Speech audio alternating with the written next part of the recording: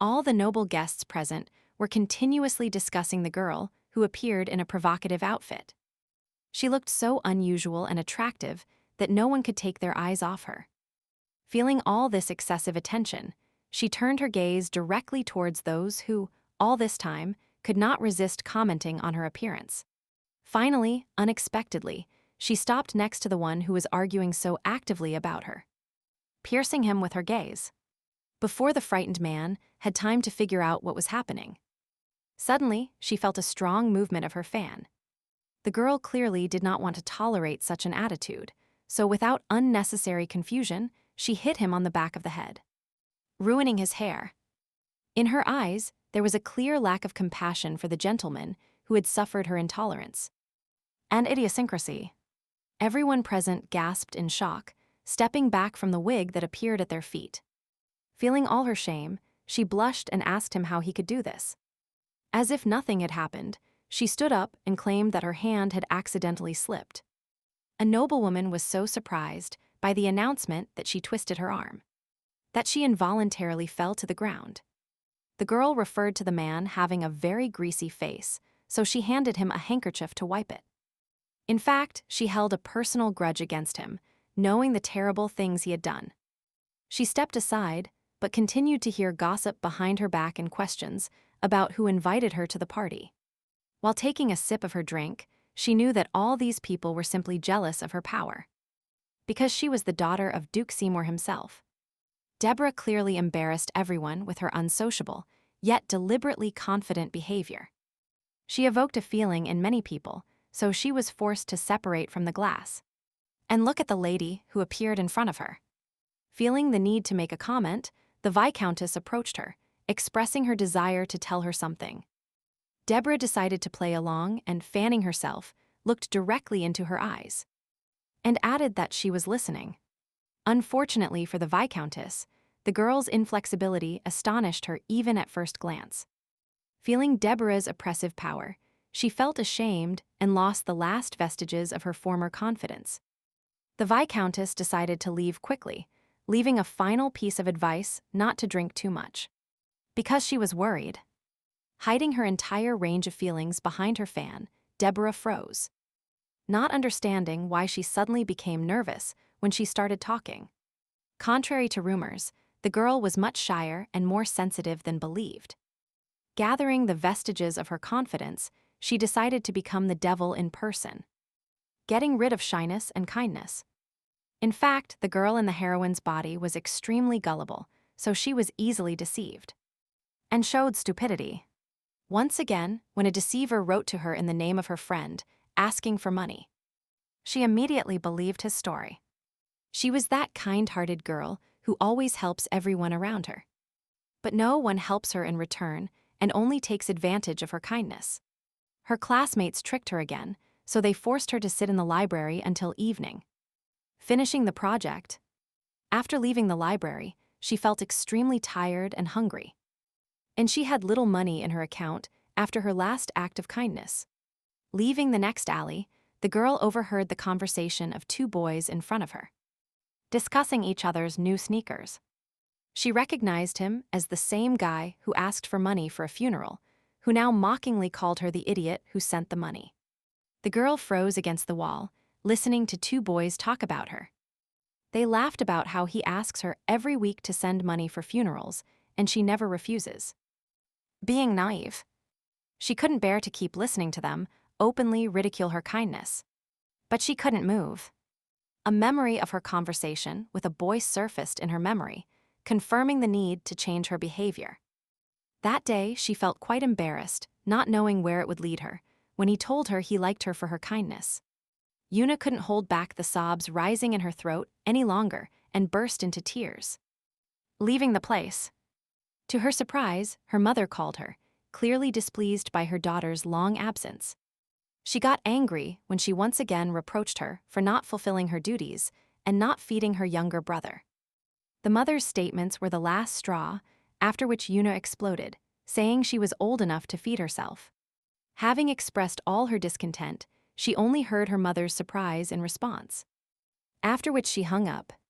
The girl's tears only erupted with renewed vigor, bringing her closer again to the idea that all this time all her relatives and friends had been using her.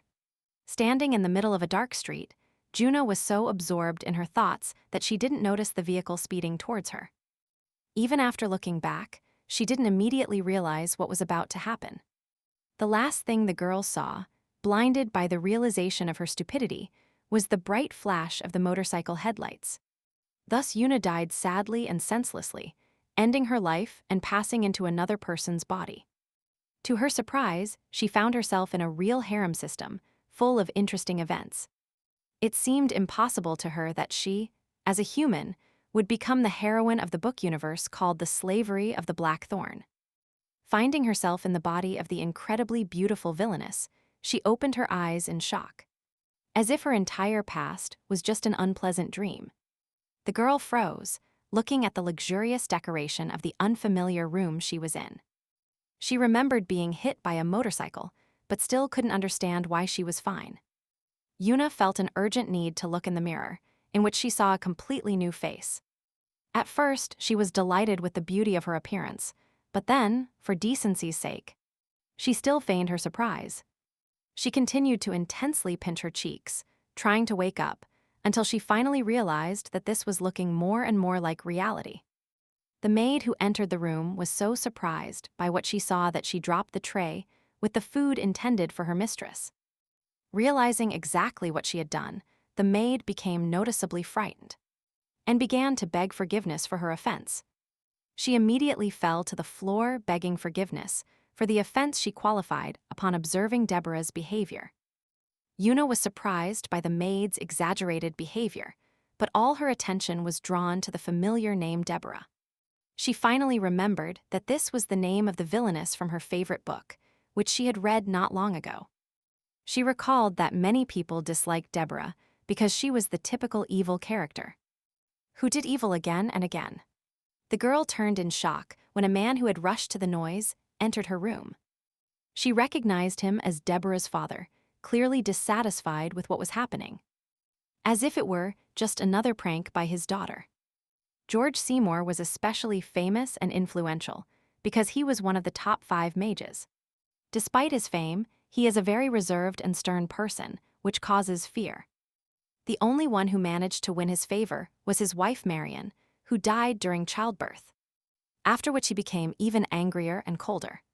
Standing in front of his daughter, he immediately looked at her in the most critical and disdainful way possible. Expressing disappointment, the girl's cheeks burned with shame when he called her pathetic, deciding that she had decided to starve herself to death again. And therefore, he turned the tray over. The maid continued to sit on the floor next to the overturned plate, as the man directly called the girl a disgrace to his family. He disdainfully asked her how she could do such stupid things if she looked like her mother. Yuna in Deborah's body looked surprised, trying to quickly grasp the essence of the plot. When he asked her why she needed the jewel, she finally remembered that same pink diamond, the only one in the entire kingdom. Feeling insane hunger, she remembered how her heroine went on a hunger strike to get the desired jewel. Looking at his daughter, he directly declared that he no longer intended to tolerate her antics. Turning towards the exit, he stated that this was his final warning and that from now on she would be punished. As if bewitched, the surprised Deborah tried to understand how her father could be so handsome and cruel at the same time. Without having time to recover from the latest events, she was immediately disconcerted by the maid's apologies, for which she was scolded by her father. The girl clearly understood that she did not want to play this evil role in the novel attributed to Deborah. Fortunately for the maid, she was still lenient and let her go, for which she thanked her, and cleaned up all the mess. Finally, finding herself alone, Deborah collapsed on the floor, feeling titanically tired after what happened. Looking at the ceiling, she openly wondered why she was not destined to inhabit the body of the main character, or her friend. She continued sadly, not understanding why she got this particular character, and now she was forced to suffer. After only a couple of hours, she was already surrounded by maids fussing over her, with the idea that everything was not so bad. 10 full days had passed since she became Deborah, after which she realized that her bad reputation and her terrible temper had still opened the door for her. Deborah lived a truly prosperous life, as all the servants regularly satisfied her every whim. Another day, she once again made every one of her servants nervous, evaluating what was presented to her as breakfast. Her eyes widened upon seeing all the magnificent dishes prepared for every taste, and colors at the owner's request. Thus, she realized that it is much better to be evil than someone who is regularly taken advantage of. She openly rejoiced that for the first time in her 24 years of life, she had the opportunity to taste true luxury. In her past life, the girl was so burdened by the daily difficulties of living with others that she could only dream of something like this. Now, in the person of Deborah, the punishment prescribed by her father seemed like a paradise in which she would like to live forever. After a while, a girl approached her and offered Deborah the clothes she had created. She introduced herself as Helen, the second daughter of Baron Jijodo, and was summoned by the lady herself to brighten up her punishment. The girl felt like she was now living with a diamond spoon in her mouth, having access to various pleasant things. Deborah turned in surprise when Helen presented the collection and asked her to wait. She was trying to understand what was happening here when she noticed a bunch of maids starting to bring mannequins with different outfits. Her eyes widened when she saw dozens of luxurious dresses brought especially for her. She was still trying to understand why her room looked like the elite lounge of some boutique. Meanwhile, Helen was burning with excitement, realizing that there was absolutely no reaction from the girl. What remained in her memory was the critical way Deborah examined all the dresses, instantly eliminating options that were not good enough. Unable to find anything that met her highest standards, she ordered new clothes to be made for her. Helen stammered that she had many orders this season, but under Deborah's pressure, she promised to do everything and returned to her. 3 weeks after these threats, Helen returned with a new collection, which again caused no joy. She invited her to look at the dress with a white lining, after which Deborah did look at it. Without changing her horrified expression, she clung to it, feeling sympathy after seeing the precious stone. While the girl thought this dress would look beautiful on anyone, Helen waited nervously silent. She decided to try her luck and see if she liked the dress, but unfortunately, the fluff on the collar tickled her nose. The girl, annoyed, grabbed her neck and realized that this fur would make her sneeze. Trying to control her fear, Helen let slip that this was not the only dress in her collection. Feeling like she was about to sneeze, Deborah clung to her words that there were even better dresses than this one. At first, Helen spoke of 3 days, but seeing the ladies' look, she said she would leave immediately. And she would make a dress to her liking. The maids immediately began taking away the mannequins with the order to make the next dress brighter with stones. Then, blushing, Deborah thanked her for the solitude without being able to hold back a sneeze any longer. After a while, she was busy again, openly admiring her appearance in the mirror. She understood that her heroine's appearance looked extremely cool, distinguished by her interesting facial features. The girl was delighted by how much she liked this face. Before that, she always had an innocent image, so advertisers constantly stopped her when they tried to sell something. This was the reason why she was now glad that people were afraid to be near her. Deborah was forced to interrupt her contemplation when a knock on the door pulled her out of her thoughts. She opened her eyes in surprise when she was informed that a tutor was waiting for her. A couple of minutes later, she was already walking through the huge castle halls, wandering in search of a tutor. As if enchanted, she looked for a long time at all this luxury, imagining how much effort and money was spent on it. Realizing that she had never heard of such luxury before, she felt very envious of living in such a place with tutors. Having activated her heroine's memory, she mentally prepared for the fact that if she didn't want to learn, they might throw her out the window. Suddenly, she realized that she actually really liked this atmosphere of her current life. As she walked down the hall, she realized that now she didn't have to be as pathetic as before. She froze when, around the next corner, a tall guy suddenly appeared in front of her. At first, she didn't realize what exactly was blocking her way. And she was surprised, trying to understand the problem.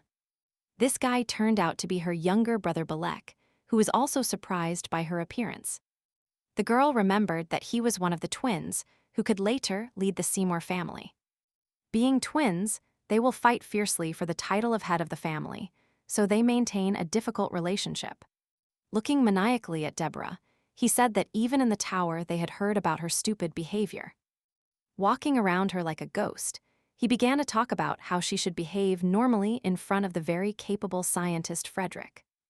In the first few seconds, she didn't even know what to answer, as her brother's statement completely confused her. After thinking, she remembered the interesting fact that in the future he would kidnap and imprison the main character. Watching him leave, she understood that Deborah's past would have already caused a scandal. But his words didn't grab her. She knows that, compared to the twin brothers Balek and Rossar, she is a normal slacker. And ordinary. The girl mentally thanked Balek for leaving, so she could relax thanks to him. Finally, after opening the cherished door, she found herself in the same office as the tutor. He noticed that she had arrived, in response to which, she only looked at the man coldly. Looking at the uncomfortable tutor, she couldn't help but wonder if he was the same Frederick her brother was talking about. The man gifted her a book full of the long history of a prestigious family from Ischia. She remembered that this was a famous and influential family, whose power was second only to the imperial one. He said that the Seymour family received the right to manage the magic tower for their contribution to strengthening the emperor's power. Her eyes widened in surprise when he mentioned the first head of the family, Maraju, who helped the emperor found the country. In the end, she found out that he is an 8th-grade mage, so her family forgives his talents. Considering the power and ability of her family, she was surprised that Deborah suffered such a miserable death in the novel. After a while, the girl realized that it was time to start the next lesson. The girl was greeted by a maid who received her in the spacious hall. What caught her attention was how much her hands trembled when she was next to Deborah. Before, she changed many magic teachers, each time lashing out at them because nothing worked for her. Deborah was furious because she believed that, as a descendant of the Seymour family, she should have skills by default. Juna, in Deborah's body, mentally apologized for all the scandals they had to endure. She still couldn't understand why her heroine couldn't handle magic, because generally speaking, in novels, it is available to everyone. The girl involuntarily thought that a debilitating effect had been imposed on her, but immediately abandoned this thought. Even despite her failure in magic, she was still sure that no one could interfere with someone so beautiful and rich.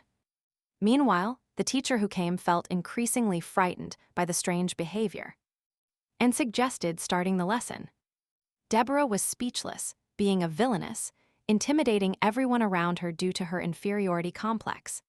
The heroine's character literally forced one to adapt to her, and, unlike other capable characters, the only thing she did was pursue them. A couple of hours after the lesson, the girl was already taking a warm bath and realized that she shouldn't touch anyone to live in peace. She liked eating rare macarons, famous for their perfect structure and taste. One of the maids continued to carefully comb Deborah's long hair, who at first considered such care strange. Now she understood that she really liked everything that happened to her. She looked thoughtfully at the delicious cookies and realized that she had to change her heroine's fate so that this life would last forever. The girl began to think about the reasons why she was sent to the monastery, realizing that she constantly annoyed the main character. Deborah did many things. She slapped her, put trash in her drinks, and constantly pulled her hair. It wasn't the worst thing she had done in her life, so soon she did what was the last straw. Deborah was destined to face a court-martial when it was discovered that she had created the cursed doll. This became a pretext for the second crown prince to accuse the unwanted girl of blasphemy. After the protagonist went through all these torments, she was called the incarnation of Saint Neela, raising her status to the limit. Because Deborah was from a noble family, she managed to avoid the death penalty. But she was still sent to a monastery. Returning to reality, the girl clasped her hands, feeling disgusted by her possible fate. Deborah continued to sit with foam up to her nose, and realized that now her main goal would be not to get close to the main character. She realized that she was still at the beginning of a novel that started with the main character being attacked by a monster. After his injury, he fell in love at first sight with the girl who saved him. He tried to find out what he could do to thank her for saving him, but she only rejected the praise. Philip's cheeks flushed when he said he only hoped she would recover as quickly as possible. After that, he thought for a long time, suddenly remembering that her birthday was soon. So he should congratulate her. He received information that the most luxurious diamond, bright pink like the girl's hair, was being auctioned. Upon hearing that its color would perfectly match the color of Saint Mia's hair, he knew he had to get it at any cost. The pink diamond became the cause of all misfortunes because Deborah, who didn't have enough money, really dreamed of getting it. The unsuspecting Mia was happy to receive this gift from Philip, which she constantly wore around her neck. Her happiness lasted until one moment at the academy, she met an angry Deborah. She stretched out her hands towards the decoration, in no way ashamed of the scene she was now creating in front of others. She was also forced to compete for the fact that since childhood she had been in love with Philip, whom Mia got. Calmly looking at the ceiling, she made a list of what she definitely should not do, realizing that it was more difficult for her to live in her previous life. Getting up decisively, she began to leave amidst the shouts of the maids, who saw that she was not dry and could get sick. The girl decided to be happy and never give up, so first she needed to deal with her father. Late at night, a familiar man entered the office, openly admiring the crystal he had received. Looking at the sparkling crystal in the light, he openly admired it, glad to have finally finished with this matter. A magnificent blue diamond froze in his fingers, kindly showing all its facets. Suddenly, a guy appeared behind him, declaring that they should get a lot for this stone on the market. The man turned to his colleague with a smile and asked if he really thought so.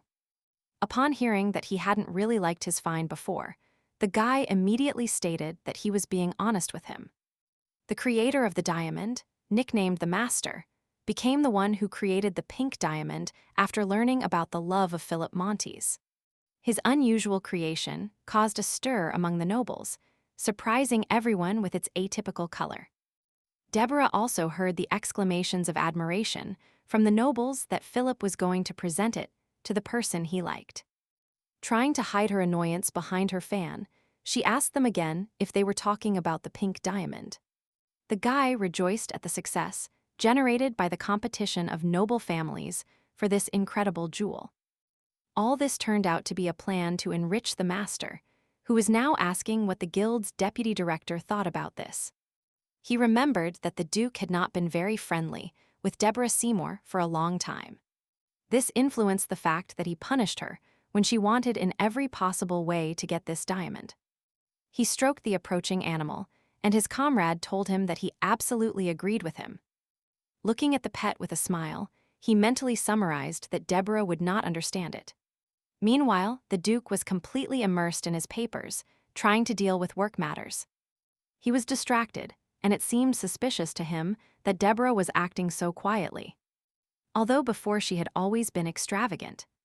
George froze, wondering if she was plotting something new. The man remembered that she was even about to starve herself to death, and the more he thought about it, the less he liked it. Exhaling tiredly, he decided that he was still not going to dance to her tune. Before he had time to relax, his servant immediately ran to him. Turning pale with fear, the Duke was surprised, as the guy didn't even knock before entering his office. The man turned as white as a sheet when he hastily informed him that Deborah was digging up the Duchess's rose garden with a shovel. He was so outraged by her action that he immediately jumped up and asked again what she had done. George immediately headed towards the rose garden with the intention of having a serious conversation with the intruder. He was so angry that he already realized that he could no longer tolerate her antics. After a couple of long minutes of finding the rose garden, the first thing he noticed was the elegant Deborah. The man angrily called her, intending to express all his displeasure with her action. Deborah waited a couple of seconds and then turned around, flooding him with the beauty of her mother. with whom she bore a strong resemblance. George Seymour was surprised to realize how identical she looked at that moment. Fragments of memories of how his wife greeted him immediately appeared in his head. Holding his daughter Deborah in her arms. He tried to compose himself, so he looked at her critically and asked what she was doing here. Touching the delicate rose petals, she replied with a peaceful smile on her face that she was walking. Adding that she was looking at the roses, she brought him back to his old, warm memories again. When his wife stood in front of him in the same way. The man froze, reflecting on the true motive for such an imitation of his mother. Gritting his teeth, he asked what kind of walk she was talking about, thinking that she was behaving this way deliberately to anger him. He immediately accused her of only thinking about her stone, after which she asked him how a diamond differs from these flowers. Taking the flower in her hands, she said that she saw no difference between a diamond that does not deteriorate and roses that never wither. Throwing it away, she remembered the important detail that they never fade thanks to magic. Deborah's father was shocked by her behavior and again asked her if for her there was really no difference between a flower and a stone. The girl replied indifferently that these were not the flowers her mother grew. Continuing her thought, she said that flowers wither in winter and bloom at dusk, because that is the quality for which they are loved. He accused her of sophistry, after which she rejected his words with the intention of proving the opposite with the help of a letter. Handing it to him, she added that it was the same letter written by her mother. The Duke's hands trembled when in front of him was what he had dreamed of receiving and reading for so long. Touching the paper with his fingers, he felt its structure as his wife Marian had always liked it. He froze, feeling how he was struck immediately from the first lines addressed to him. After reading the sentence about flowers that wither in winter, which everyone loves because they bloom in summer, he only quietly asked where she had found it. Deborah smiled and pointed to the dug hole where she found these letters. After a while, the girl returned to her room, assimilating the latest events. She looked at her trembling palm and again remembered how scared she was. The girl silently rejoiced that she had found the letter, otherwise her father would have destroyed her for such freedom. Deborah remembered the expression on his face at that moment, realizing that it was very dangerous. Fortunately for her, she remembered this moment from the book in which the protagonist Mia was the first to find these letters. At that moment, she was kidnapped by the Seymour twins, after which Rossard took her to the rose garden. He tried to convince her to be with him, assuring her that he would give her all the decorations, as well as this beautiful garden. Angrily, he threw her onto the lawn and asked if she was deliberately provoking him. The green flag for the girl was when she accidentally saw a small chest hidden in the grass next to her. That night, Mia dug up a chest containing a bunch of letters from the Duchess addressed to her family. Then she went to the Duke and exchanged the chest for her freedom, escaping the inadequate twins. Deborah wondered if her action would affect the plot, because in the book this chest played a very important role. She mentally apologized to Mia for this and promised to save her from the twins in the future. The girl also remembered something strange, since the book described that she dug up letters. Stumbling upon her mother's personal diary, Deborah didn't understand why the main character didn't use it. As she walked through the long corridors, she still couldn't find the answer to this question. Noticing that the girl was walking slowly, a man who appeared in the hallway called her. It turned out to be Deborah's assistant, worried about whether everything was all right with her. Turning slowly, she looked at him and told him that everything was fine, but that she needed to ask him something. After the day came the evening, which the Duke still spent in the embrace of the words his wife once wrote. He slowly read her melancholic reasoning about how, looking at the winter garden with bare plants, she realized that the flowers were more beautiful. The man remembered how he immediately cast a magic spell on the rose garden, wishing that these flowers would never wither. Finding himself in the garden, he understood that he would have found her letters long ago. After the flowers had withered, if the garden had not been enchanted, he thoughtfully smoked his pipe, looking out the window, still trying to get over the idea that he should have read them sooner. Having given permission to enter, he saw Deborah unexpectedly enter the room, rolling a tray. Still recovering from her last outburst, she showed her reaction to his presence with just a look.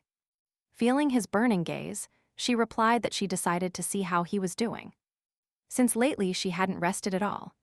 The suspicious appearance of a serious man standing by the window made her think about how good he looked now. With an ironic smile, she asked him since when he cared so much about him. The girl looked at him as if hypnotized, still not recovered from the idea that he was so cool. Realizing that Deborah had fallen silent, George faltered and asked her why she was looking in that direction.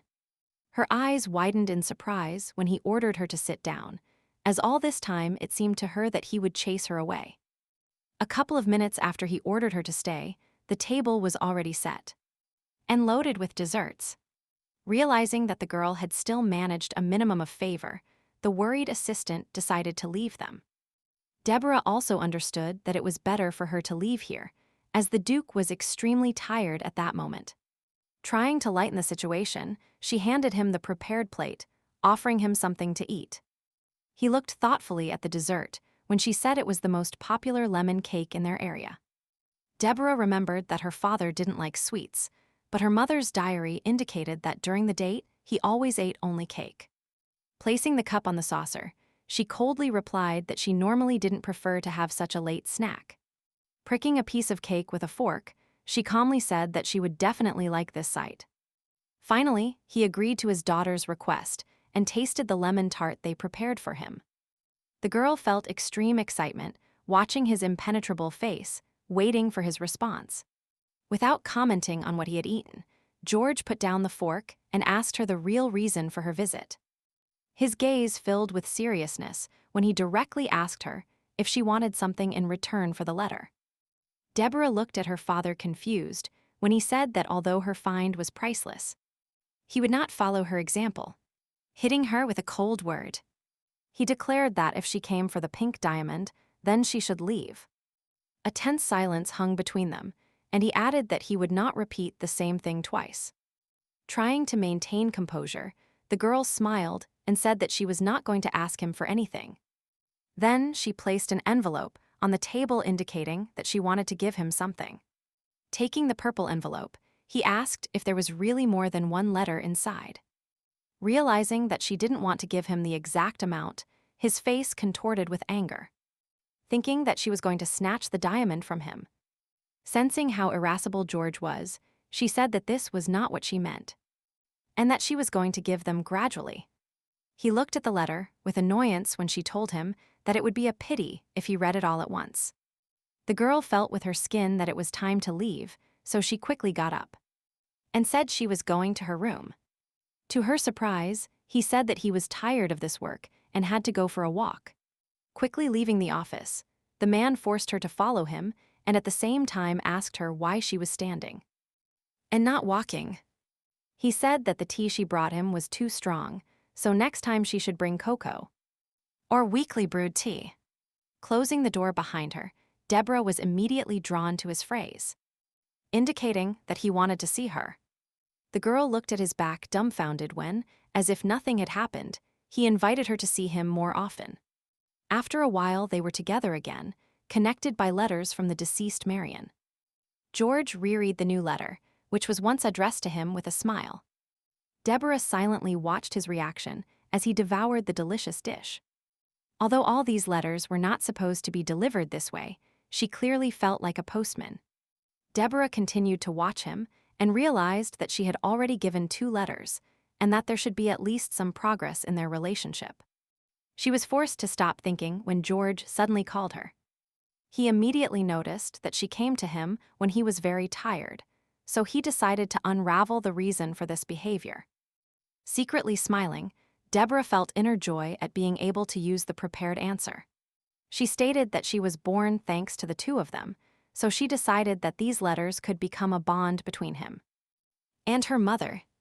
After delaying his answer, the man thoughtfully ran his finger over the lines and asked her if she had time on the weekend.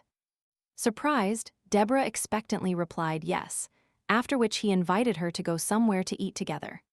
The girl agreed, after which she concluded that for some reason she did not seem happy. Deborah forced a smile and realized that he understood everything immediately. She understood that all the benefits of this house were the only thing that made her happy. The girl tried to smile as sincerely as possible, assuring him that she was very happy. George asked her in surprise what she would like when she told him that they didn't have to go out to communicate. The father asked her to let him know if anything bothered her, after which she tried to calm him down, saying that this was not what she meant. Deborah's face shone with a mixture of joy and relief when she heard that the Duke was expected in the office. She immediately jumped up, preparing to give her father time for the upcoming interlocutors. The man was perplexed by how quickly she left the room. Leaving him alone, Deborah finally escaped the room, feeling inner pleasure from the freedom she felt. She was absolutely exhausted after a face-to-face conversation with such a cold person. Somehow dragging her feet, the girl painfully walked to her room, wanting to rest as quickly as possible. To her regret, she unexpectedly ran into her brother, who reproached her for not even knowing how to walk straight. He stopped and looked arrogantly at his sister, calling her arrogant and vulgar in his expression. The girl looked at him surprised, not understanding where he had managed to come from. The young man walked past, deliberately pushing the girl with his shoulder, and finally told her that she should behave accordingly. Not knowing that Deborah had been released from punishment, he decided to pressure her for her misconduct, saying that they could arrest her again. He left so quickly that the girl only had time to look at him bewildered and ask a silent question. A couple of days later, she finally met her father on the weekend and chose a classic establishment for it. Deborah was surprised by the excellent taste of the dishes George ordered for her. Her attention was still drawn to how deserted the hall looked, which did not go unnoticed by the man. He looked inquisitively at the girl when she said that business was going badly. Not understanding at all, she closed her eyes when he said it wasn't a funny joke. Finally, she realized that this restaurant was completely reserved for one man and his daughter. Examining the alcohol in the glass, George directly asked her if she had received the letter today. Honestly, she shared that she began to feel anticipation and joy every day after she started delivering letters. The girl confirmed with a smile her assumption that this was what she wanted to achieve. The man looked at her in surprise when she asked for a little time so that she could deliver the letter to him today in another way. Obeying her request, George put down the fork, convincing her that his children were now his first priority. He works hard every day, and his children are not attentive enough to notice how tired he is. Deborah saw her father overwhelmed by a difficult and boring routine. Holding the letter in her hands, the girl smiled sincerely and asked him to close his eyes. Clearly, he didn't understand why this was necessary, but she quickly warned him that today she would read the letter alone. With an ironic smile, the cold man asked her if she was going to convey all these emotions. The girl was extremely surprised when she saw her father smile for the first time. He still obeyed her request when she again asked him to close his eyes to concentrate. George thought deeply and realized that he had already heard the lines spoken by her before. After listening, he tried to guess which work this passage came from. After finishing, Deborah asked him if he liked it, after which he replied that Marion would definitely like this verse. The man shared that he likes to read these letters, but hearing them expressed by her is even better. He recalled her appearance, reading the lines that were now reading his favorite poem by Schubert's Lance. The woman sincerely shared her feelings and said that if you close your eyes and read it, you can feel the scent of white flowers. After the last sentence that at this moment she always remembers him, she realized that this verse was not in the letter. Guessing what was happening, he looked inquisitively at the girl, putting the puzzle together in his head. He realized that Deborah had specifically found the poet's letter to read to him. After that, the girl's father could not say a word and replied with a look to her question about whether he liked it. He fully understood her intention, because if she had simply read the letter without the verse, there would not have been such a strong effect. Meanwhile, Deborah's brother was clearly indignant that she saw her father so often, and even canceled her punishment. He looked irritably at his servant when he said that not even the Duke's servants could indicate the reason. The young man looked away thoughtfully, calling it extremely strange. He clearly expected her punishment to be more severe after breaking into the rose garden. But now she gets along well with her father. The young man coldly stated that if he were in his place, he would immediately eliminate the person who stained the Seymour reputation. Speaking of the idea of marrying Deborah, he remembered that his twin brother had already found a candidate for her. To get rid of the girl, he was even willing to cooperate with his brother, wanting to marry her to Louise Gazelle. After a while, he met his sister again, catching her by surprise in the middle of the hallway. Not wanting to waste any more time with him, she directly asked him what was wrong. She looked at him indignantly when he asked if something really had to happen. Deborah insisted that he leave, but suddenly remembered that she had advice for her little sister. She looked at the boy tiredly when he again expressed his belief that she had made all this scandal because of the boy. The girl clearly did not understand what he wanted from her when he began to say that he was very worried about her. Finally, he took her by the chin and told her that he could introduce her to only one person. Because she had neither intelligence nor talent, but she had appearance. Deborah, angry, snatched her hand away, hit him, and asked what exactly he was talking about. Anxiously looking at his hand, he said that she should learn etiquette and not disgrace her family. Smiling maliciously, he mentioned Louis Gazelle and said that they would meet soon. The girl rushed to remember that this was the same pervert who bothered the main character. Their eyes met when she told him to stop interfering in her life and give her money if he was so worried. Not wanting to give up, he mentioned his feelings for Philip, saying that such a savage was not up to her level. He arrogantly began to list the noble families whose path was blocked for her. But she interrupted him, declaring that she did not want to get married. He clearly did not expect such a turn. He looked at his sister surprised. Deborah confidently declared that she wanted not to marry, which automatically knocked him down on the spot. The girl's brother couldn't quite believe what she was saying, so he kept asking about it once. And again. He asked her if she really wanted to stop being a noblewoman and go to a monastery, hinting that she herself didn't know what she was talking about. Tiredly rubbing the back of his neck, he advised her never to say those words to anyone again, so as not to destroy their family.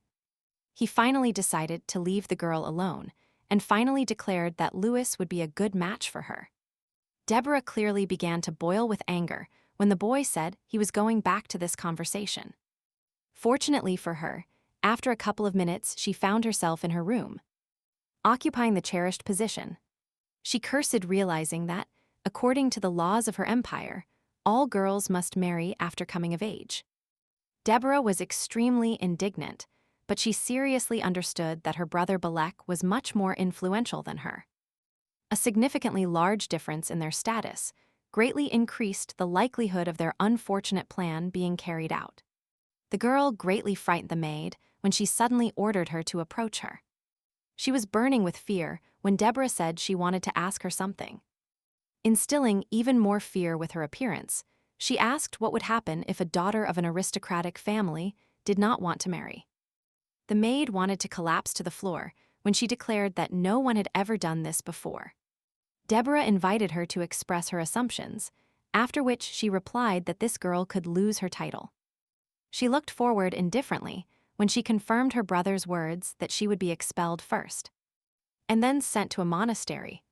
Deborah fearfully began to consider her options and realized that, in this case, the end of the book would be no different from what awaited her. She found it strange that no one had ever refused before. The maid gasped, remembering something when she asked what would happen if she were offered a man she didn't like.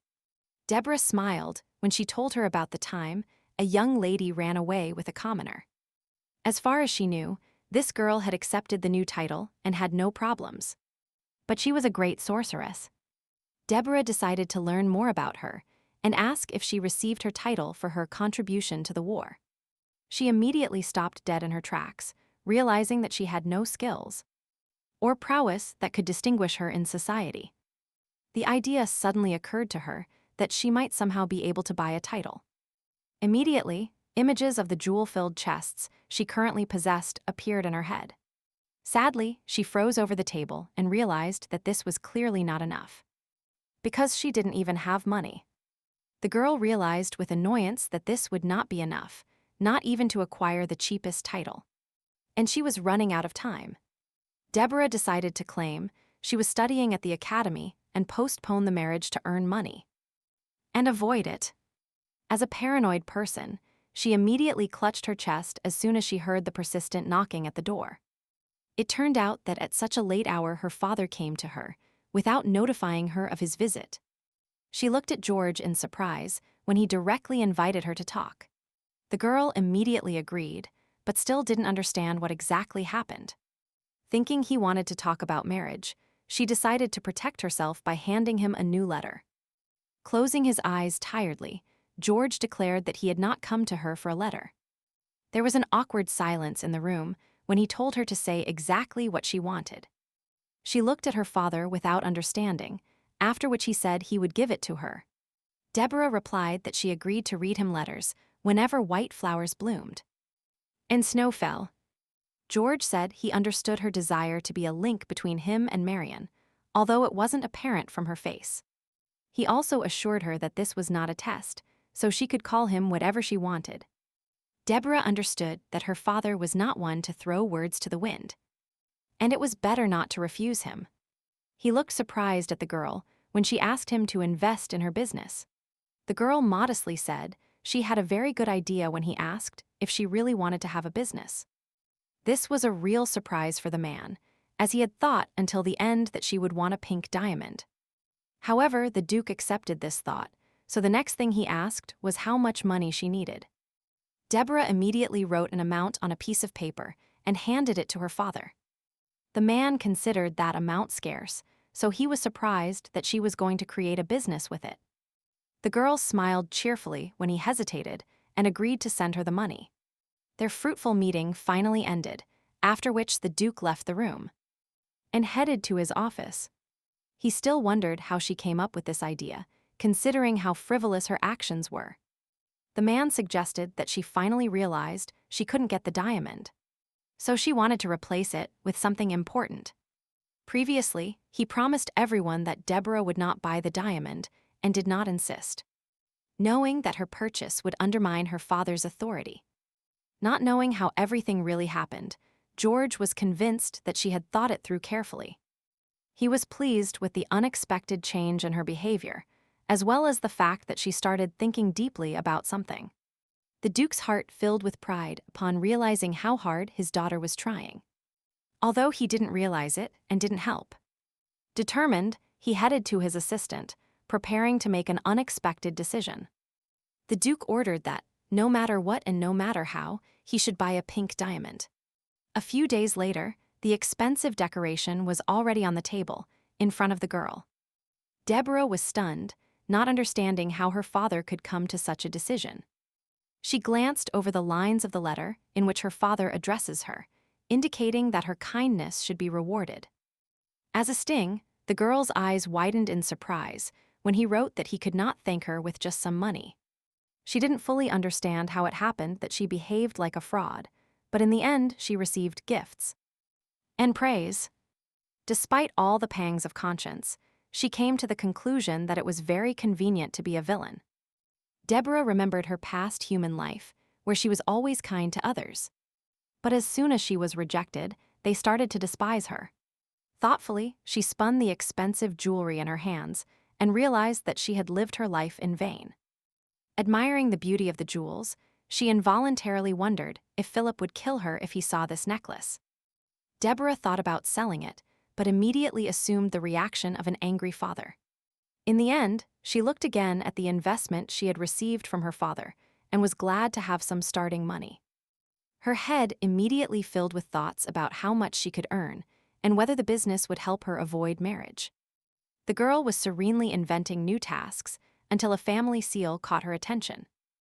Deborah's eyes automatically widened in surprise when she discovered the envelope she had accidentally forgotten. Meanwhile, in the same space where it was placed, the seal had its own orders. And business. A certain master was congratulated by an important guild member on the occasion of selling a pink diamond at a high price. He gently stroked his pet's head while asking how much they sold it for. The boy carefully read the documentation handed to him by his accomplice. Thus he learned that the jewel was bought by Duke Seymour and not by Philip, as he had initially expected. Thoughtfully moving the coin, he concluded that all his previous expectations had not been confirmed. In the end, he concluded that he had clearly underestimated Deborah Seymour. Knowing that she was the daughter of a duke, he turned to Gerard and reminded him that he had asked him to watch her more closely, since she came from an influential family. He only apologized, after which the master realized that it seemed he had missed something. Not in vain, he felt a strange premonition, after which he was informed that someone had come to see him. Although the master was surprised who it could be, he immediately used a magic spell. His face immediately took on a pale color and a tired look, indicating some illness of his owner. Having ordered the unexpected guest to enter, a stranger in a cloak immediately appeared in his room. Before the unexpected guest had time to walk to the center of the room, she was immediately struck by a magical wind that tore off her hood. The master's eyes opened when he recognized in her the same Deborah who had surprised him so much recently. He looked sternly at the girl who entered, trying to guess the reason for her appearance. There was an expected silence between them, revealing a sense of anticipation in both. Deborah looked at her future interlocutor, knowing that he was a cunning man who lived in Blanche's lair. The girl understood that their interaction would not be easy, because he is the most skilled character. And secretive. The reason for her arrival as a supporting character was the events that occurred just a week ago. She knew that the seal was made by a man named Master Blanche, who had a habit of making seals according to his mood. The seal he placed showed that he sent this letter in a good mood, which means he was satisfied with the deal. She recalled certain events from the novel, after which she learned about his seal system. That day, the prince approached him and informed him that Deborah continued to mock the main character, Mia. The crown prince said he wanted to get rid of her, but this was not easy because she was a direct descendant of the Seymour family.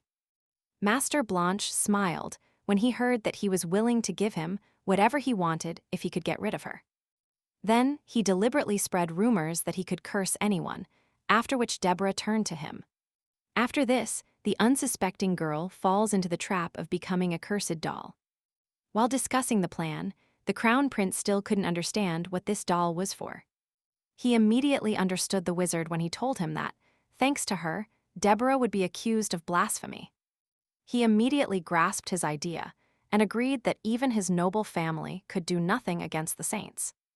Deciding to proceed with the plan, the prince asked him to review the documents provided to him. He also mentioned that he would add land to make him happy. While Master Blanche was busy with the seal, he happily talked about how he could finally get rid of this woman. Noticing an interesting object, he said with surprise that it was the first time he had seen this cat's seal on it. Responding that he puts it on when he is satisfied with a deal or on special occasions. The prince asked him if he liked this girl. He only replied with a smile that she simply reminded him of the cat on the seal. Having finished his explanation, he affectionately scratched his predatory cat behind the ear. Hearing the question of why he was raising his tail, he replied that he would ask for 9 gold coins and 99 silver ones. Deborah thoughtfully considered how many heights the prince reached solely thanks to the master. Without having any special skills, even though he was always the most popular, no one would be interested in him if it weren't for Blanche. After thinking for a couple more seconds, an unexpected thought crossed her mind. She smiled cheerfully upon realizing that she could also use the services of Master Blanche. Deborah lacked someone she could trust due to his reputation, so she wanted to ask him for help. She hoped they would create a wonderful tandem, since he would do anything for money. And she only has money. The girl carefully reread the contract, preparing for her next meeting. A week later, she found herself in the Atra region, while ensuring that this area was developing well. What Deborah liked most about her trip was that everything was so conveniently distributed here. Gradually, an entrepreneurial streak emerged in her, making her think that this was an ideal place to invest. She looked carefully around the house that appeared in front of the carriage when she was informed of her arrival. The girl already knew that this place was unknown to everyone now, but after the sale of the diamond, it would become the most famous in the capital. Upon entering, Deborah could already smell success. She immediately notified the servants that she was going to speak with the owner about the pink diamond. Hearing an offer to take her inside, she refused, knowing that she had to tell the owner the password so that no one would overhear her. The servant froze upon hearing her declaration that she intended to make a deal with the seventh fang of the golden dragon. Deborah was not entirely sure if he would believe it, but the man still accepted her words. The girl breathed a sigh of relief when he agreed to take her to the door. Finding herself in front of the wizard, she realized that at that moment she did not know that the jewelry store was connected to the tower. Looking impassively at the guest, he said he did not expect to see her here. To Deborah's unpleasant surprise, a predatory beast slowly approached her, looking at her as if she were its prey. The girl tried hard to remain calm until the end, because she was convinced that she could not look scared. Deborah's self-control was rapidly running out when she found herself only a couple of feelings away from the predator. The great cat noticeably slowed down as it approached her pocket, which it then sniffed with satisfaction. Clearly, Deborah did not appreciate this gesture, so she automatically held her breath, anticipating the animal's actions. The girl's plan still worked, and the predator collapsed happily on the floor, exposing its soft belly. Its unusual behavior caused a lot of emotions in the three of them, causing relief in the girl, shock in the man, and happiness in the animal. Realizing that she almost screamed, Deborah still bent down to pet her new friend. The best help in taming the animal was catnip, which she was very happy about. Master Blanche was so surprised by what he saw that he couldn't utter a word at first. He decided to attract the guest's attention by moving the sofa towards her using only his magical power. The girl was surprised by the cute name that such a scary cat had, which she called Cookie. Blanche was annoyed by the immodest behavior of his favorite, which immediately aroused a feeling of guilt in her.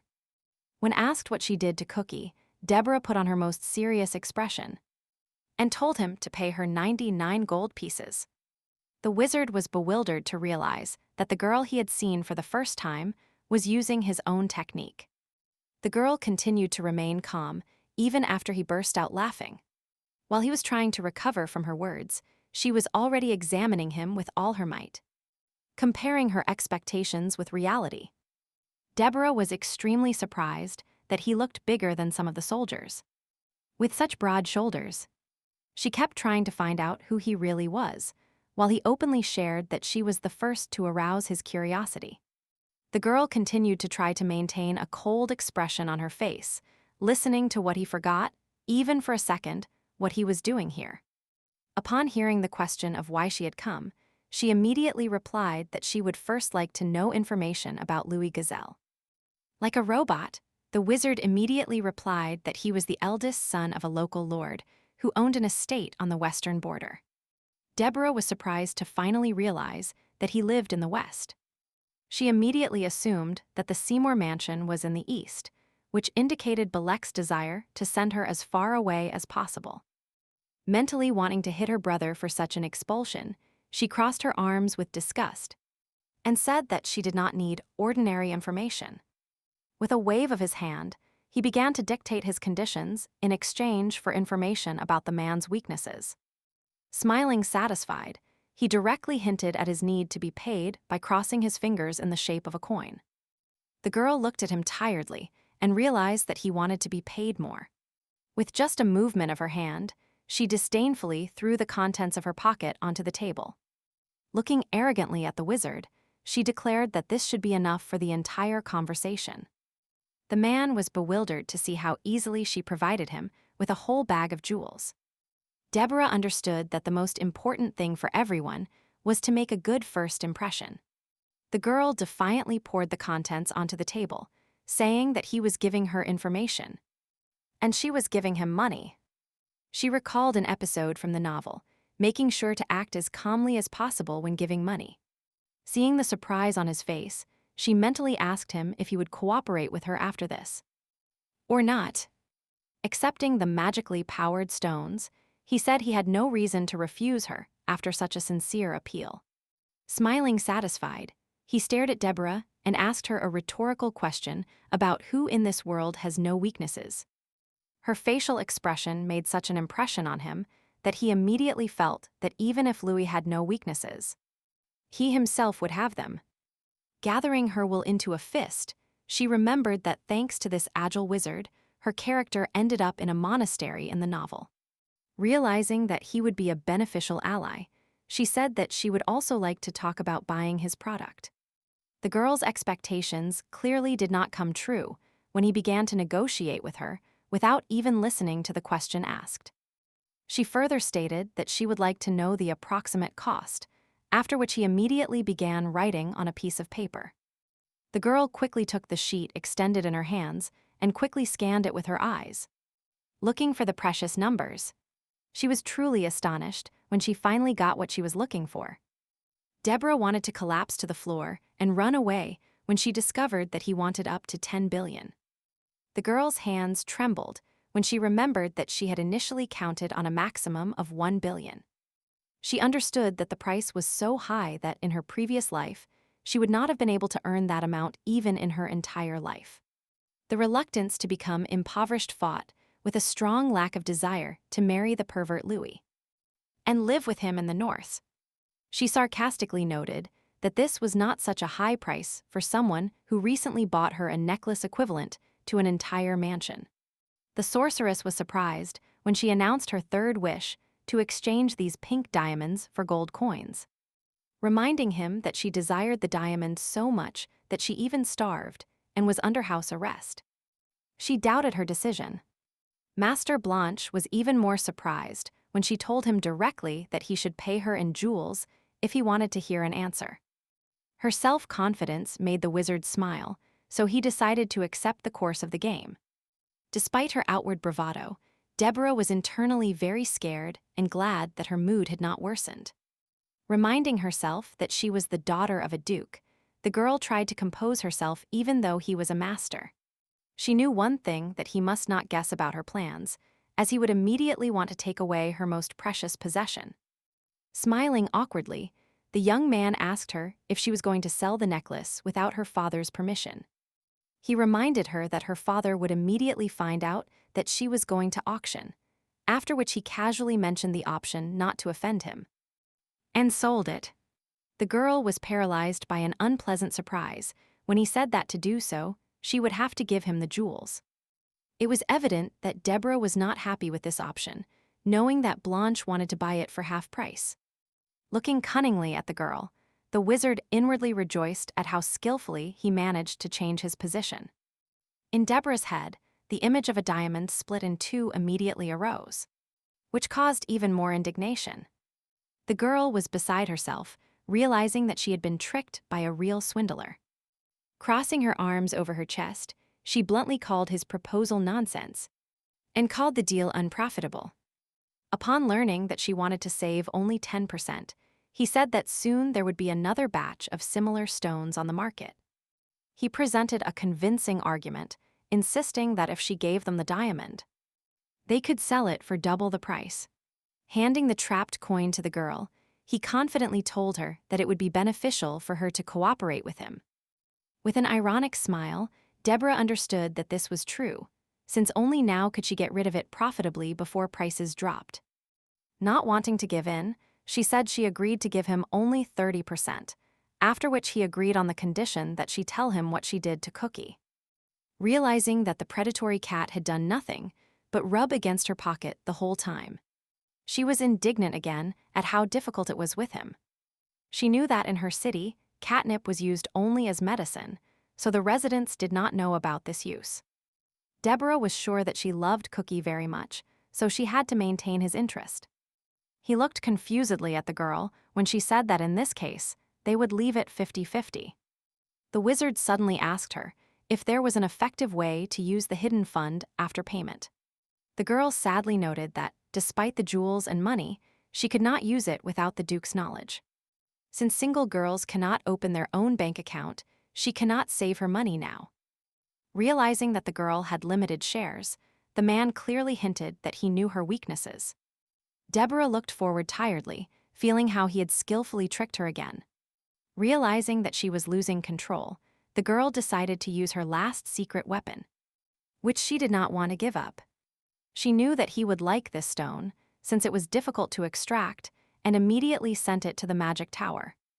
Agreeing on how valuable this thing was, he gifted the girl a mysterious bag with a wave of his hand. Deborah thoughtfully held it in her hands, trying to understand what it was. He explained that it combines the energies of expansion, space, and summoning, so many coins can be put into it. The girl was delighted with such a gift, upon learning that the risk of losing it is very small, since it can be summoned with the palm of the hand. She was delighted with such a multifunctional pocket safe. Seeing her reaction, he finally asked her to sign the contract. The girl drew attention to the confidentiality clause, which stated not to reveal the contract to anyone. Realizing again that from now on, she could safely accumulate gold in her bag, Deborah immediately signed the contract. Handing him the papers, she immediately asked if there was any limit to the amount of gold she could store. She suddenly realized what she had done by speaking to him so calmly about the operations involved in hiding gold in secret. Seeing his blank expression, the girl wondered if he would keep his mouth shut. Or not. Deborah decided to show him her interest by telling him that if she were him, she would have already bought the island and created a shell company. She also explained that gold bars could be stored on the island without problems, and with the help of the company, they could be used. Master Blanche was clearly interested in her idea, as evidenced by his sudden consideration. The girl thought about his words when he said that it would be even better to travel with a 9th-grade wizard. Hearing the answer that this was impossible, she said it would be very good, because then she could do more than just this bag. The wizard said that, as a token of gratitude for such an idea, he would provide her with a bribe fund completely free of charge. There was an awkward pause between them, after which he finally put his seal on the contract. Deborah was surprised to see that the color reflected his mood. Recognizing the drawing of a swan, she assumed that the master was not satisfied with the deal, and perhaps did not want to cooperate with her. The man handed her a business card and advised her not to visit the area again so that everything would go well. Deborah carefully read the text and noted with surprise that there was a pastry shop on Jones Street that he suggested. Assuming that this popular store belonged to him, she realized that he was very rich. The master affectionately replied that he was always happy to have rich clients when she asked if she could contact him. Deborah said goodbye with a smile as she put on her cloak and promised to see him again.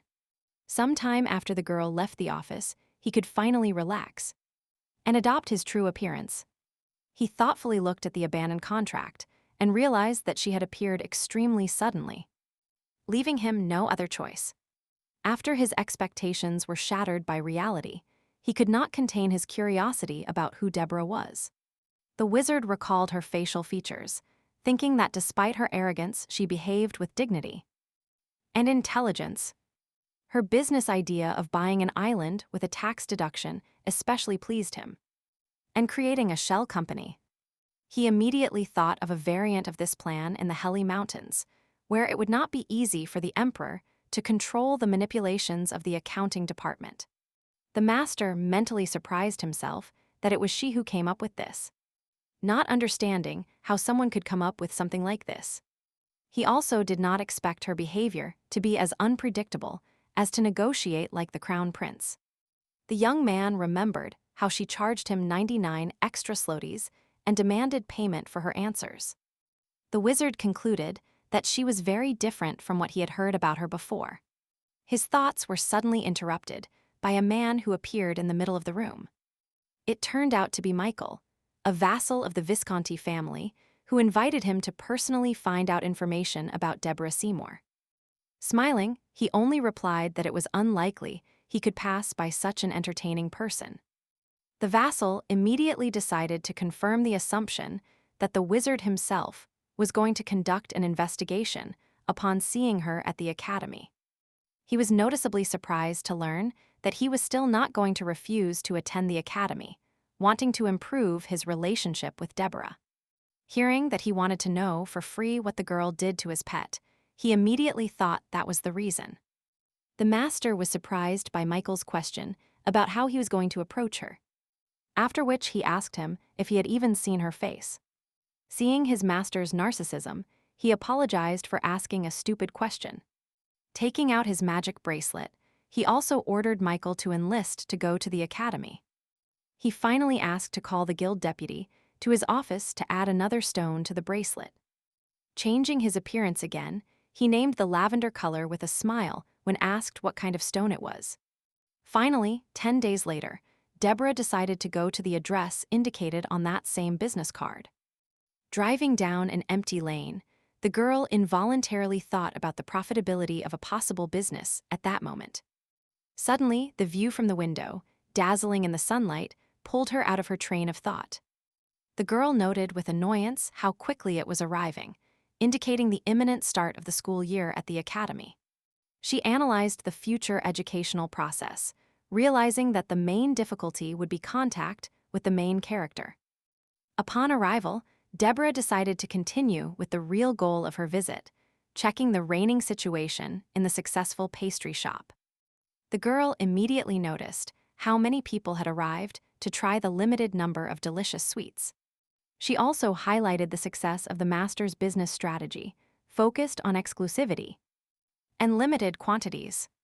After the waitress appeared, Deborah decided to place an order after previously examining the items in stock. Without thinking twice, she pointed her finger at the name on the menu and asked her to bring her the specified coffee drink. The girl tried to dissuade her from this particular option, but Deborah insisted on her own, wanting to try it. She smiled upon seeing the tray with a magnificent dessert that aroused true gourmet expectation. Preparing for the fact that the cake and freshly brewed coffee would form a great combination, the girl took the cup and took the coveted sip. She was stunned when the waitress's warnings turned out to be true, and the coffee turned out to be extremely disgusting. The chosen drink had a terribly bitter aftertaste, was tasteless, and smelled awful. Deborah couldn't help but wonder if they had roasted the coffee beans incorrectly, or if they had prepared the coffee incorrectly. While continuing to think about ideas for her business, she immediately realized that this option would not be suitable for her future business. Suddenly, her attention focused on the noisy conversation of a group of friends at the next table, discussing a certain rumor. After hearing a couple of comments, Deborah assumed they were talking about another academic celebrity who makes girls fall in love. The image of the heir to the title of head of the Orgo family immediately appeared in her head.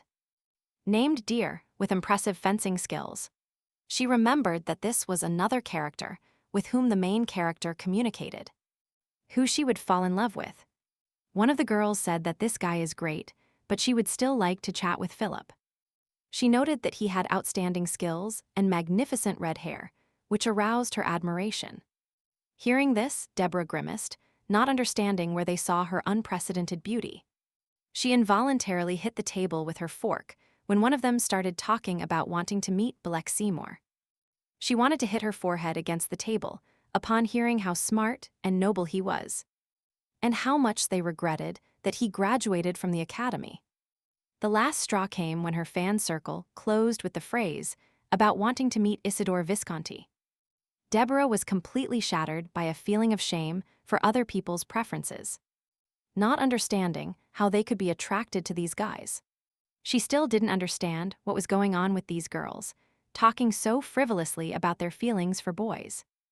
All this produced a feeling of sticky disgust, caused by the discussion of the unknown Isidore. The brightly dressed girl reasoned sentimentally that it would be better if she died.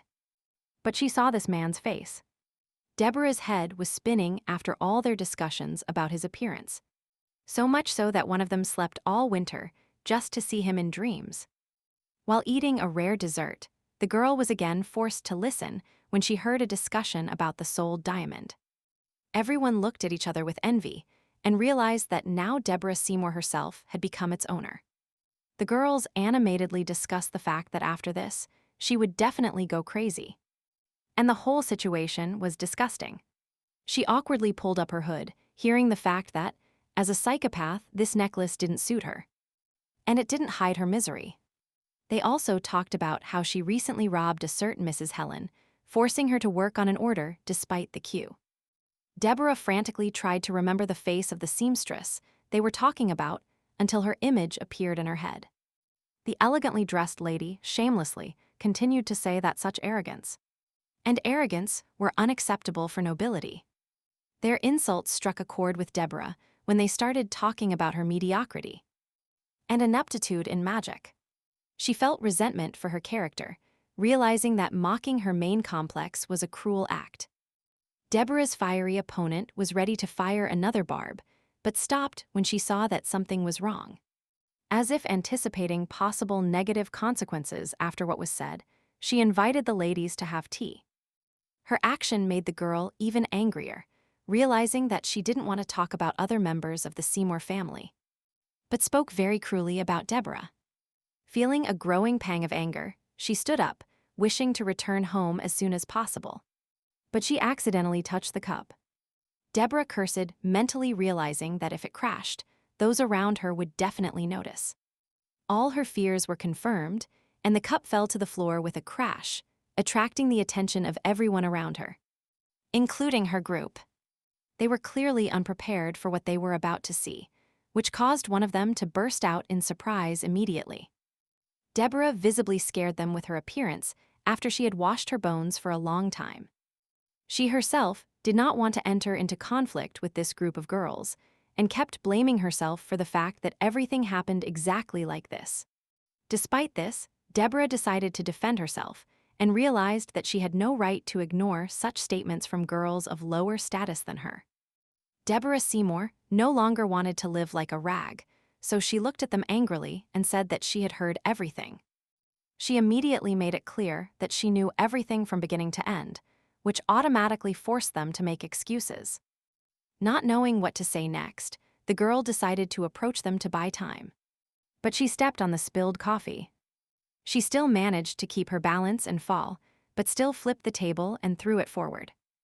Deborah looked around cautiously and realized that she did not want to do this, but still concluded that it was even better. She was radically determined to teach all these shameless girls a lesson. Trembling with fear before the one they were discussing, wanting to demonstrate her fiery ardor, she approached the girl and said that she had heard about her.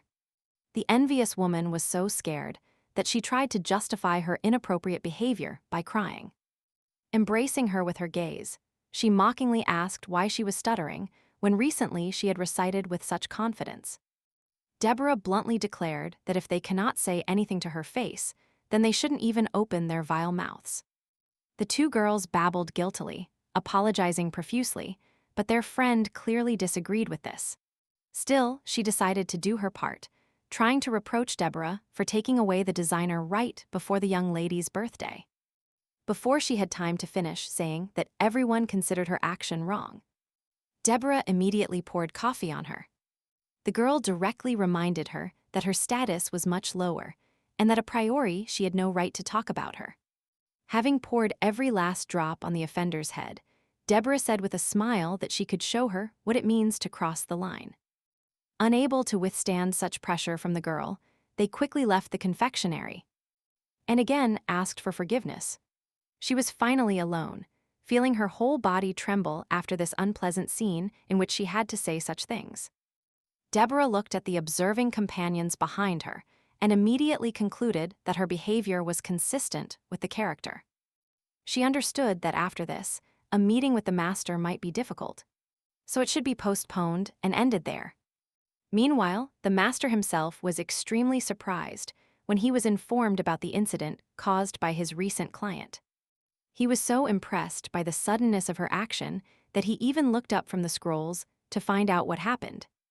But he thought deeply when he heard that she had quarreled with the daughter of Count Ede and finally made her cry.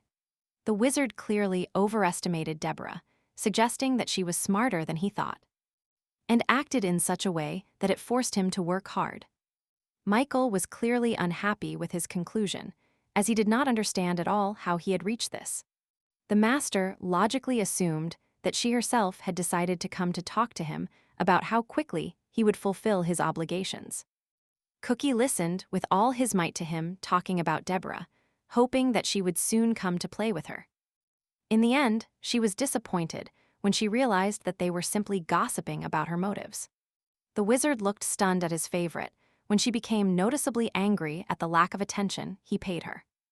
The Montese cat was so displeased that it instantly tore the scroll on which its owner had been working all this time. Aware that she had been acting very strangely since Deborah arrived, he was fiercely determined to find out what she had done to him.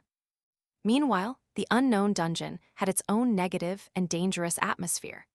Upon learning that his henchman had lost the pink diamond, Philip was beside himself with rage and beat him until he bled.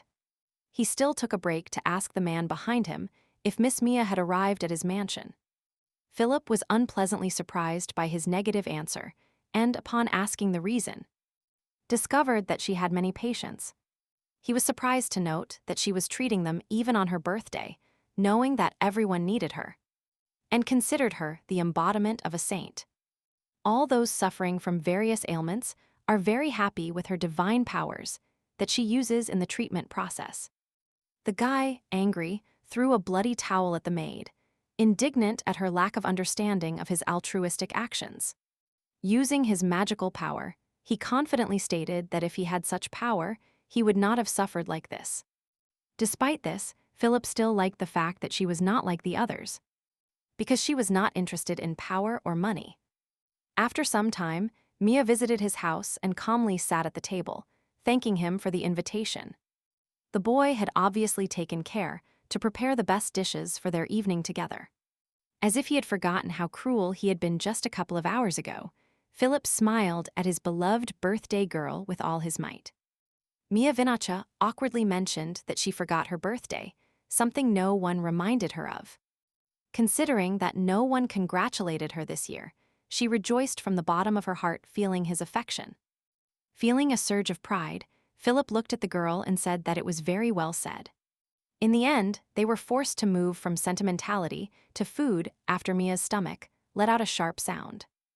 Burning with shame, she apologized because she hadn't been able to eat all day before due to her workload. The boy was not embarrassed by this incident, so he decided to discreetly change the topic of conversation, talking about her upcoming studies.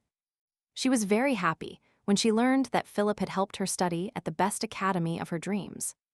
Appearing pleased, he solemnly presented her with his main gift, in the form of an expensive jewel of celestial color.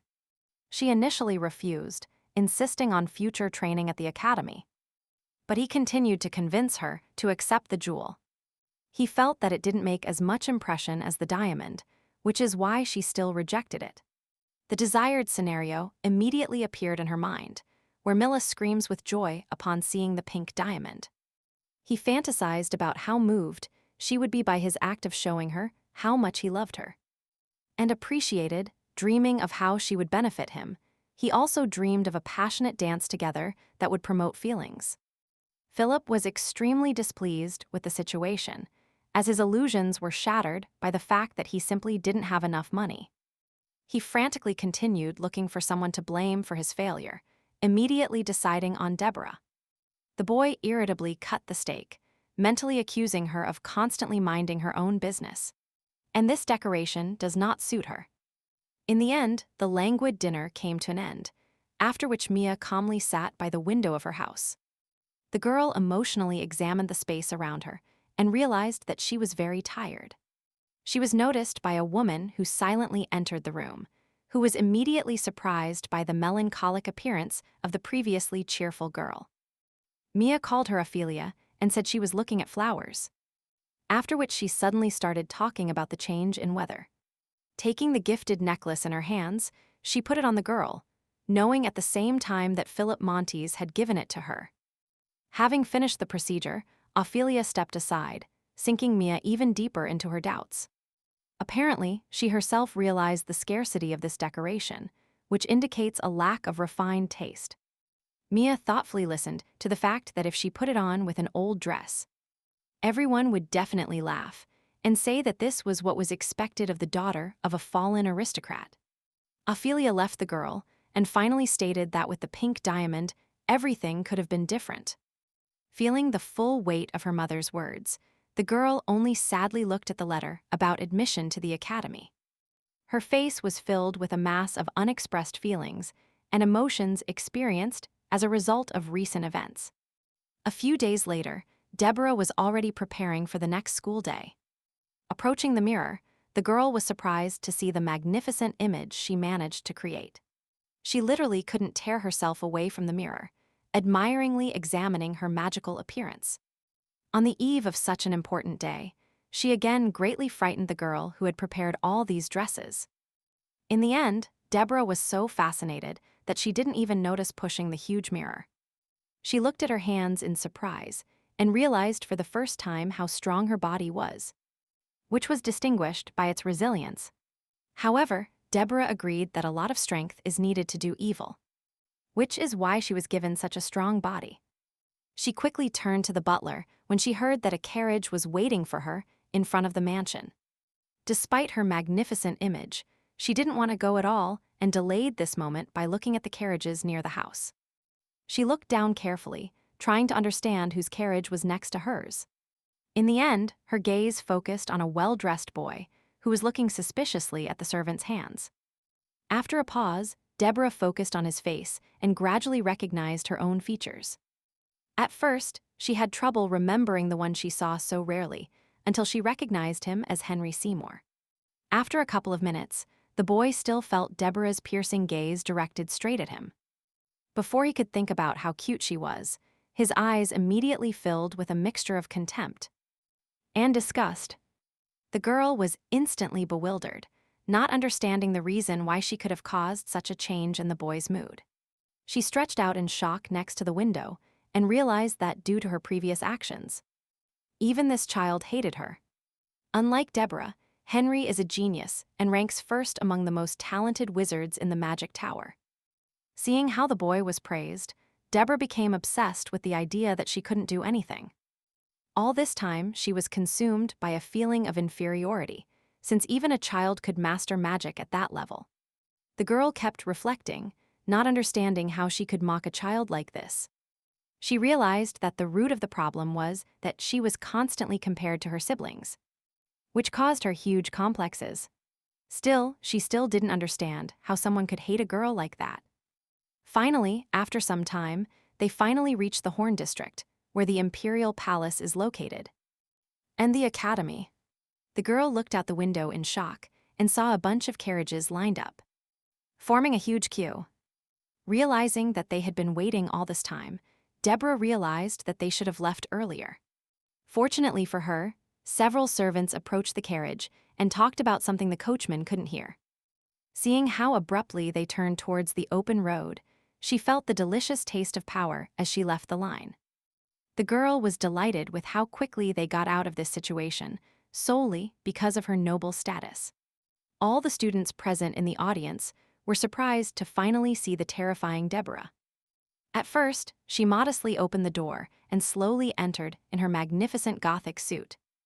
Thinking where she should sit, she critically looked at the two boys sitting in her favorite spot. They were scared by how much she was staring at them, thinking she was extremely hostile. In the end, as soon as she looked at them, they immediately moved away, which caused a certain degree of displeasure in the girl.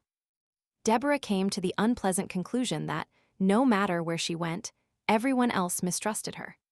The girl was forced to distract herself from urgent problems when a new student entered the office.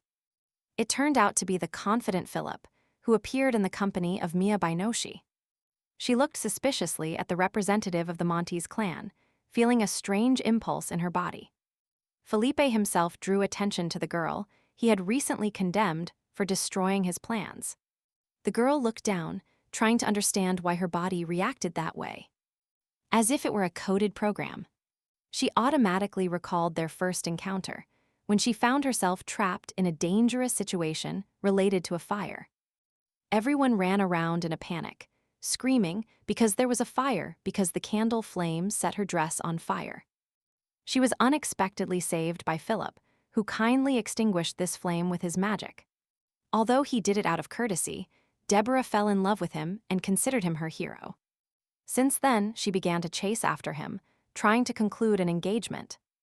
But Philip rejected her in every possible way, hurting the girl's pride. She looked at the boy suspiciously again and realized that she hadn't behaved entirely correctly in the past. Despite this, she still didn't understand the reason why he looked at her like that. To her surprise, Philip bravely covered Mia with himself, thinking that Deborah was going to hurt her. The girl was beside herself at the absurdity of this gesture on his part. Trying to understand what happened, Mia looked out from behind her admirer, pleasantly surprised by the seated girl. Deborah also shared her feelings, marveling at how innocent she was in her beauty. Philip himself was surprised by the unexpected spark of sympathy that arose between the two girls. Mia Vinacha drew his attention by speaking with admiration about how many beautiful and sophisticated people there were in the capital. He couldn't understand what she was talking about until his chosen one pointed to a seated girl with purple hair. It was clear that Philip did not share her joy upon hearing about Deborah's true inner self. He still couldn't understand why she was so calm, given her passion for showing off. And provoking. Meanwhile, she was simply looking peacefully at the view from the window, without even thinking about his assumption that she was trying to get attention this way. In the end, the boy finally concluded that she looked very elegant. And pretty. He felt trapped and jumped in place when Mia pulled him back, noticing he was daydreaming. He decided to redirect his attention and skillfully took her hand, jokingly declaring that she was much more beautiful and elegant.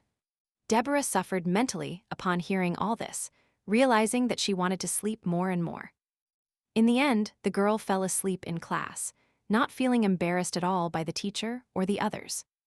Vague fragments of her past life, in which she was gullible and ordinary, still passed through her head. She looked at the boy surprised when he unexpectedly invited her out to eat at his expense. He still insisted, and they had lunch together until he suddenly announced that he wanted coffee. Knowing that she would pay, her mood immediately changed when the boy said he wanted a new drink. That cost double the price of breakfast. Deborah opened her eyes in fear, as if she had woken up from a terrible dream that had haunted her for many years. She got up instantly, but suddenly felt her head hit an unknown object. This object turned out to be the same handsome boy who boldly reminded her that the choice was over. The girl looked around surprised and was suddenly amazed, thinking about how this boy could be so handsome. Despite his deliberately friendly appearance, Deborah rudely asked him who he was.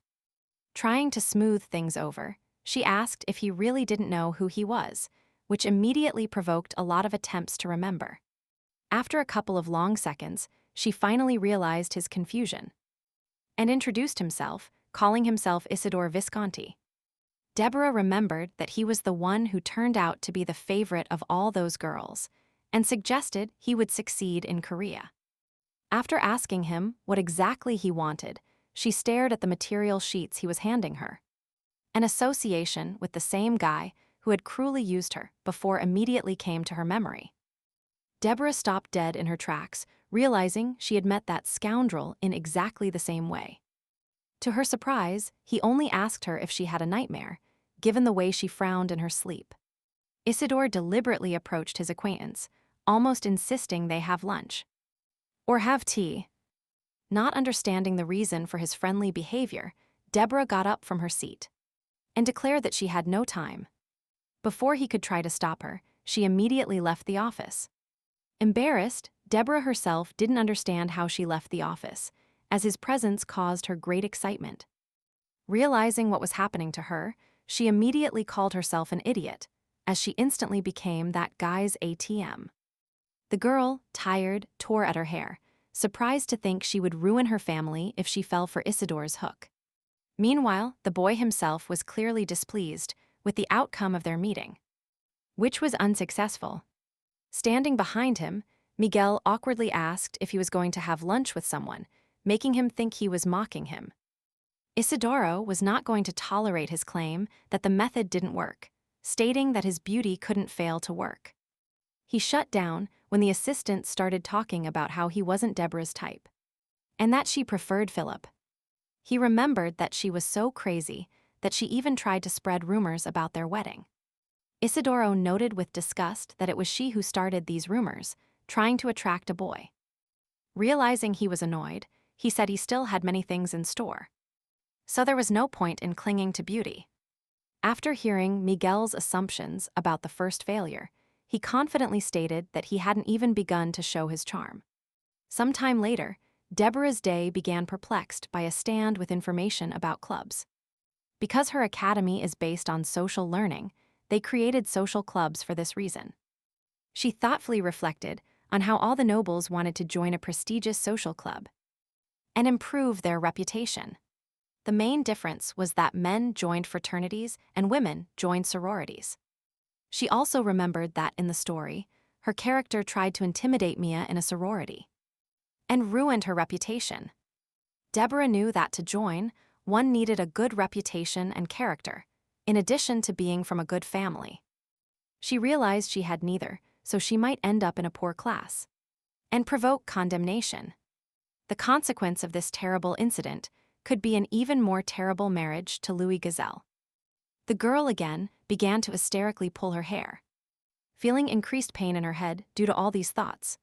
She was forced to look away from her problems when she heard a sudden shout from the crowd of ladies. Deborah looked closer and saw that handsome boy among them all. She looked at this whole scene with bewilderment, trying to understand what was happening here. Deborah froze, hypnotized by an important detail of everything that was happening. She noticed that with this new coat, he looked so impressive and attractive, as if she saw some kind of magical halo behind him. Before she had time to flee the scene, his gaze immediately turned to Deborah, who was standing in the backyard. Their bewildered gazes unexpectedly crossed, causing a new burst of surprise. Isidoro burned her with his gaze so noticeably that she couldn't move from her spot out of discomfort. She was forced to be even more surprised when, for no apparent reason, he began to cheerfully wave his hand, greeting her. She gasped in surprise, not understanding what exactly he wanted from her and why he greeted her so openly. Noticing her attentive gaze, she also assumed that he could see she was looking at him. To the surprise of all the girls present, he casually invited Deborah for tea if she had time. The girl tried to ignore him, reminding him that she already had someone to have tea with. But he stopped her by telling her not to worry about other people. Noticing her disbelief, he said he was very sorry to hear her refusal. She looked at him surprised when she heard him say he wanted to talk to her about joining a social club. Despite trying to keep her attention with the conversation, Deborah suggested rescheduling the conversation for later. Having accepted a small advance, he replied with a smile that he would wait for that moment. Meanwhile, it was time for a new class for the girl, where most students again decided to abandon her. She happily realized that the more she ignored everyone, the more everyone feared her. Everyone was forced to be silent when they saw two professors modestly enter the office. After analyzing the gait of one of them, she assumed it was an engineering student. The girl was thinking about her career prospects without mastering magic until she heard a noticeable knock. A severe professor of magic formulas appeared before them, standing in the middle of a pile of papers. He immediately decided to intimidate the students, saying that those who had no desire to study would have a very hard time in his subject.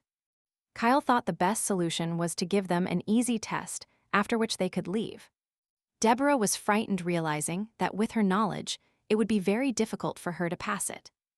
She immediately assumed her father's reaction if she changed her major and chose a different path. The girl desperately tried to find a way out of this situation until an important detail caught her attention. Looking at the examples written on the board, she herself was surprised why they were so easy. Sometime after writing the exam, the professor commented disconcertedly on the perfectly correct form. Another assistant modestly replied that this was Deborah's form, who apparently had someone else solve the problems for her. Without believing she could write the exam herself, Kyle frantically thought about how he could punish her for cheating. To his surprise, they still told him that she was the first to write the exam, and left without contacting others. Still not believing she had such knowledge, Kyle disdainfully threw her form to the ground. He stomped on it, saying she was just lucky, including being born into the Seymour family. Meanwhile, the girl decided to improve her knowledge by studying the necessary materials in the library. The employee assigned to the library immediately asked her what exactly she was looking for here. He decided to inject the girl and arrogantly said that there were only books on magic, and that there were no romance novels popular among women. Deborah was outraged by how he dared to speak to her and decided to express her indignation. She turned around and pierced him with her cold gaze, accusing him of being slow. After accusing him of arrogance, she said he was not competent enough in this matter to give her advice. She smiled mischievously when he invited her to test him by ordering him to name any book. The servant was bewildered by her pressure when she named a book about different types of third-class formulas. And he had to find it quickly. Deborah realized he wouldn't be able to find it and gave him a disappointed look. Finally, she triumphantly waved her finger, saying that he had heard too many rumors about her. After a while, Deborah finally achieved her original goal and sat thoughtfully among the books. She understood that the servant had no manners and weakly taught him a lesson, making him think he would soon become a rag. However, Deborah changed her mind upon remembering the butler's frightened face. She finally started studying the material after being surprised by how large the book was. The girl thoughtfully flipped through the numerous pages occupied by the call and the introductory part. In the end, she still found a page with the cherished degree magic formula. She remembered that quite some time ago, for the archmage to fully utilize his magic, he had to study specific formulas. Specific? The girl thoughtfully skimmed the pages, familiarizing herself with the same formulas used in antiquity. She concluded that high magic is a geometric progression as written in the book. Her summary contained a list of necessary actions to transform magic into a material sphere. Thus, she realized that magic was closely related to the mathematics she studied during her engineering studies. She mentally rejoiced at her mathematical education, because it was thanks to this that she was able to solve the test. Despite this, she still couldn't understand why there were no specific formulas in this book. An unexpected guest pulled her out of her thoughts, which instantly caused a wave of surprise in the girl. She slowly looked out, trying to detect the newcomer with her eyes. But she was surprised to see Enrique there. Without leaving her hiding place, Deborah noticed that he looked even cuter with his new hairstyle. And bangs. The girl continued to monitor his actions, trying to understand why he was jumping and looking for something on the shelves. She was stunned when she realized that he was desperately trying to jump for the book he needed, compensating for his short stature. Enrique was completely confused when he realized that he still couldn't get the desired item. However, Deborah decided to intervene and help her younger brother, taking out precisely the book he was trying to jump for. Finally, with a malicious smile, she handed the book to the boy, surprising him with her beneficence.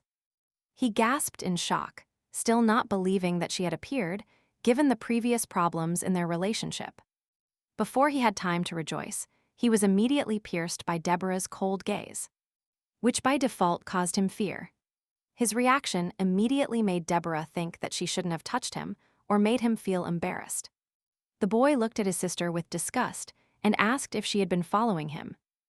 Deborah simply said, with a smile, that she was really looking at him because he was very cute. At first, Enrique didn't understand what the girl meant exactly, so he repeated what she said again, calling him cute. He continued to look at the girl in surprise, surprised that she compared him to a cute bunny. Deborah couldn't help but be moved by the joy with which her brother reacted to everything. Enrique said, embarrassed, that he would grow as tall as his older brothers, which reminded her very much of a fierce kitten. He was even more bewildered after Deborah ruffled his hair like a sister. The boy's face flushed with embarrassment, making his cheeks immediately turn red. Unable to tolerate this, he immediately ran out of the library, shouting that this was too much. While Deborah felt uncomfortable realizing that she had once again been misunderstood, Enrique struggled to catch his breath in the middle of the courtyard. Memories of phrases spoken by Deborah from whom he had never heard anything like it before, kept passing through his head. He kept trying to compose himself, instilling the idea that she was laughing at his short stature. Recalling the sad episodes of his childhood after his mother's death, he still couldn't believe Deborah could say something like that. At that time, the Duke devoted himself to his work, not wanting to give her influence, so they constantly told him to be quiet. Throughout this time, he continued to feel an unbearable sense of guilt, reinforced by his cold father's attitude. The day after the incident, Deborah, as if nothing had happened, came to pick up a cake at a well-known pastry shop. Obviously, this was just an excuse to re-enter the office and talk to the master. Deborah was surprised to see a teleportation device in the middle of the room, which immediately raised many questions about the details of its installation. Upon learning that it could transport 5 people, the girl, full of determination, succumbed to teleportation. Finally, they found themselves in the middle of a spacious hall, filled with huge doors. Before they had time to open the door and enter, Deborah was immediately attacked by the wizard's board pet. Cookie was delighted that her favorite guest finally visited her, bringing a bag of catnip. Deborah herself was delighted with the pressure of the predator, who loved her. But she was still forced to separate when she heard his voice. Cookie's owner calmly ordered her to come to him, leaning against the door jamb. To his indignation, the characteristic cat did not respond to his order, clinging to the girl again. He was clearly bewildered by her behavior, while Deborah was once again convinced that cats cannot get rid of this drug. In the end, the girl still moved to the sofa inside the office, but Cookie was not going to leave her there either. The master watched this sweet couple tiredly and was forced to watch Cookie domesticate Deborah. However, he decided to regain her attention, starting with the question of whether she considered his pet cute. The girl decided to get straight to the point, reminding him that he should have finished with the magic bag already. The wizard looked thoughtfully at Deborah, who stated that they were not in the right relationship to discuss other things.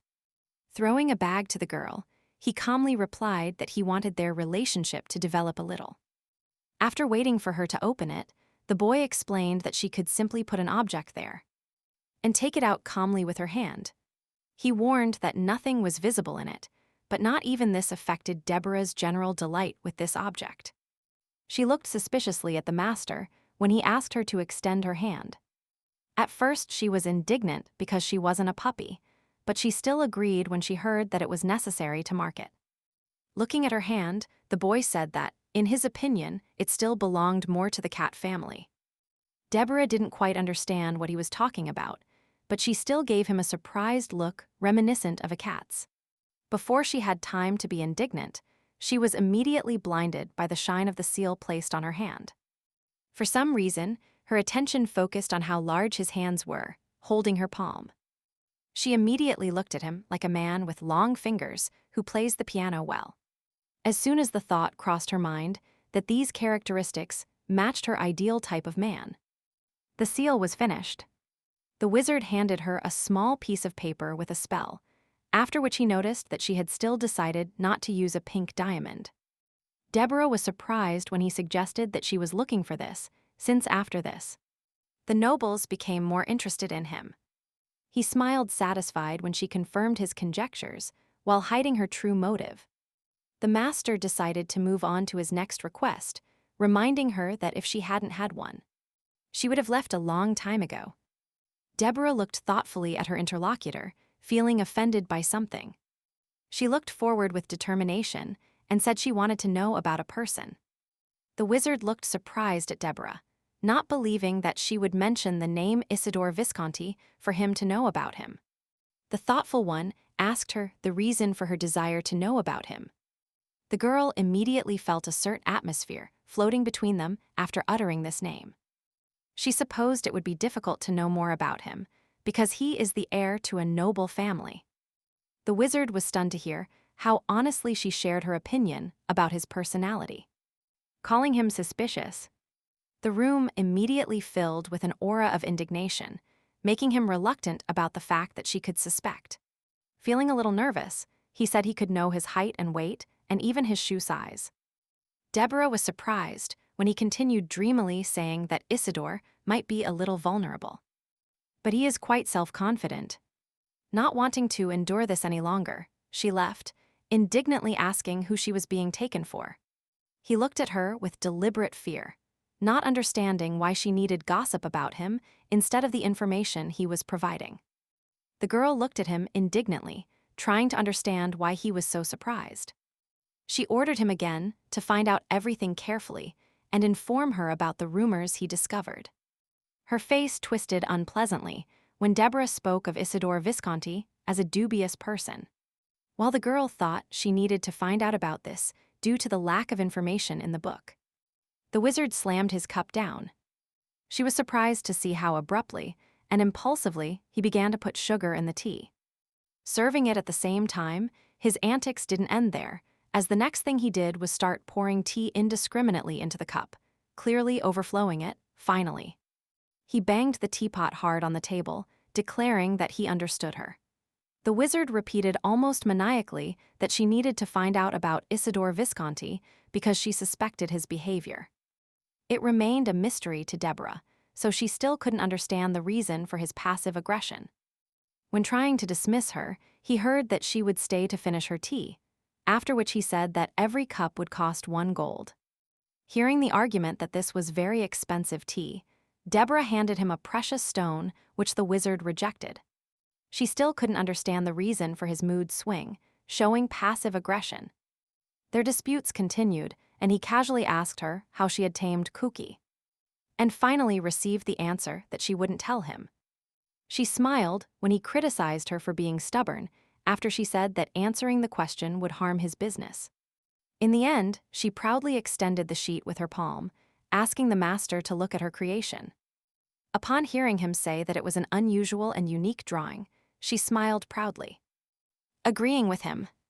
She didn't even know that she had stolen this logo from a company that was very popular in her previous world. Upon hearing the question of whether she drew it herself, Deborah proudly replied yes, although she kept silent about the fact that she did it in class. He called her idea great after hearing that she wanted to open a dessert shop with that logo. The girl was not going to stop at just one such shop, so she wanted to open more than 100 throughout the city.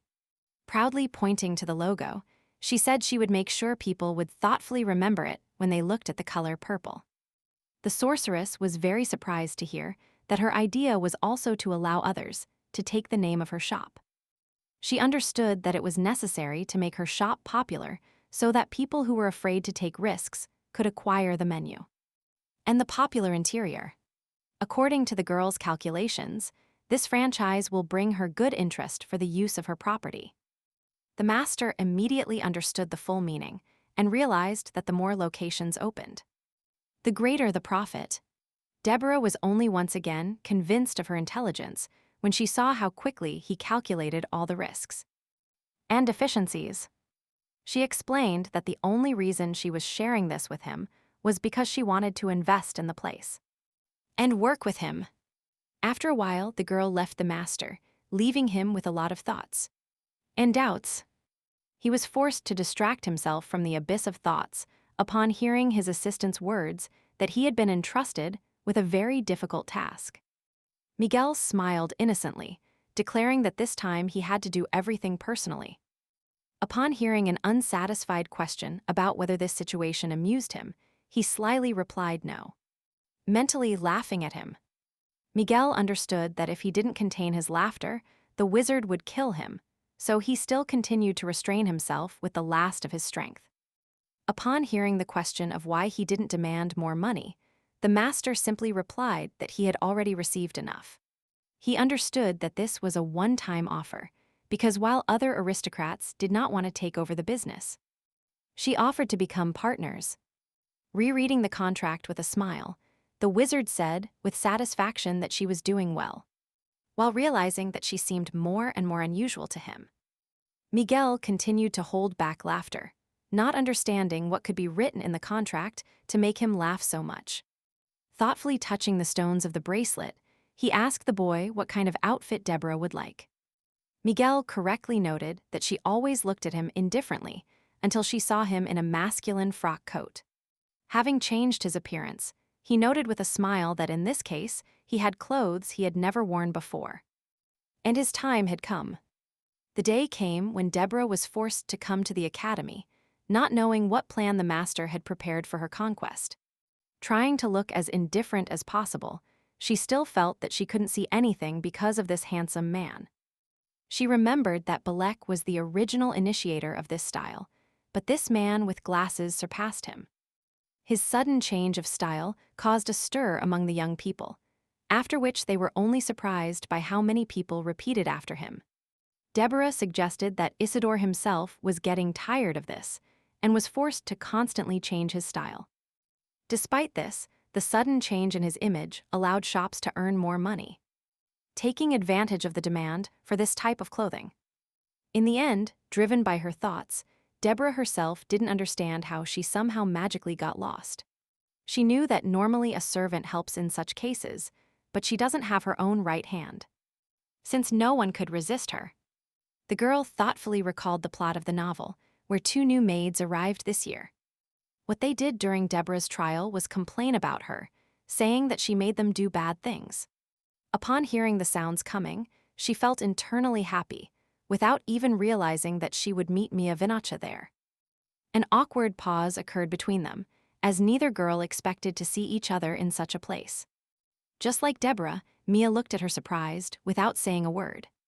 Realizing that she should leave her quickly, Deborah hadn't taken a few steps yet when she heard a sudden roar. Stumbling, Mia painfully fell to the ground, which forced her to ask the girl for help. The girl stood in front of her opponent confused, asking for help just to stand up. Deborah was surprised that, despite having such strong divine power, she still couldn't heal herself. Before she had time to lean towards Mia to help her, Philip noticed her immediately and flew to meet her. He immediately roughly pushed the girl away from his beloved and asked about her condition. Obviously, he immediately assumed that Deborah had hurt her by deliberately pushing her to the ground. She just rubbed the back of her neck tiredly, resigning herself to the fact that she knew it would happen this way. Confident in being right, Philip looked at Deborah with some cruelty while drowning her in accusations. The girl couldn't understand what he was saying when he started saying that, even though she was obsessed with him. She shouldn't have done that. Deborah tried to explain to him that she was trying to help because Mia stumbled near a tree and fell. He demanded confirmation that this was true, while internally, she was indignant at doing what she was doing. Watching silently. Before Mia had time to agree with her, he immediately accused her of deliberately forcing the girl to say what was necessary. Philip continued to look at Deborah with disdain, still listening to her try to prove the true situation to him. Releasing his magical power, he looked threateningly at the girl, calling all her words ordinary nonsense. To his surprise, Deborah's body began to react strangely, making it increasingly difficult for her to defend herself. Their gazes met when he again ordered her to apologize for something she didn't do. Before she had time to be frightened by how disobedient her body was, Isidoro immediately saved her by covering her with his body. She looked at his face in surprise, not believing that Isidore Visconti himself had come to help her. Philip brazenly ordered him to stop chatting and move away, not realizing that he clearly had no intention of yielding to such a shameless man. Visconti just looked at the excited boy, saying that he could not overlook the one who threatened the lady. Upon hearing this, he only directly asked him how much he had already seen. Isidoro mockingly replied that from the moment, he boasted of being chosen by the water spirit gods and fire. Unable to endure this mockery, Philip burst into anger and covered the entire space around him with fire. Deborah was surprised to see how quickly Isidoro's response arrived, who extinguished the fool's magical flame. He enthusiastically drew his sword, releasing huge streams of magical power. The man expressed a cold calm and never stopped confronting the impulsive Philip. On the contrary, he was clearly dissatisfied with the decency with which Visconti responded to him. Meanwhile, Deborah herself was clearly surprised that such a common incident could result in a conflict on such a large scale. Mia, frightened, tried to approach Philip and told him that she couldn't breathe because of his strength. Isidoro and Deborah sighed tiredly upon seeing that he stopped and went out like a candle. Not accepting defeat, Felipe turned to his opponent and told him that he couldn't understand him. Deborah still couldn't understand whom exactly she had offended when he again stated that he had offended Mia while no one was looking at her. Finally, he gave up, which will definitely force her and himself to apologize. Isidoro only stated with a smile that despite this, for some reason, the instigator himself remained silent when he himself shouted at the top of his lungs. Mia froze in fear when he turned to her and asked if Deborah had done anything worth apologizing for. Philip writhed with anger when the girl taciturnly replied no. He finally called it unacceptable that a young lady from an unknown family could force Deborah to apologize for doing nothing. The girl clearly did not expect to hear something like this openly. Deborah was pleased to note that there is much to learn from him, as he perfectly understands what and how to respond. In the end, she told him that since they had nothing more to say, they should leave. She also reminded him of Mia's injured knees, reminding him to check on her condition. Realizing that he had nothing more to answer, he threatened Isidoro that he would regret what he had done. However, Philip left, leaving his wicked ones alone with their thoughts. Forgetting the impulsive boy, Isidoro immediately turned to Deborah with concern and asked about her well-being. Enduring a strong feeling of discomfort, the girl tersely replied that yes. Feeling guilty about the fight, Deborah was forced to stop when she saw Isidoro leaning towards her. Upon hearing his comment that she had turned pale, the girl only tried to downplay it, saying that she had always had that skin. In an attempt to move away, Deborah stumbled, but was immediately caught and found herself in her companion's reliable hands. Seeing this attempt to convince him that everything was in order, he just looked worriedly at the girl's face. He was surprised to hear him say that she couldn't lie at all. Then he invited her back and held out his hand, asking her not to be stubborn. Deborah looked thoughtfully at his face and realized that when she was with Philip, he seemed fickle and not cold like now. For some reason, she felt like he was angry with her, but she still put her hand in his. Squeezing the man's hand, she directly asked him why he decided to help her. But he only replied that he was a gentleman. In the end, they returned to the main square, filled with many carriages. Deborah felt very uncomfortable, unable to escape the man's hands. She looked at Isidoro surprised when he, after ordering Miguel to open the carriage, asked her in advance to forgive him. The man did not deign to answer her and immediately lifted her up, forcing her to hold onto his shoulders.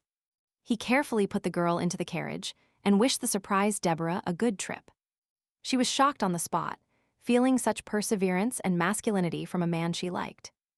Upon hearing the words that she was now indebted to him, he only replied with a smile that it was enough for her to thank him. After hesitating, Deborah thanked Isidoro, completely surprising him with her gratitude. He still couldn't believe that he had waited and heard such words from a girl with a special character. Deborah herself couldn't understand why she could surprise the man who rescued her so much. He finally explained by saying that it was an honor for him to be able to help her. Upon hearing the slamming door, the girl, frightened, rubbed her temples trying to understand what she had done. Visconti finally said that it would be good if she tuned her radar to normal men. At first, Deborah clearly didn't understand what exactly he meant and spent a couple of thoughtful minutes trying to grasp the meaning of his words. Realizing exactly what he said, the girl began to burn with shame, realizing that he had hinted at the situation with Philip. She spent the rest of the trip stunned, mentally arguing with the fact that Philip was her type. Meanwhile, Isidore similarly reflected on what had happened between them and realized that her love for Philip had a long history. He remembered how sincerely Deborah had thanked him, which immediately made her cheeks turn red. As night fell, Mia found herself in her family's palace under the bright moonlight. She sat quietly on her bed in her room, waiting for Ophelia to finally retire and treat her wounds. Wiping the blood with napkins, she only said that for there to be bright light, there must be a lot of darkness, which symbolizes her and Deborah. Like a doll, Mia Vinacha looked tiredly at the woman, listening to her instructions that she should shine even brighter. Thinking about the glow, the girl silently looked at the moon peeking through her window. Opening the special solution, Ophelia said with a smile that after this incident with Deborah and Philip, things got noisy among the nobles. Everyone talked about how the beloved Philip protected her from Deborah's harassment.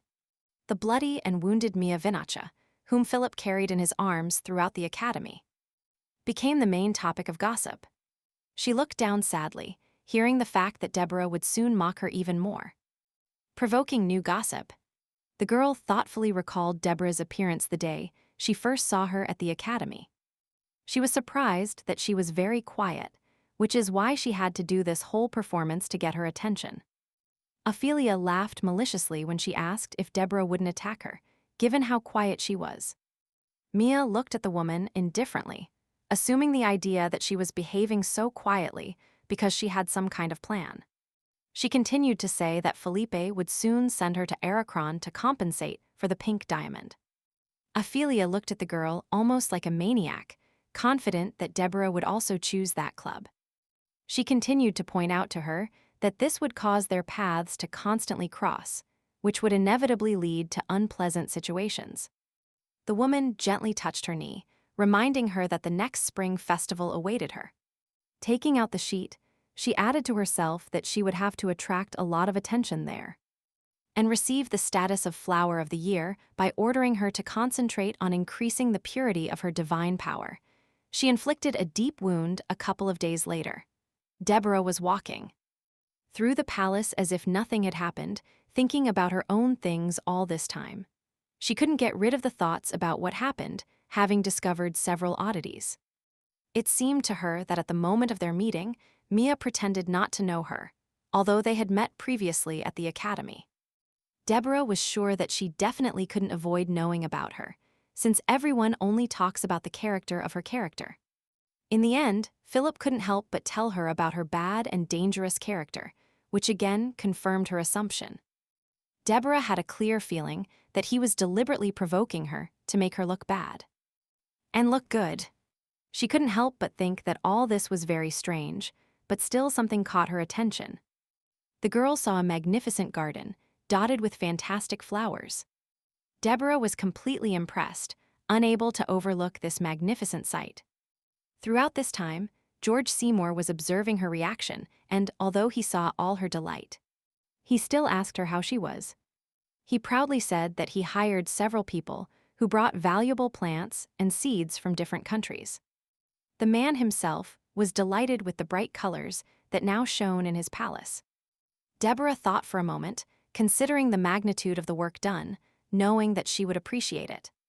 Unable to contain her admiration, the girl confidently declared that this garden would definitely be more beautiful and luxurious than that of the emperor himself. George interrupted her and told her that it was better not to say such things in front of others, as they might misunderstand her. Deborah laughed, seeing how, despite this, he still felt embarrassed by her sincere compliments. In the end, they decided to walk through the palace together, carefully studying the flowers.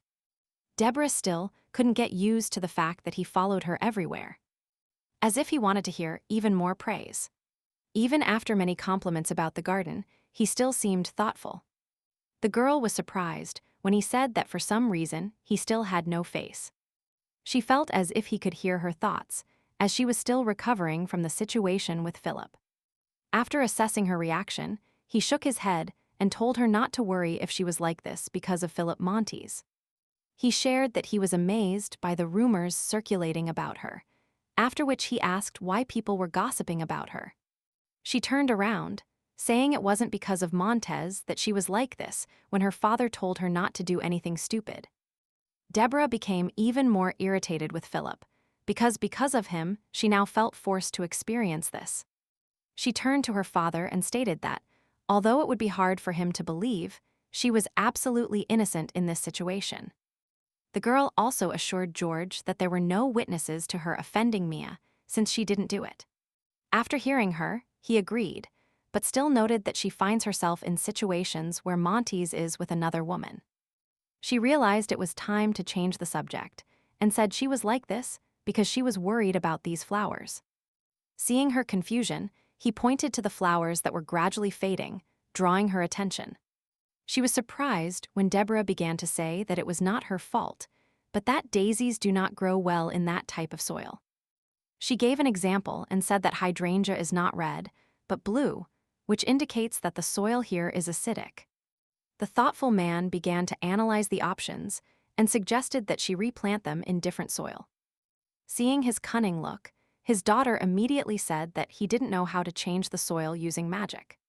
Deborah said they wouldn't need magic because they could fix it with charcoal. Seeing his surprised face, she reiterated that they could simply spread charcoal on the ground. The Duke looked away and agreed, saying that this method was more worthwhile than simply resorting to magic. Deborah smiled and said she read about it in a book when her father asked how she knew.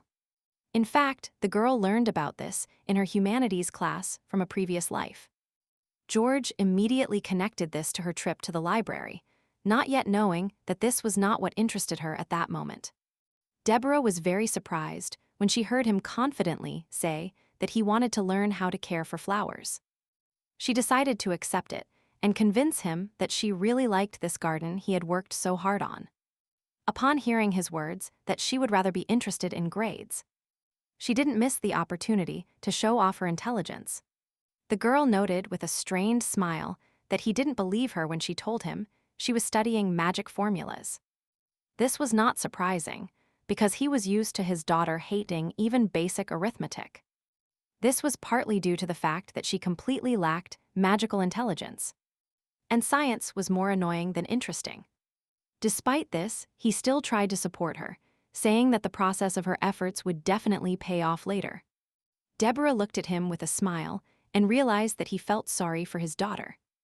She stopped him by saying that she wanted to ask him about a topic related to studies. Touching the flower with her fingers, Deborah replied that at the academy she thought she would die of boredom, seeing how long it took everyone to solve the problems. She boasted with a smile that she solved everything in a minute, hiding the fact that she had experience in mathematics. George took her to a room where he demonstrated a basic solution to the problem using a formula.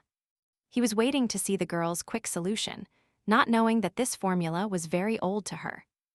Deborah remembered a school math test that matched the level of this problem. The Duke looked at her surprised when she asked him if it was really necessary to solve equations so inefficiently. He informed her that this formula was invented by a 9th-grade mage, along with the silver dragon Lycurgus. The girl immediately realized that everyone had decided from the beginning not to touch this formula, because no one doubted the knowledge of its creator. Smiling, she asked him to stop joking when she challenged him to solve the next problem in a minute. He exhaled skeptically, finding her desire to study commendable, but still not believing that she would solve the problem. Before he could turn around, Deborah immediately solemnly showed him the correct solution, radically different from his. He was shocked to see her result, as he couldn't understand in principle how she could solve it.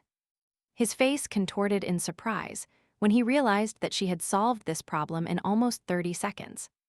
The girl smiled satisfied, mentally realizing that this task was a geometric progression.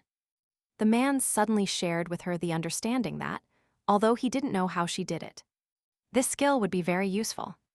She was surprised when he said that if she could use magic, she would be an incredible battle mage. She was even more surprised when he said that the speed of solving the formula was equal to the speed of casting the spell. At that moment, she realized that if she had magical abilities, she could easily become the head of the family. On the one hand, she was angry, but on the other, she understood that this was even the best, because otherwise, by virtue of her character, she could kill anyone. Feeling intense sadness in the context of her lost abilities, the girl clenched her fist, hiding her emotions. The father noticed that she seemed to have found a way to solve those problems as easily as possible. He concluded that her method is very effective because it is impossible to solve problems so quickly using Tegian's formula. The girl agreed with him and said that she decides using her own method, which aroused her father's great interest. After a long couple of hours explaining the program, Deborah felt completely tired. She felt as if she had felt a little satisfied teaching her father. The girl would never have thought that she would become a math tutor, explaining material on a second-grade topic. George kept looking thoughtfully at the sheets of paper painted by his daughter. Deborah was very surprised when he finally invited her to dinner together. The girl was even more surprised when her father took her to a place and offered her to choose whatever she wanted. This place turned out to be a jewelry store, which surprised Deborah with its wide variety of options. Seeing her delight, he proudly said that today she had proven with her knowledge that she was a descendant of Seymour, which is why he wanted to give her a gift. Deborah was truly delighted when he told her to choose whatever she wanted. The girl's attention was immediately drawn to a bracelet shining in the middle of a bulky display case. She was delighted with how elegant the piece looked, framed with colored crystals. Noticing how much she liked the item, a consultant immediately approached Deborah and asked her if she would like one for herself. To his surprise, the Duke called him and directly asked how he dared to show such disrespect to the Seymour family. Not understanding the reason why he was so angry, the boy immediately began to apologize to him. Deborah herself was bewildered, not understanding why he was so angry with the consultant. Exhaling angrily, George Seymour asked her if she really couldn't guess. Both were in complete shock when the man said that his daughter wanted to buy this entire section of the display case. And not just one bracelet. At first, Deborah didn't understand what exactly he meant, as something like this had never happened to her before. Finally, both the boy and the girl were amazed when they imagined the cost of this entire display case. The girl decided not to miss the opportunity and play along, saying that she didn't even need to name such obvious things. Deborah felt dizzy realizing how easily her father had bought her the entire store. After a short time, they finally met on the palace grounds, after which George immediately helped her out. He kindly offered her his hand and said goodbye, telling her she could leave. Before the girl had time to take even a couple of steps, Balek immediately approached her. Startling her, he looked at her with disgust and told her that perhaps she was the only one in the empire who looked at her brother so fiercely. In response, Deborah only looked tiredly at Balek, wondering silently how he ended up there. As usual, he began to blame her for the fact that, because of her behavior, he was forced to listen to others about her antics. Trying to change the subject, she directly asked him why he didn't spend his time researching artifacts. Upon learning that he should have nothing to do with his affairs, he merely waved his hand dismissively and ordered him to speak faster. Finally, he directly stated that she had started spending too much time with her father. Deborah looked at Balek enthusiastically, confirmed his conjectures, and added that her father often came to her. She looked down when she said there shouldn't be any reason for this, and all he does is think about his problems. She was right because neither Rossard, who left to conquer new lands, nor Balek thought much about their father. Not wanting to give in, he said that the only reason his father paid attention to her was because he was bored, and that she shouldn't do anything stupid. He grimaced in anger when she said she was so quiet that she didn't even do anything with her beloved Patrick. To her surprise, he still reminded her that she fired the heir of the Stefan family, who served as her librarian. She immediately remembered that guy named Jamie Stefan, mentally calling him a rude person and narrow-minded. Not wanting to hesitate, she quickly went to her father, wishing he would be punished for his rude attitude towards her. When he learned what had happened between them, as well as her conclusion that he was driven by narrow-minded prejudice, he got angry. George agreed with her and called him a truly insolent man who had no right to such arrogance. Deborah herself was surprised to learn that he was immediately fired from his job. And not just punished, as she originally expected. Balek continued to scold her for banishing a man whose family had been vassals of Seymour for more than 3 generations. The girl saw how angry her brother was and ordered him to hammer the necessary postulates into his empty head. She immediately realized that he was simply afraid to approach his father with this question, so he decided to terrorize her himself. Deborah crossed her arms and stated that he was still incompetent at his job, and that he couldn't even answer her question. Balek looked at his sister in surprise when she asked him in which section the book on politics was located. And imperial economy. She continued by saying that, although she didn't go to the library often, she immediately realized that he didn't have a good system for classifying books. They continued to argue about the effectiveness of the fired librarian, trying to prove they were right. Hearing his claim that he did it on purpose out of a desire to annoy her. She said she would soon find a replacement. Belek smiled skeptically and called her words a bluff, not the truth. Finally, he again ordered her to watch her behavior and hand over Montez. Deborah, indignant, said that Philip was not her type, indignant that he even remembered him. Belek told her to go rest, calling her a braggart, but she was forced to stop when she promised to prove she wasn't lying. He said disdainfully that in that case he would start considering her his sister, not knowing what object she was hiding in her hand. Deborah's eyes shone predatorily as she held a costly crystal with a recording function in her hands, capable of recording up to 10 minutes. The next morning, the girl reappeared on the academy grounds, preparing for the hard day ahead. She felt extremely tired, as she hadn't slept enough and spent the whole night counting her savings. The girl's curiosity shone with new colors when she heard the comments coming from her.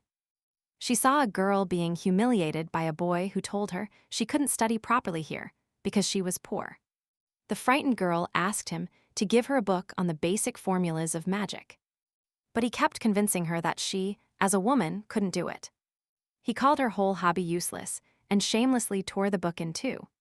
Despite her tears, he continued to declare that all she needed was a successful marriage. And not doing nonsense. The boy reveled in her fear and resentment and smilingly declared that she looked very pretty now. Before he could finish his sentence, he was immediately attacked by a fan who flew towards his head with all his might. The attacker was Deborah, who decided to help the poor girl.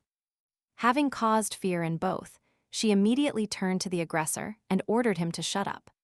She continued to stare at him and order him to close his mouth, which made his ears curl into a tube. The boy was very scared, not understanding why she suddenly decided to pay attention to his action. His pride was hurt when she bluntly stated that she couldn't get over his ugliness. She began to recall his confident speeches that women were weak. While asking him if, according to his logic, she was not a man, the boy started making excuses, saying that although he wasn't specifically talking about her, according to statistics, they are weaker than men. He looked at Deborah surprised, not understanding what she meant when she asked him how much 7x7 is. He called out the number 49 and quickly hit him on the head with a fan, leaving room for new blows. After ordering him to clean up his nurses, Deborah invited him to test his absurd hypothesis through arithmetic. She looked him straight in the eyes with a smile and asked him if he was scared. Meanwhile, the injured girl was completely shocked by the cunning with which Deborah tormented him. Unable to resist her attacks, he still hid himself with tears in his eyes, declaring that he was wrong. The girl said tiredly that her eyes were tired of looking at his ugliness, so it was time for him to leave. Before he had time to hear permission to leave, he immediately fled quickly in the other direction. Disappointed that he didn't even know the multiplication tables, Deborah turned to the same girl. Keeping her gaze fixed on her, she left, realizing that she had decided that she would now mock her. To her surprise, the girl blushed, feeling a rush of pleasant sensations from being protected by such an individual. Given her previous lack of sleep, Deborah still succumbed to her body's whims and fell asleep in class. She mentally rejoiced at the good weather, feeling the pleasant rays of the sun on her skin. As the end of the lesson approached, Professor Kyle hinted to those present that the tests should be taken honestly. With his eyes shining menacingly, he ordered to inform him if anyone tries to beg for answers. Deborah looked at the man surprised, feeling as if he were addressing her. When she heard the notification about the end of the lesson, she couldn't shake the feeling that he had just been looking at her. Before she had time to get up from her seat, he immediately approached her, piercing her with his gaze. She looked at the professor bewildered when he asked her not to do this again, as it would damage the reputation of the entire class. Deborah was surprised to learn that she had fraudulently copied the students' answers. Not wanting to give in, She asked him how he could make such a claim without any proof. She darkened with anger when he began to say that everyone already knew that she was only here thanks to her father. Kyle said disdainfully that it was unpleasant for him to look at those young ladies who only care about appearance, and how to cancel in time. He clearly didn't understand what he said wrong when she said she had already said many unnecessary things. Trying to provoke her, he told her that she could behave according to her character and immediately hit him. She tried by all means not to be fooled by his provocations, even after he started talking about how the Duke would not protect her. Kyle decided to threaten her by telling everything to the dean, but this made the situation easier because the dean is her uncle. Marquis Bert. Not wanting to talk to him anymore, she told him to prove her guilt first. But for now, they had nothing to talk about. Deborah calmly headed for the exit, not reacting to his indignation. Meanwhile, a real commotion developed within the academy walls caused by Deborah's case.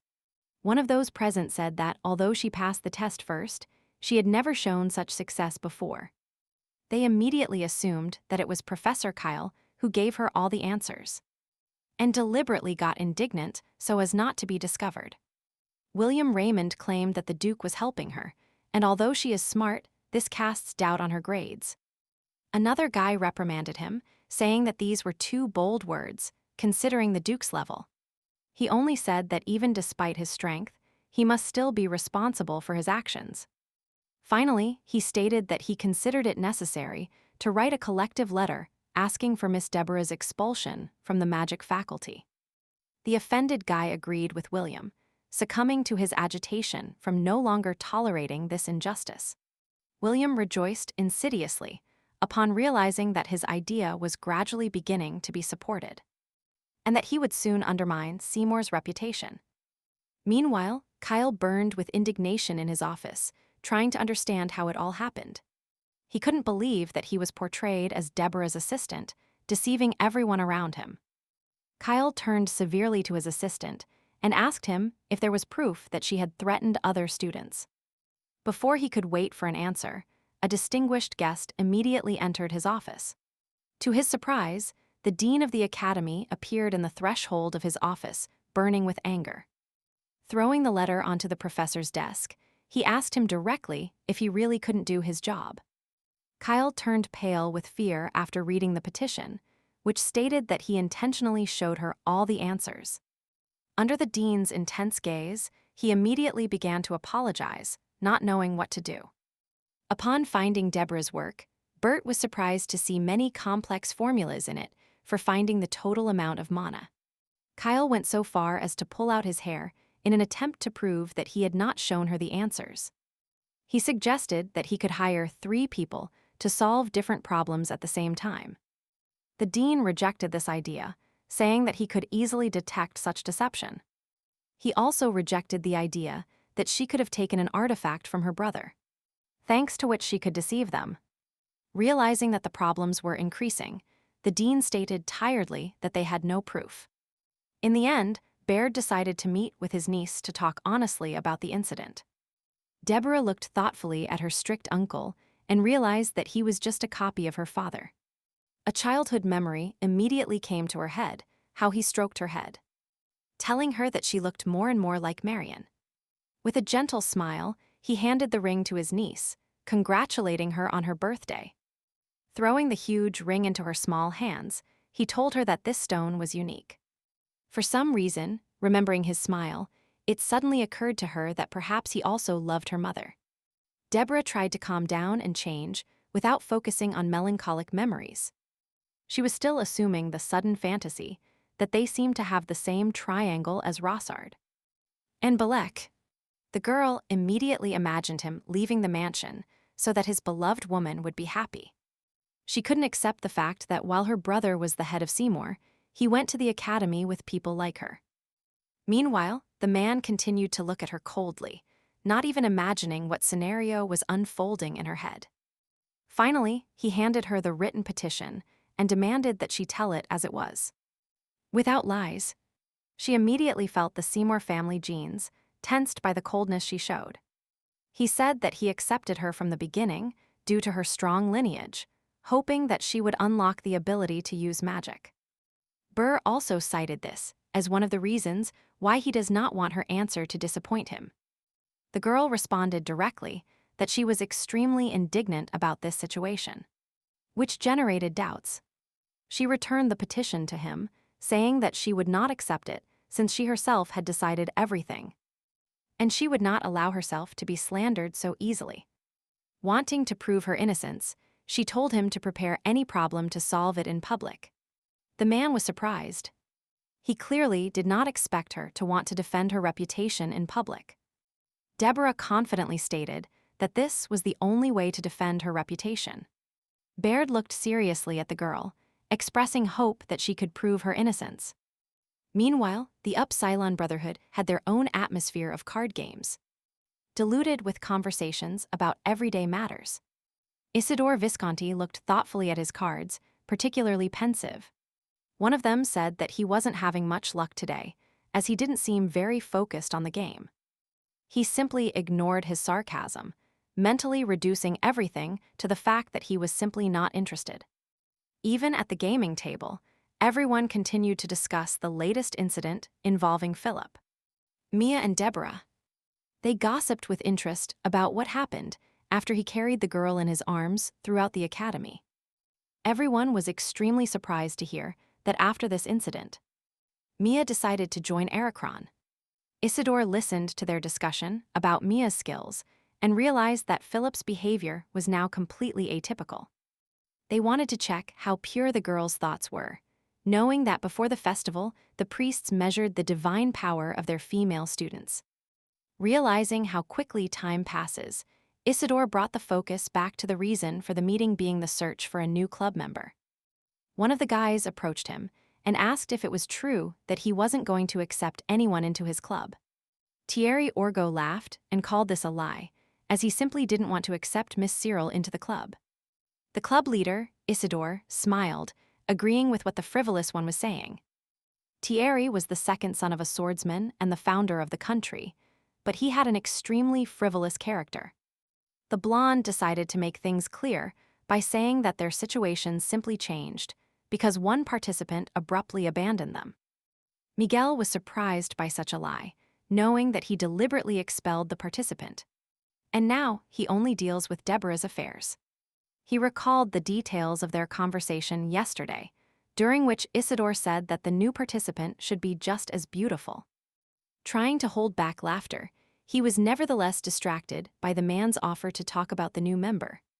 One of the club members suggested choosing a candidate for whoever wins the game. Before they could agree, Thierry immediately showed his deck. Achieving a fool. He said he would join as a new member because he couldn't see the others' cards. Thierry immediately nominated Serene Ballock, saying she was good at magic, and that she would fit into the club. Miguel thoughtfully chewed the cake, remembering the fifth princess, who liked Saren's candidacy. She was the only younger sister of the crown prince and the female protagonist of Upsilon. Everyone else supported the boy's idea and considered her candidacy a good option. Meanwhile, Isidore stayed on the sidelines, as he still hadn't shown his cards. Finally, he said with a smile that it was too early to make a decision, since not everyone had shown their cards. Everyone was amazed to see how imposingly he threw the cards on the table, showing a royal flush. Even Thierry himself gasped in surprise and said it was the first time in his life he had seen this combination. Given its rarity, Isidoro confidently stated that he could have anything, while mentally admitting that he got this combination with the help of magic. He remembered that the club members had agreed not to use magic in games, which he hadn't done until that moment. Accepting defeat, Thierry Orgo called his success quite good. The others acknowledged his victory and immediately asked him what his candidacy was. But he replied that he still had no options. He said he had someone in mind, but didn't know if she would agree, referring to the characteristic Deborah. After thinking about it, he handed them a petition offering to visit this place in exchange for his victory in cards. One of them said he knew what this commission of truth was about. The others noted, with a smile, that Miss Deborah was getting into trouble again, although there was nothing unusual about it. Isidoro clearly did not share their confidence that the girl had copied everything mediocrely. So he no longer wanted to hear such things. He said directly that they shouldn't be so confident because nobody knows what card combination you have until you show them yourself.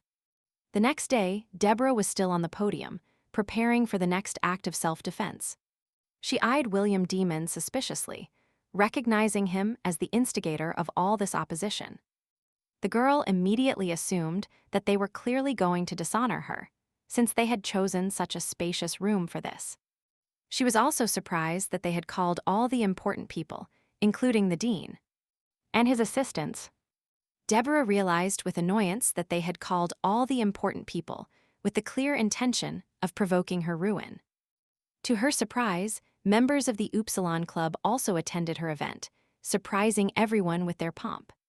The presence of Vivian Histek particularly caught her attention, complementing the entire imperial composition. She re-examined the crowd, trying to find out what was attracting their attention in all this. William watched her appearance with satisfaction, knowing that if the leadership of Upsilon said something about the commission, it would greatly affect social society. He happily responded to the man's call to start the competition. William explained the rules and said that he would write the solution while Miss Deborah wrote the answer. The girl thought pensively next to him while he slowly wrote down the solution to the task. He was forced to be distracted by the speed with which the girl began to hit the blackboard with chalk, writing down the answer. His eyes popped out of his sockets when he saw the speed with which she decided everything.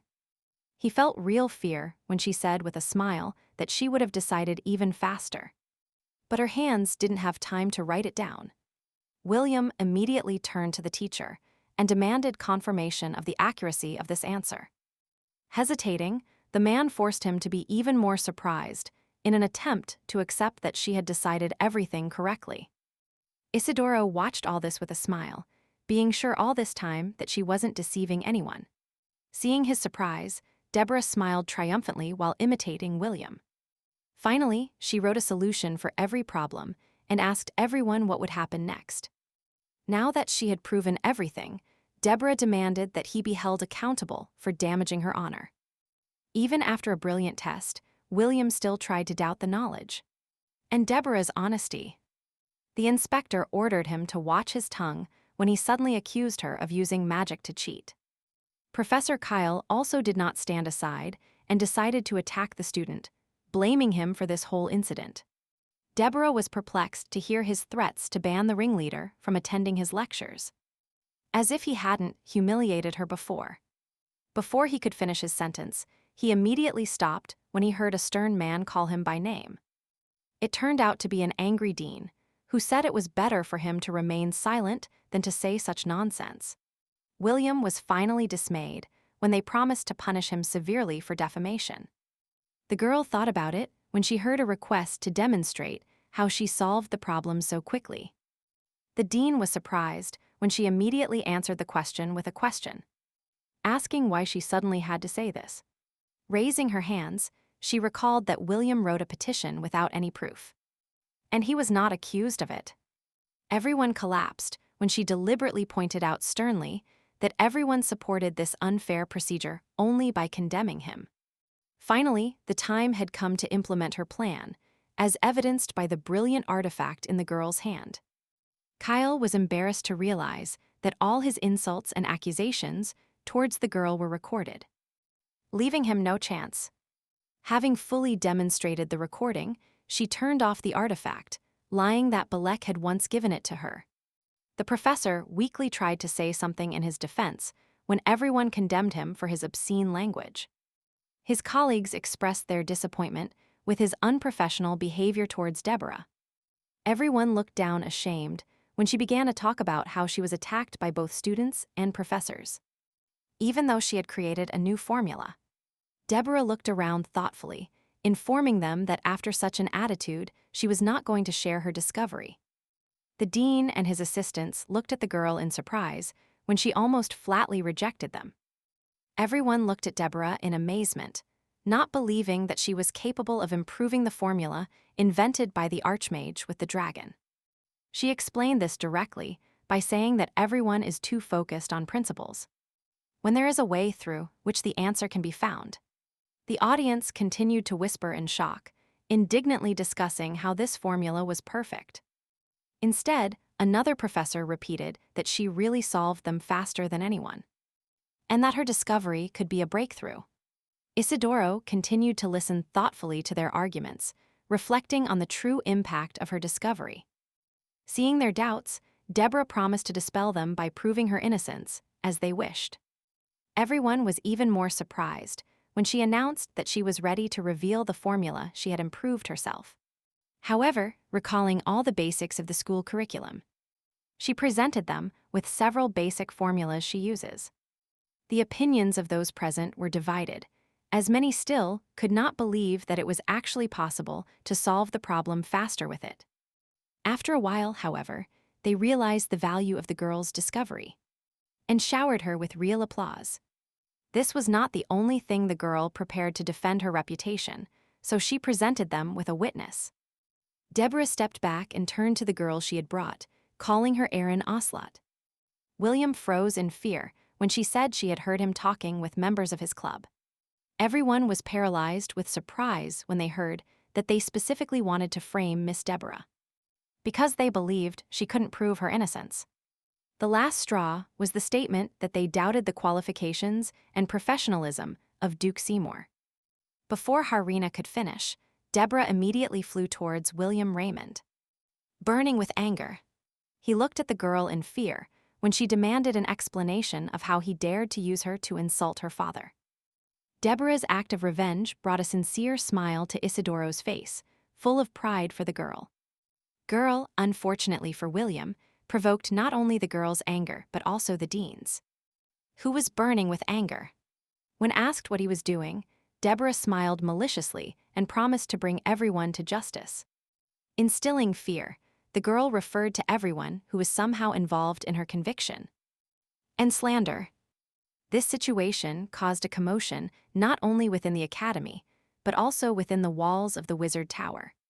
All the mages present were surprised that the impeccable formula of the great Archmage Simeon could be improved. They themselves were convinced of the reliability of this discovery, as it significantly improved the speed of sorcery. Before they could get tired of this groundbreaking discovery, another mage immediately burst in on them and asked them to stop. They immediately asked themselves a silent question when he ordered them not to use the formula so recklessly. Everyone was surprised to see a demand to stop using intellectual property due to copyright infringement. One of the requirements was a monthly payment that allowed the use of the formula created by Deborah. The girl was so angry that she patented her invention and also imposed a fine for its use without permission. They opened their mouths in surprise when they learned that she also banned the use of the formula from those who insulted her and were involved in the trial. Meanwhile, Deborah was delighted to see how many applications she received after the patent was filed. She was even happier to secure a constant stream of income this way. At first, she was unsure of her idea, so 3 weeks ago she approached the master, who was already quite tired of her. For some reason, he seemed extremely tired and said that her last order had not yet been completed. Throwing a bag of coins on the table, she reassured him by telling him that she hadn't come to rush him. The master smiled with joy as he picked up the bag of money, ready to help with her request. He immediately asked if it was possible to obtain a monopoly right over her invention. That is, a patent. She explained that this was possible if she received permission from the Ministry of Justice. After hearing his story, that he often grants patents for his developments himself, she immediately asked about the cost. The master cunningly said that what interested him most was not jewelry, but what she wanted to patent. Deborah accepted his condition and demanded the preliminary signing of a non-disclosure agreement for this information. Using all her charm, she stated that if everything went well with the patent, she would demand 20% of his earnings. The girl looked furiously at the wizard when he, sensing her displeasure, tried to agree on 10%. Deborah's mood automatically changed when he also promised her the opportunity to buy his products at a discount. The master was beside himself with surprise when he heard that she had only improved Simeon's formula and wanted to get a patent. He asked again if he had understood correctly what she meant, as he also did not believe in the variability of this formula. The last straw was when the girl handed him a simple piece of paper containing a whole discovery for their magical world. Deborah smiled when he called her beautiful, as she still couldn't stop surprising him. Upon hearing the words that she couldn't even control mana, the master seemed to understand why she needed a patent. Pointing a finger at one of the formulas, he stated that she could file for a patent to convert mana so that everything would turn out well. The master saw her doubts and explained to her that mages can endow their mana with various properties. In an attempt to better convey his point, he mentioned her father, known for his water magic. And ice. Deborah was all ears when he said that her formula could speed up the creation of a spell and meet the conditions of the law. He also drew her attention to the problematic way patent income is generated. Deborah thought about it and realized that if mages were forced to pay her for every use, this would become a real problem. Finally, an even more surprising idea occurred to her: introduce a fixed fee. She explained that the mage would pay her a certain monthly amount for using the formula. The master never stopped being surprised by the genius of her ideas, because in this case, it would be possible to automate this system. Smiling with satisfaction, he stated that until a person decides to give up the formula, the money will go to her. Realizing the simplicity and genius of this mechanism, the wizard laughed heartily, causing Deborah's surprise. At first, she decided to set the price at 4 silver coins and 99 copper ones, so as not to have to pay a fine. In the end, they agreed to increase the price to 8 silver coins, since mages were mostly rich. He also recommended that she not publish all the formulas at once, but do it gradually to slightly increase the price. Deborah understood that thanks to the wizard, she was able to quickly solve her problem and secure a stable source of income. However, she was surprised that instead of parties, she was invited to abstruse lectures. She turned to her assistant and ordered him to convey to them that she was positive about the lecture. Deborah looked at him intently when he said that Mrs. Helen had brought her dresses for the festival. She was so absorbed in this whole process that she completely forgot about the Spring Flower Festival. After a while, the girl was already sitting on the sofa, critically evaluating the options presented. Helen, taught by bitter experience, was still afraid of the sophisticated Deborah, so she showed her dresses very carefully. Looking at the pink dress full of ruffles, the girl honestly replied that she did not like this dress at all. She calmly explained that this marshmallow dress did not suit her style at all, since it had too many ruffles and bows. Helen honestly admitted that she was counting on it matching the pink diamond. Not her character. Deborah mentally agreed with her and realized that this diamond should have initially gone to the pure and innocent Mia. She knew that if the dress was meant to be a backdrop for a pink diamond, it wouldn't suit her anyway. The girl exhaled when she heard Deborah's calm instructions instead of the huge scandal in her manners. Apologizing for the long wait, she left as fast as she could. After saying goodbye to the designer, Deborah suddenly thought that the dress would be useless if she was alone at the ball.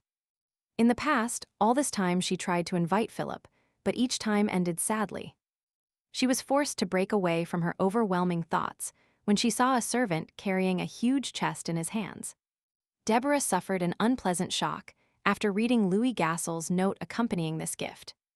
The girl still contained the whole range of unpleasant emotions when she saw the chest overflowing with a valuable pile of silver. She still developed a love for money and precious metals, which is why Deborah's face lit up with a malicious smile. The maid was very surprised when she ordered her to take away this gift. The girl understood that such stupor was associated with the expectation that she would throw away all gifts with a scream.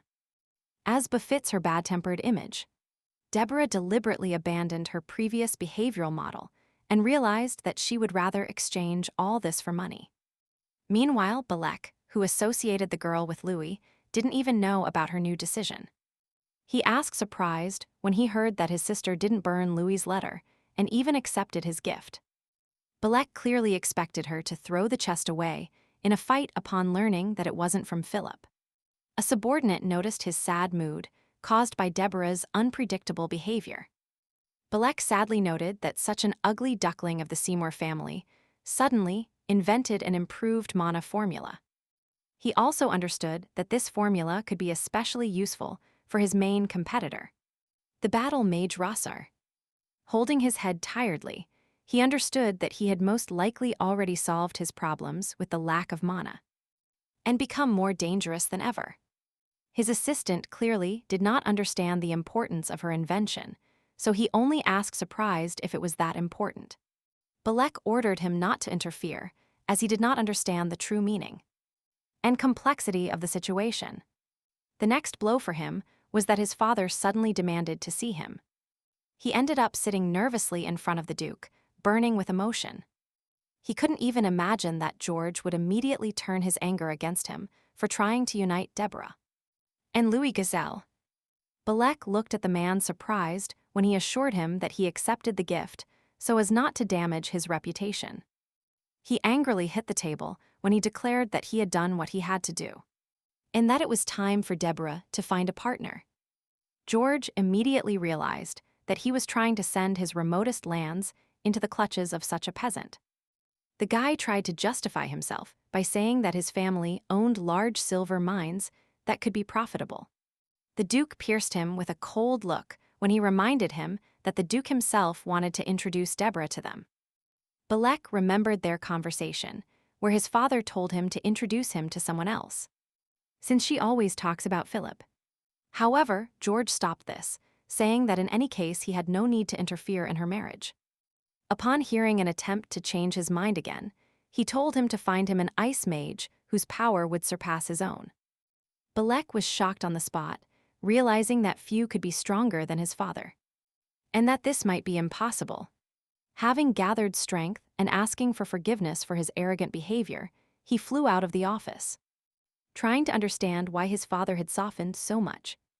Deborah's brother burned with anger, feeling the weight of knowing that things would only get worse. Meanwhile, the new school day at the academy was filled with new incidents that generated resonance. Filled with decorations while waiting for Deborah, Louis didn't even imagine that everyone was silently laughing at him instead of admiring him. He proudly shouted that he was the true son of the owner of the silver mines, named Louis Gazelle. Louis became cautious when he noticed the approach of his object of desire. The excellent Deborah appeared before him, instantly filling the entire space with her beauty. Passing by, however, she ran into the clumsy suitor, armed with a delicate bouquet of flowers. The girl was dumbfounded when Louis tried to use all his charm, expressing his joy at the meeting. Before the man had time to look up, he was immediately severely rejected, dropping the bouquet from his hands when she hit him. He was truly bewildered when she bluntly said that he looked extremely arrogant, and that he shouldn't have appeared here. She immediately surprised him by mentioning the name of his mother's maid, whom he had cruelly offended and expelled from the property. Not wanting to answer the question of how she knew this, Deborah immediately continued by naming the other victims of the girls. She said that the maids informed her of everything and offered to read his appeal directly in front of everyone. Louis immediately timidly began to ask her not to do this, after which she, however, declared that she did not want to delve into this filth. He turned pale with fear when she also mentioned his illegal money dealings and tax evasion. Looking at the man insidiously, Deborah carefully hinted that if his brother or his father found out about all this, he would definitely be in trouble. Immediately imagining what this would entail, he bowed fearfully and asked her what she wanted for silence. Deborah's only wish was that he never appear before her again and not dare to appear in this part. Before she had time to count to 3, he immediately disappeared into space, running as far away from the girl as possible. After getting rid of the annoying gentleman, Deborah cautiously looked at the letter, only guessing where the master might have obtained this information. Meanwhile, Balek walked thoughtfully through the palace, lost in thought. He was surprised to hear the news that Louis Gazelle had fallen off his horse and was seriously injured, so he would not appear in society for now. Feeling very anxious, he accidentally entered the garden, which surprised him even more. The boy couldn't understand the reason why his father decided to modify his mother's old rosary in that way. He kept looking thoughtfully ahead, not even realizing that he would soon have a difficult encounter with his sister. Balek immediately asked her about the reason for her appearance, after which she asked him if he really needed a reason to chat with his brother. She dismissed his suggestion that she had come to brag, given the recent success of her latest discovery. Deborah directly stated that she had come to demand an apology for all his bullying and mockery. He smiled and advised her to remember what she was like and how she behaved, leaving her no other choice. Realizing that at this rate she would not achieve what she wanted, the girl contemptuously threw an envelope at her brother. It contained all the unpleasant information about Louis, indicating that he was very wrong about him. Trying to justify himself, he accidentally mentioned that this secret information was not even in Rossar's archives. He looked at his sister in surprise when she concluded that it was Rossart who chose Louis for her. And Balek was just trying to take credit for this idea. Deborah finally realized that it was Rossart who planted information about Louis so that he would insist on their marriage, with the intention of getting the silver. They expected her to start getting scared about the wedding and angering her father, provoking the desire to get rid of her. Therefore, Rossart was going to expel Balek, knowing that if Louis' secrets came to light after the wedding, he would be to blame. Before he had time to recover from the first envelope, the girl immediately handed him the next one. Balek was almost surprised when he finally familiarized himself with the contents of the new envelope. Deborah looked at him triumphantly, internally rejoicing that the master was looking for information not only about Louis. That day he called her, and once again she learned that she really wanted to stab her brother. Smiling, the master handed her an envelope, calling it a gift from his partner that she should use wisely. What he read dealt an undeniable blow to Balek, after which his hands began to tremble violently. The first thing that caught his attention was the news that the mine he had invested in was being sold. Deborah corrected him by saying that the problem was the depletion of the silver veins. She also continued to exert psychological pressure on him, saying that his father would be interested to know about his role in their marriage. Balek looked at his sister in shock when she mentioned Rossar, who had increased his influence thanks to his victories in the East. Upon hearing the question of what exactly she wanted, the girl merely smiled mischievously and ordered him to apologize. Deborah saw his stupor and realized that he did not agree with such conditions, since that price was too expensive for him. He still stopped her when the girl headed towards the palace, saying she was only going to see her father. Gritting his teeth and feeling extremely ashamed, Balek still said he was very sorry. The girl smiled maliciously when he continued, saying that he had managed to do things and hurt her. She forced him to list all the ways he had hurt her, but was still surprised when he said he had been unaware of her potential.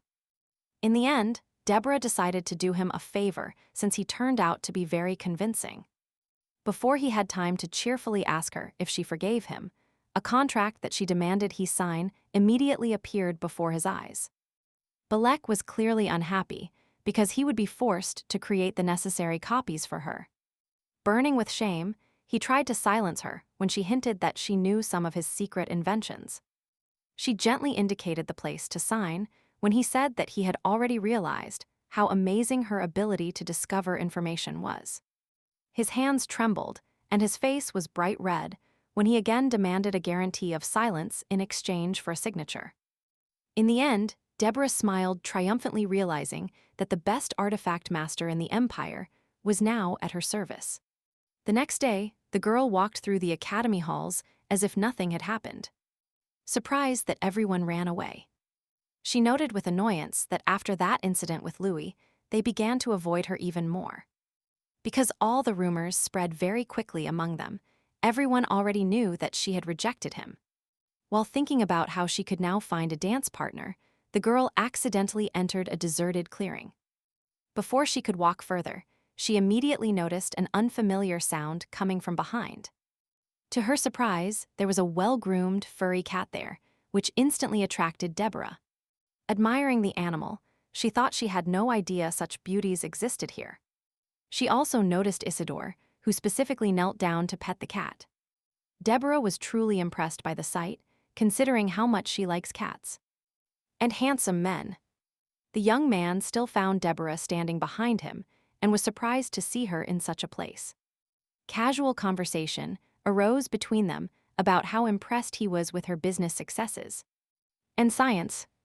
The girl looked at the cat in surprise when it meowed at length, grabbing her dress with its claws. Deborah remembered that she had forgotten to take out a bag of catnip when Isidore noticed she liked it.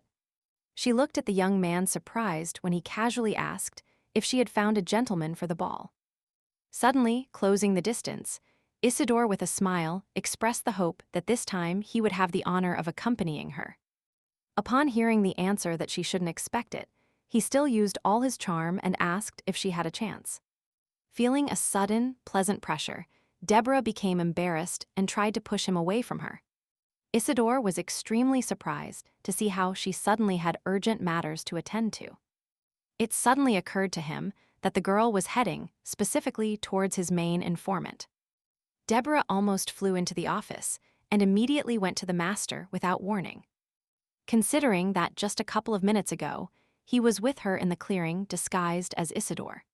She clearly had to work hard to get there first. Not wanting to admit she was running as fast as she could, she only justified her poor appearance by playing sports. His face was surprised when she said she had come to meet Isidore, as he had become even stranger. She argued this strangeness by saying that he unexpectedly decided to become her gentleman at the ball. The master darkened with surprise when he heard the real reason for the girl's visit, related to such an ordinary situation. He visibly tensed when she said she was definitely plotting something, and that she intended to get something from her father. Wanting to dispel his negative attitude, he threw a pile of papers onto the table, urging her to calm down and look at the materials. Deborah was surprised to see that the file contained several versions, including edits and different variants. At first, she didn't understand what exactly he was referring to and noticed that he had made many adjustments. She realized that he had provided her with a draft that put him in an awkward position, and a new file appeared in front of her. He explained that it consists of 6 criteria including appearance, ability, reputation, finances, influence, and character. From the first page, a real analysis of all his skills awaited her, as if on a dating site. Deborah was impressed, as she expected to see everything except this. She decided to approach him gently, saying that such a characteristic clearly raised doubts about his abilities. The master became annoyed when she, seeing the abundance of Isidore's positive qualities and personality traits, thought she had bribed him. By trying to convince her that he was too biased, he only made the girl more careful to smell a lie. According to the information provided, she had a feeling that no one was more perfect than him. The master was clearly dissatisfied, without even realizing that the girl already strongly suspected they were dating. His hand fell onto the table with a bang when Deborah said she didn't believe it because she knew how selfish he was. However, seeing his sad face, she concluded that Isidore was influenced, since even the master couldn't find anything. The girl realized she wouldn't get anything more from him and ended the dialogue by throwing the bag of money onto the table. Before she had time to approach the door, she was immediately stopped when she heard a new question from the wizard. Keeping calm, she asked him directly who he would go to the spring ball with. Deborah decided to try her luck out of curiosity and replied by asking if he would like to go with her in exchange for a generous payment. With a flash of confidence in her eyes, she reassured the surprised wizard by telling him she was only joking. The master was so bewildered that at first he didn't even know what to answer, until he finally called her sense of humor terrible. Considering his answer, the girl's thoughts still revolved around the fact that she would have to go to the festival with Isidore. Seeing that Deborah had finally left the office, the master could relax a little, forcing himself to calm his embarrassment. After some time, the cherished holiday finally arrived, filling the academy with new colors. Elegantly dressed ladies were shocked to notice a new topic for future gossip in the distance. All eyes around focused on the couple Philip and Mia, who suddenly appeared in society. Everyone tried to guess who this lady was, accompanied by Monty's, who even helped her out of the carriage. After carefully examining the girl's silhouette, they concluded that it was the famous Mia Vinacha. The ladies continued to discuss how, although she came from a simple family, she possessed enormous divine power. The star couple quickly disappeared behind the huge doors, where they were already greeted by a servant. Sometime after he took Mia to the fitting room, she appeared in front of Philip, illuminating everyone with her beauty.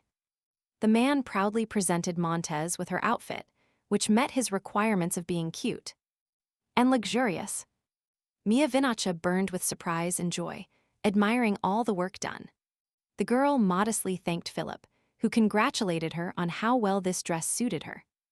The man simply looked at his chosen one with satisfaction, expressing his conviction that she would be an excellent goddess. Philip brought the lock of hair to his mouth and stated directly that none of the girls present at the festival would look better than her. He thought with a smile that people like Deborah, on the contrary, would be excluded, given the type of provocative clothing she likes. Looking at Mia, he still tried to calm the last thoughts about why Deborah stopped writing to him. After a while, they finally met in the middle of the banquet hall, surrounded by dancing couples. They immediately joined their friends, holding hands. Philip looked proudly at his companion, listening to the flattering words of those around him about how perfect her image looked. His face lit up with a victorious smile, as if the girl was his trophy displayed before others. Before he could complete his thought that Mia would be the best flower, his attention immediately focused on another girl. All thoughts of those around them became confused when they saw the beautiful Deborah accompanied by Isidore. The self-confident girl smiled triumphantly, looking at everyone present in the room. Their mouths dropped open in surprise when they saw the bright pink diamond on the girl's neck. Everyone was delighted with the incredible beauty of this unsurpassed stone. Deborah looked so beautiful at that moment that it seemed even her boyfriend openly admired her. After seeing how close these two were, the other women were impressed by how beautiful they looked together. The girl felt all eyes on them and was clearly pleased with all this attention. At that moment, she was once again convinced that she had done the right thing by choosing pink as the main color. Deborah looked at her boyfriend and agreed that he looked perfect dressed in pink. The man looked at Deborah with a smile, while she mentally wondered that he still listened to her. However, shortly before the festival, the girl sent him a letter indicating that she would accept his proposal if he dressed as she said. She was once again convinced that matching outfits for couples made a special impression. Finally, Deborah broke the reigning silence and warned Isidore that he was walking quite fast. Meanwhile, everyone joyfully greeted the emerging crown prince, looking down on everyone. He smiled benevolently at the crowd, showing his bright yellow eyes before greeting everyone. As soon as the music started, the crown prince was already dancing with the lady. Deborah shrewdly watched the young man and concluded that his appearance was greatly overrated. In the empire, blue was believed to be the color of the sea and sky, as well as majesty, giving rise to the concept of blue blood. The girl knew that if everything went well, this prince would become emperor. He was the best choice, as the second prince was too weak and the third was born to a woman from another country, and could not ascend the throne due to prejudice. Deborah looked at Isidore's outstretched hand, knowing that everyone was against his coronation. Even though his mother was the emperor's favorite, the man invited her to dance together, lighting her up with his radiant smile. The girl was forced to interrupt her thoughts, feeling how much her cheeks were blushing at such a proposal. As if hypnotized, she accepted Isidore's proposal until she suddenly realized she didn't dance well. Intentionally approaching the bewildered girl, Isidore asked her with a smile if she was worried. In an attempt to maintain the remnants of self-control, she only cautiously affirmed that she always dances like this. And Isidore tried to relax his partner and remind her that she wasn't in a parade. But all her thoughts were occupied by his pleasant scent, suddenly spinning the girl in a dance, and confidently ordered her to listen to the melody. To Deborah's surprise, she was extremely bad at dancing. and she was one step away from crushing his leg, feeling like she was about to lose her balance. The man confidently grabbed her by the waist again, pressing her against him. Being someone who had never felt such emotions before, the girl was shocked by such an excess of feelings and sensations. Isidore was clearly pleased with the variety of sensations he experienced simply by dancing next to her. Deborah's thoughts were filled with how well she was doing in the main role. Despite her poor movements, in the end, she still stepped on his foot, causing him discomfort. Isidore, intentionally pressing Deborah against his waist, asked her if she had stepped on him on purpose. She tried to convince him that it wasn't like that at all, but she was distracted by a small detail. The girl was surprised to see how angrily Philip, burning with rage, was looking at them. She still couldn't understand the reason for such a piercing gaze directed straight at her. And at Isidore. Noticing the girl's interest, her companion immediately decided to turn his attention back to himself, covering her with his back from the annoying young man. Before Deborah had time to enjoy the moment that had arisen between them, she immediately heard the news that the ball was over. The girl moved away from her gentleman and looked embarrassed at the audience admiring them. Isidore looked thoughtfully ahead when Deborah congratulated him, saying that today he was the most enviable gentleman. Meanwhile, Philip continued to stare at them, feeling that the cherished moment of glory for his partner had come to an end. Both were clearly tired of the hatred with which the angry Philip looked at them. The girl thought he might be so angry about the diamond, but she was distracted by hearing someone else's voice. It turned out to be Isidora's companion, who cheerfully shared the assumption that they would be chosen as the best couple. She didn't even expect that her appearance would cause her so much discomfort and annoyance. Deborah decided to find out who he was, after which Isidore named this young man Terry Orgo. He also mentioned the fifth princess with whom he appeared at the festival. When Deborah saw her, memories of the audience from 2 weeks ago immediately came to mind. That day, the girl greatly surprised all the academy students, including the princess's admiration. Terry, bored, noticed the girl's open interest in how he solved the equation so quickly. She was visibly surprised that she managed to do something that only geniuses could do. Isidore, catching her state of surprise, reminded her that he had told them how interesting she was. The princess was so delighted with her that she ordered him to take her to her club. Finally, the day came when she met that girl who amazed everyone with her genius. Deborah felt a little nervous as she tried to understand why this girl was looking at her like that. Meanwhile, Terry continued to kindly tease his friend, pointing out how dazzling she looked today. His opportunity provoked a mixture of indignation and surprise in Deborah, who watched all this in silence. Realizing that their conversation was gradually moving away from the original plan, the princess gently drew attention to herself. Understanding what she meant, Isidore quickly introduced them to Miss Deborah Seymour. Although the girl saw her in person for the first time, she still considered her a pleasant person and considered meeting her an honor. To some extent, she served as a source of clients for Deborah as she made her case known. Making the formula known, the princess immediately admitted that she had wanted to talk to her for a long time, and also praised her outfit. The next wave of admiring compliments and the desire to get to know her better hit Deborah instantly. After beating around the bush for a while, the princess announced that she would invite her to her club. Isidore tried to stop her, saying that he hadn't had time to discuss this topic with Deborah yet. She simply silenced him, saying that this was not up for discussion, and then proceeded to list the advantages of the club, mentioning the beauty of the club director. Publicity like this only made Deborah apprehensive about how desperate her situation seemed. After analyzing the environment, the girl concluded that they were counting on her not being able to refuse in public. In the end, she concluded that it was even better for her and thanked her for the invitation with a radiant smile.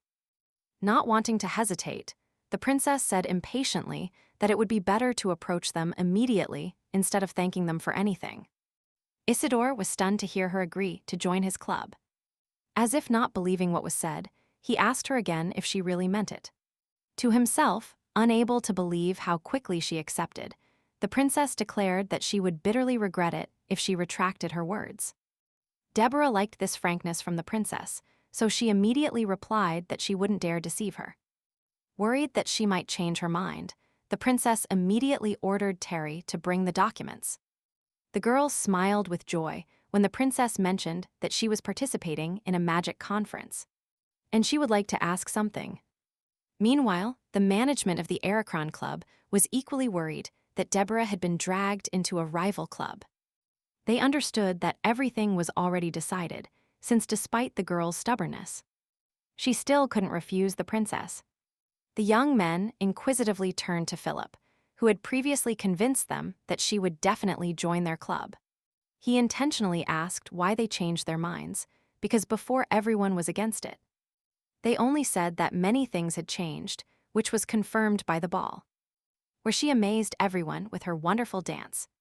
Philip annoyedly analyzed how quickly she changed others' opinions of herself, having thought out all the details perfectly. Upon hearing the mention of Isidore, he only contemptuously called him a henpecked man, a disgrace to society. Thoughtfully examining the glass in his hand, he heard an offer to win her over to his side while she hadn't signed the contract yet. Not wanting to listen to them anymore, he angrily ordered them to be quiet, as he clearly had no intention of humiliating himself in front of her. At the same time, Deborah and Isidore remained under the gun of many female gazes devouring the young man. The girl was mentally amazed by his composure, considering that all those girls were asking him to dance. But he didn't care. She still couldn't understand why he was so friendly to her. Sensing the girl's gaze on him, he turned and looked her in the eyes awkwardly. Upon hearing her question about whether she really turned around because of his dazzle, Deborah only grumbled dissatisfiedly. Knowing that she admired him openly, Isidore approached her and once again dazzled her with himself. Smiling corrosively, the man accused her of unprecedented severity, with which she kept trying to push him away. Deborah couldn't hide her embarrassment when he said that this was precisely why he was so eager to play pranks. Like a demon, Isidore stared fixedly into her eyes, never breaking his seductive eye contact. The girl burned with shame, unable to tear herself away from this handsome man. She still gathered all her will into a fist, realizing that at this rate she would fall for his masculine charms. However, Deborah was forced to separate from her interlocutor upon seeing something interesting ahead. She tried to understand exactly who Mia was dancing with and how Philip even allowed her to dance with someone else. The girl's new partner turned out to be the acquaintance Dara Orgo, who constantly looked at Mia. Deborah knew that she was distinguished by her repugnance and sense of justice, which is why she was nicknamed the Judge. Thus, she finally realized that all of Mia's suitors had gathered in this place, among whom only Razar was missing. To her surprise, Balek suddenly appeared in front of her and immediately addressed Isidore. Both looked surprised at the young man who had appeared, trying to understand the reason for his visit. He simply walked quickly around the man and finally whispered that if she had him as a hostage, she should give him a sign. Before they had time to recover from that advice, Balek immediately disappeared into space, fleeing from Deborah's anger. The girl was beside herself, realizing the impudence her brother allowed himself. Isidore noticed with a smile that they got along well, as if ignoring the girl's mood. Upon hearing his words that he was a little jealous of her, she smiled, replying that this was her happiness, because that way she would have fewer enemies. The girl's frankness made him smile, so he kindly called her funny again. Deborah paid attention to the time, knowing that soon there would be a masquerade ball in the main square of the castle. She would have gladly attended this event, but she was forced to leave due to her own affairs. Before she could leave, her companion immediately followed her, as if he didn't want to let her go. Without any modesty, the man squeezed her palm and asked her to give him their last dance together. Deborah felt confused, as she really didn't want to refuse her gentleman. And she didn't want to stay late at the event either. To her surprise, Philip suddenly intervened between them and invited Deborah to dance as well. The girl felt obvious stupefaction, not understanding why he suddenly proposed this so abruptly. Isidore pushed his opponent's hand away from the girl, and declared that he had no intention of yielding to him. Obviously not wanting to give in, Philip reminded her that a girl at a ball cannot dance with only one gentleman. At that moment, Deborah felt nothing but irritation and a desire to get away from them as quickly as possible. Isidore's face became even more negative, after which he said that Philip's insistence seemed even more inappropriate to him. Smiling brazenly, he replied that, unlike him, he hadn't been watching his lady all night. Looking back, Deborah realized that their conflict was gaining such momentum that those around them were already starting to gossip. Not understanding at all what was happening here, she experienced great discomfort. She decided to take matters into her own hands and approached Philip to ask him when he cared about her reputation. She recalled that all this time he only caused her pain, so his current behavior seemed unrealistic. Crossing her arms over her chest, she asked him directly if he really wanted to dance with her. Not wanting to endure it anymore, she compared him to rotten food forgotten on her table, that she was no longer interested in. Her face twisted in surprise when she immediately asked him if he knew the feeling of having that food served to him. Without thinking twice, she answered her own question, saying that this feeling is comparable to when someone throws mud at you. Calling him rotten food, she took Isidore's hand and walked forward, ordering Philip to go with his companion. Smiling insidiously, she finally said that she wanted to end the evening well in the company of the best flower of the year. Finally, after many minutes of dancing, Deborah was forced to run through the streets. Surprising the assistant, not wanting to answer his questions, she only ordered him to follow her silently, knowing that it was already very late.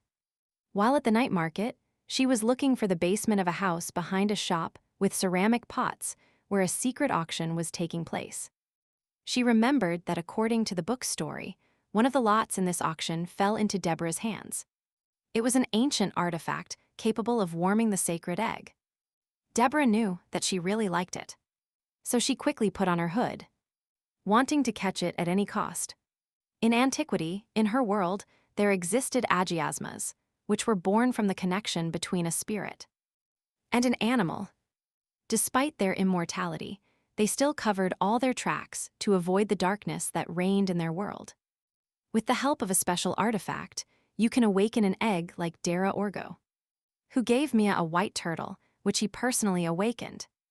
The girl understood that she, as a villain, would be especially useful, as she could be used in special situations. Unfortunately for her, she is not Mia, for whom everyone would be willing to defend themselves. After a long couple of minutes, she finally saw the cherished pots, which indicated that the auction was approaching. Her assistant was very surprised when she ordered him to stay here because she had some business to attend to. The girl was clearly against his presence at this event and tried to convince him that she would not do anything illegal. She put on a black mask and went down the stairs, ordering him to stay there and wait here until midnight until she returned.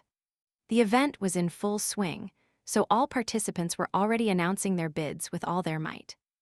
The presenter excitedly encouraged everyone to bid even more, forcing them to get more involved in this process. Deborah watched what was happening with an inscrutable face, waiting for her cherished lot, for which she came here.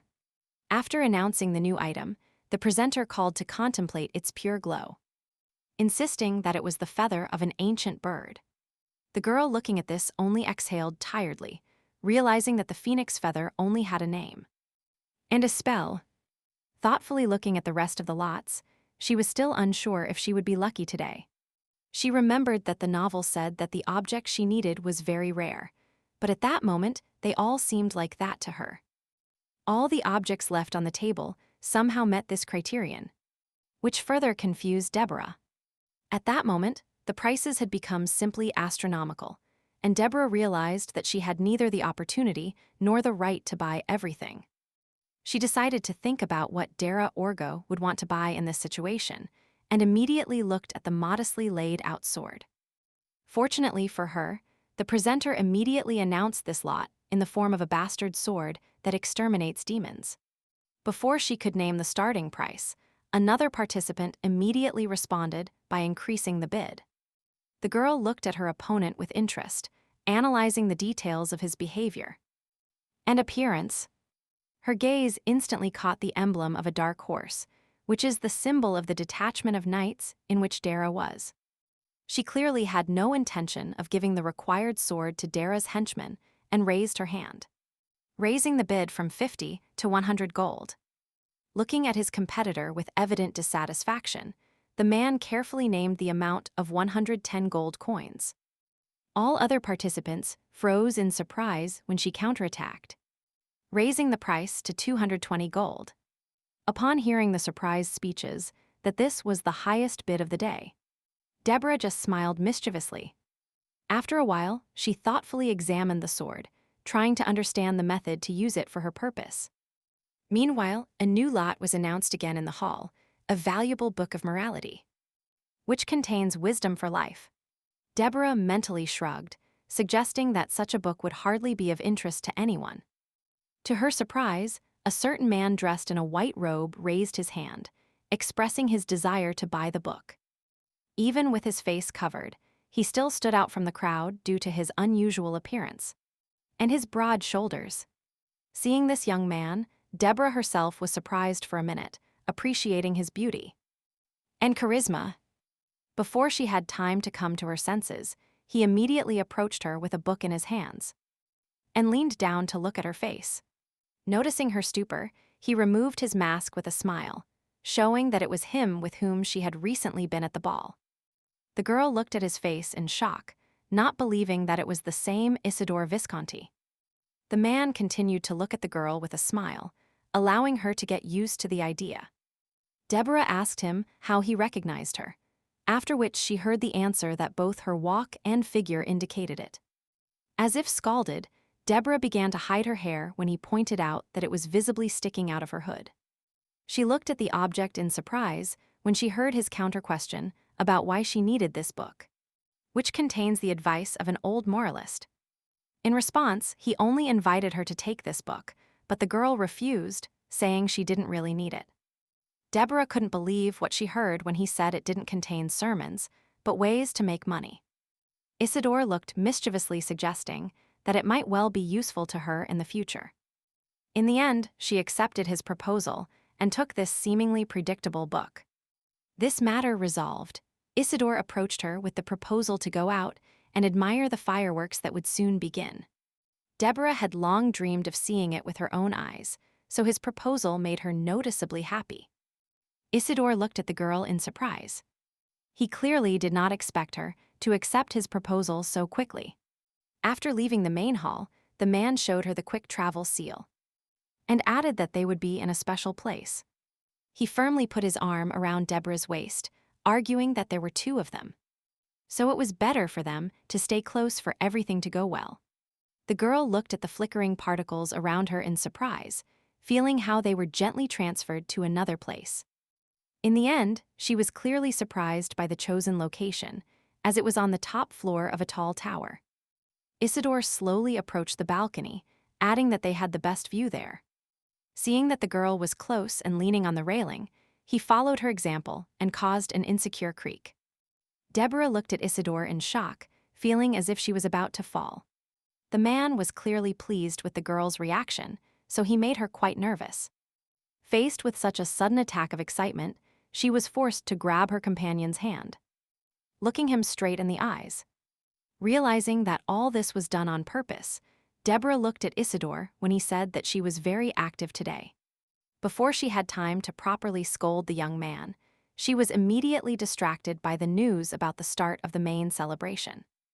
Turning her head to the side, Deborah was surprised to see countless bright flashes filling the entire sky. They both watched fascinated as purple magic exploded in the sunset sky. The girl could not describe in words all the delight she experienced at such a landscape. That delighted her to the depths of her soul.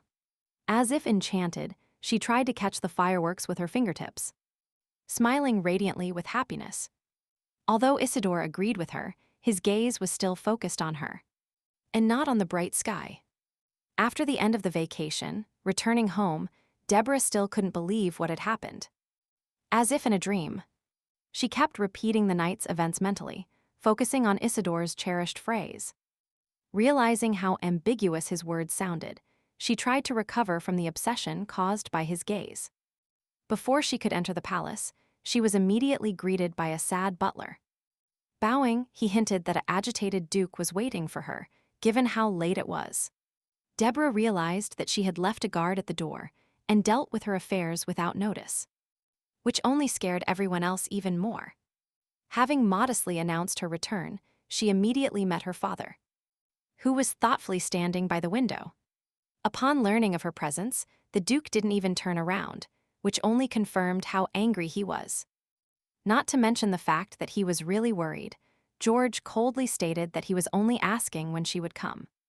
She looked at the duke in confusion when he added that she seemed to be having a good time. Still feeling a little dizzy from all the adventures, she asked him why he looked so wrinkled. Before she could say she was at the night market, she was immediately deafened by a man's restless shout. Immediately assuming the worst, she accused Visconti of deliberately taking her to that place. The girl rolled her eyes tiredly, knowing that it was her initiative to visit this place, and not the hated Isidore. She knew that a man had personally come to her estate that morning to take her to the palace for the ball. At her demand, Isidore appeared directly before her with flowers, wearing his fashionable pink suit. Deborah's conservative father was truly shocked, not understanding what this pompous peacock had forgotten there. Not knowing the true state of affairs, the duke continued to grumble, thinking that this guy had left his daughter alone with all the riffraff. Deborah explained that it was her decision to attend the auction because she learned about the rare item presented there. Not understanding what kind of book he handed her, George glanced through a few pages with prejudice. Not even half a minute had passed when he was immediately surprised to learn that this book was written by the head of the Seymour family in the 6th generation. He also pointed out that he was left-handed, so his handwriting looks encrypted, meaning the text can be read by reflecting it in a mirror. Deborah's father's hands trembled when he realized that this is how Belmond Seymour left his memoirs. The girl only tiredly watched her father's delight, indicating that he had a new hyperfixation. She immediately remembered the episode with Isidore when he said this book might be useful to her. Mentally thanking her companion for such a gift, she declared with a smile that this was the gift she was giving her father. George's father's heart skipped a beat when he noticed that she had deliberately left the ball in such a dangerous place to buy him a gift. Wishing her to rest as best as possible, he buried himself in a book, giving her the opportunity to leave the office. Before she had time to relax, she was immediately surprised to hear Deborah's heartbreaking scream. The girl suddenly fell to the floor, looking fearfully at the floor floating in her eyes. George immediately rushed to her aid, trying to find out what happened to her. The surprised girl said she couldn't find her pink diamond, which she definitely kept in her inner pocket. In the following days, Ibsen had his own atmosphere filled with anxiety over the latest news. The princess asked him again if Deborah had signed the documents to join her society. The young man gave her a negative answer, informing her that he could not meet her, since she hadn't left home lately. The princess looked at him, dumbfounded, when he told her the rumors about her illness. Rejecting his offer to see how the girl was, she suggested that maybe she was just very angry. The man learned from the servants that she had lost her pink diamond while at the night market. Repeating the phrase that it was stolen, he confidently stated that this stone might already be on the black market. He also heard that Philip Montes is already trying to find the diamond, which doesn't seem like a very good idea. Both Terry and Vanessa concluded that Deborah definitely would not tolerate him finding this diamond and giving it to Mia. The girl remained silent when he expressed his confidence that blood would definitely be shed in this case. Meanwhile, Deborah was already in the process of selling this pink diamond, for which she staged this whole drama. Upon hearing her question about the current value of the jewelry, the master remained silent. Stopping thoughtfully, the girl was delighted when he announced that it was now worth 2.5 times the original price. He argued this cost by saying that it greatly fueled public interest by appearing at the ball with a diamond. Deborah proudly mentioned that she herself was upset, trying to play the role of a sad girl after losing a stone. Upon hearing his question about who the buyer was, the master replied that it was a collector from another country. This detail made her feel even calmer, because the further the stone moves, the better for her. The master recalled his little trick, as initially Philip Montes offered the highest price. Even Miguel was surprised by the huge amount of money Philip offered. Isidore delayed his answer when asked if he would still give the stone to Montes or not. In the end, he rejected his offer and transferred the right to purchase to the next person on the list. Meanwhile, Deborah was peacefully playing with Cookie, not even knowing the favor this man had done her. She knew that Philip would have given this diamond to Mia Vinacha if he had received it, which would have greatly harmed Deborah. After a while, he showed the girl a chest of jewelry gifted by the buyer. Seeing such an abundance of bright stones, Deborah felt on cloud 9 and wanted to hug the master. She couldn't help but smile while looking at the satisfied face of her business partner. The girl closed the lid of the chest and invited him to start discussing their joint project. She clearly knew that her empire was a stratified society, where those who were not born aristocrats would always be limited by rules. Lost in her thoughts, she felt sad about the fact that she would lose her status if she didn't get married. Realizing that she urgently needed to earn more money, Deborah pointed to a building in the busy Huron area where she wanted to invest. After offering him another place by the fountain, the master refused, arguing that this place was not as attractive. Having heard his statement that mages do not like pastry shops, she still asked him to look at the property in this location. Deborah added that she wanted to personally work on the exterior facade of the building, and handed him a paper with the layout of the future building.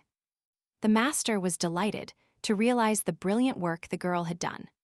To her surprise, he stated that he wanted to take the drawing, even though it was an unfinished sketch. Seeing her confusion regarding one of the drawings, she explained that she wanted to invite him to invest in the creation of a trade guild. She added that this guild would be a jointly owned legal entity. In her empire, this was considered a common practice, as many aristocrats considered trade an unworthy occupation. Noticing the benefits of this idea, Isidore was especially glad that they could pay less tax. Meanwhile, Deborah kept looking thoughtfully at the ceiling, knowing that she had already chosen the location and the theme. Less than 6 months later, she decided to annoy her brother by bursting into his office without warning. Meanwhile, after the master's decision, Philip was beside himself with anger, which he was already venting with all his might against his subordinate. Covered in blood from the blows, he continued to beg for mercy. It seemed that his pitiful pleas only irritated Montes more, after which he grabbed his head with pressure.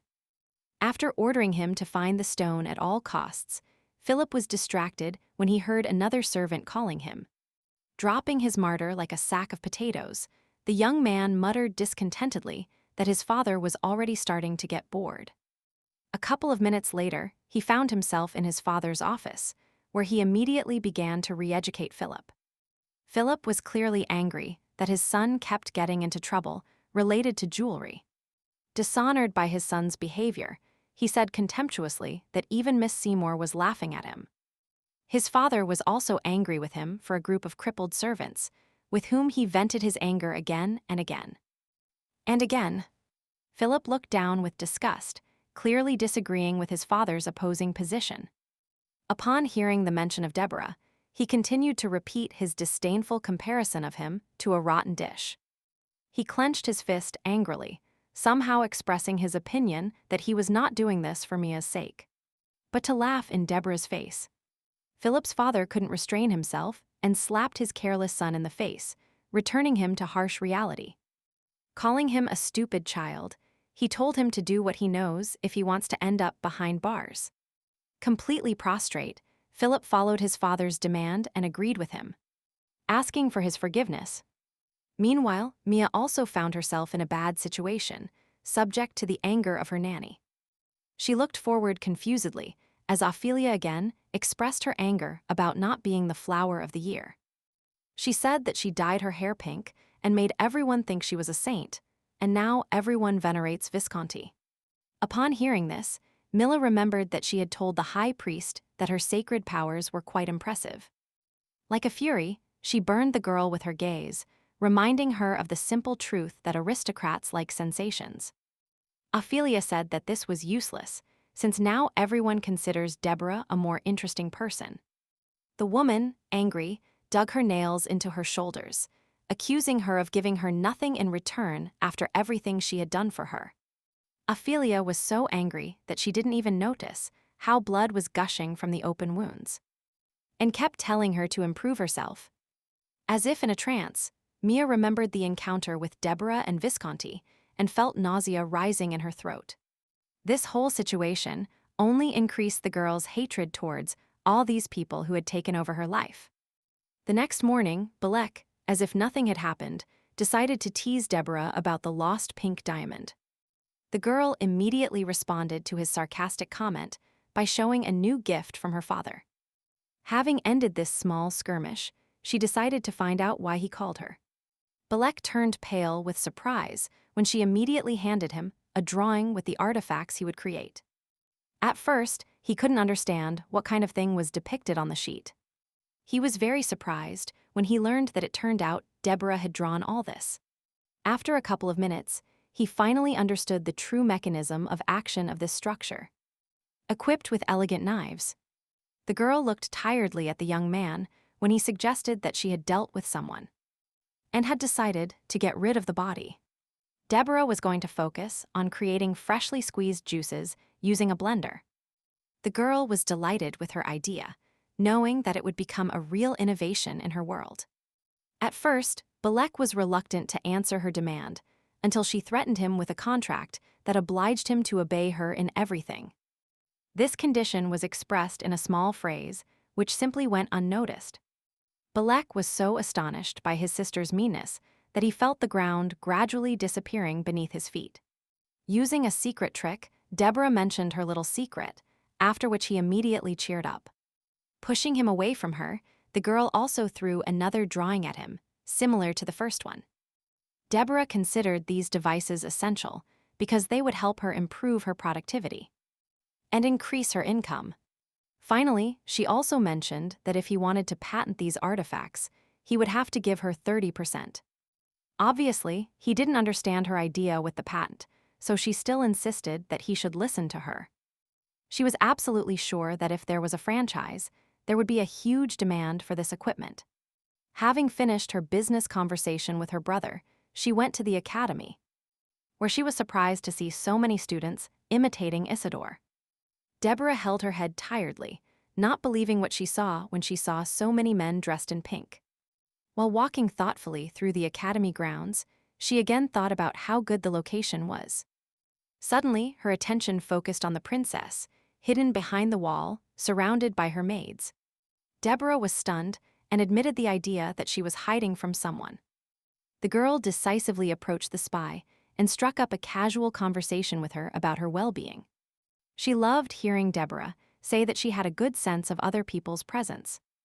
After discussing the issue of attending the conference together, Vanessa decided to kindly remind the girl of her promise. Deborah immediately understood what she meant and announced with a smile that after the conference, she would sign the membership documents.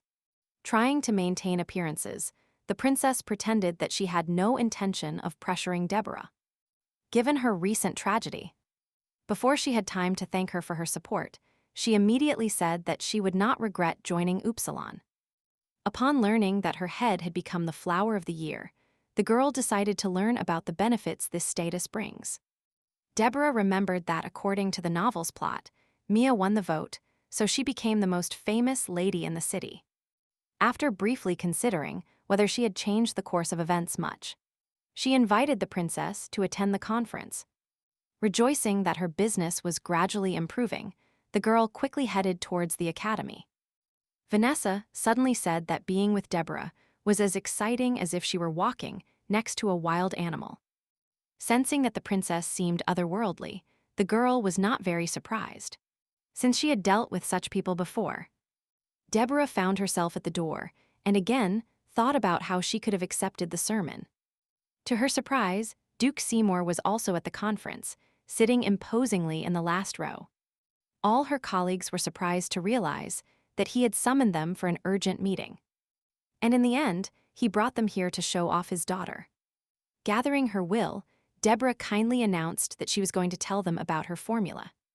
Everyone was amazed by her frankness, believing that no matter how inexperienced she was, she needed to watch her facial expression.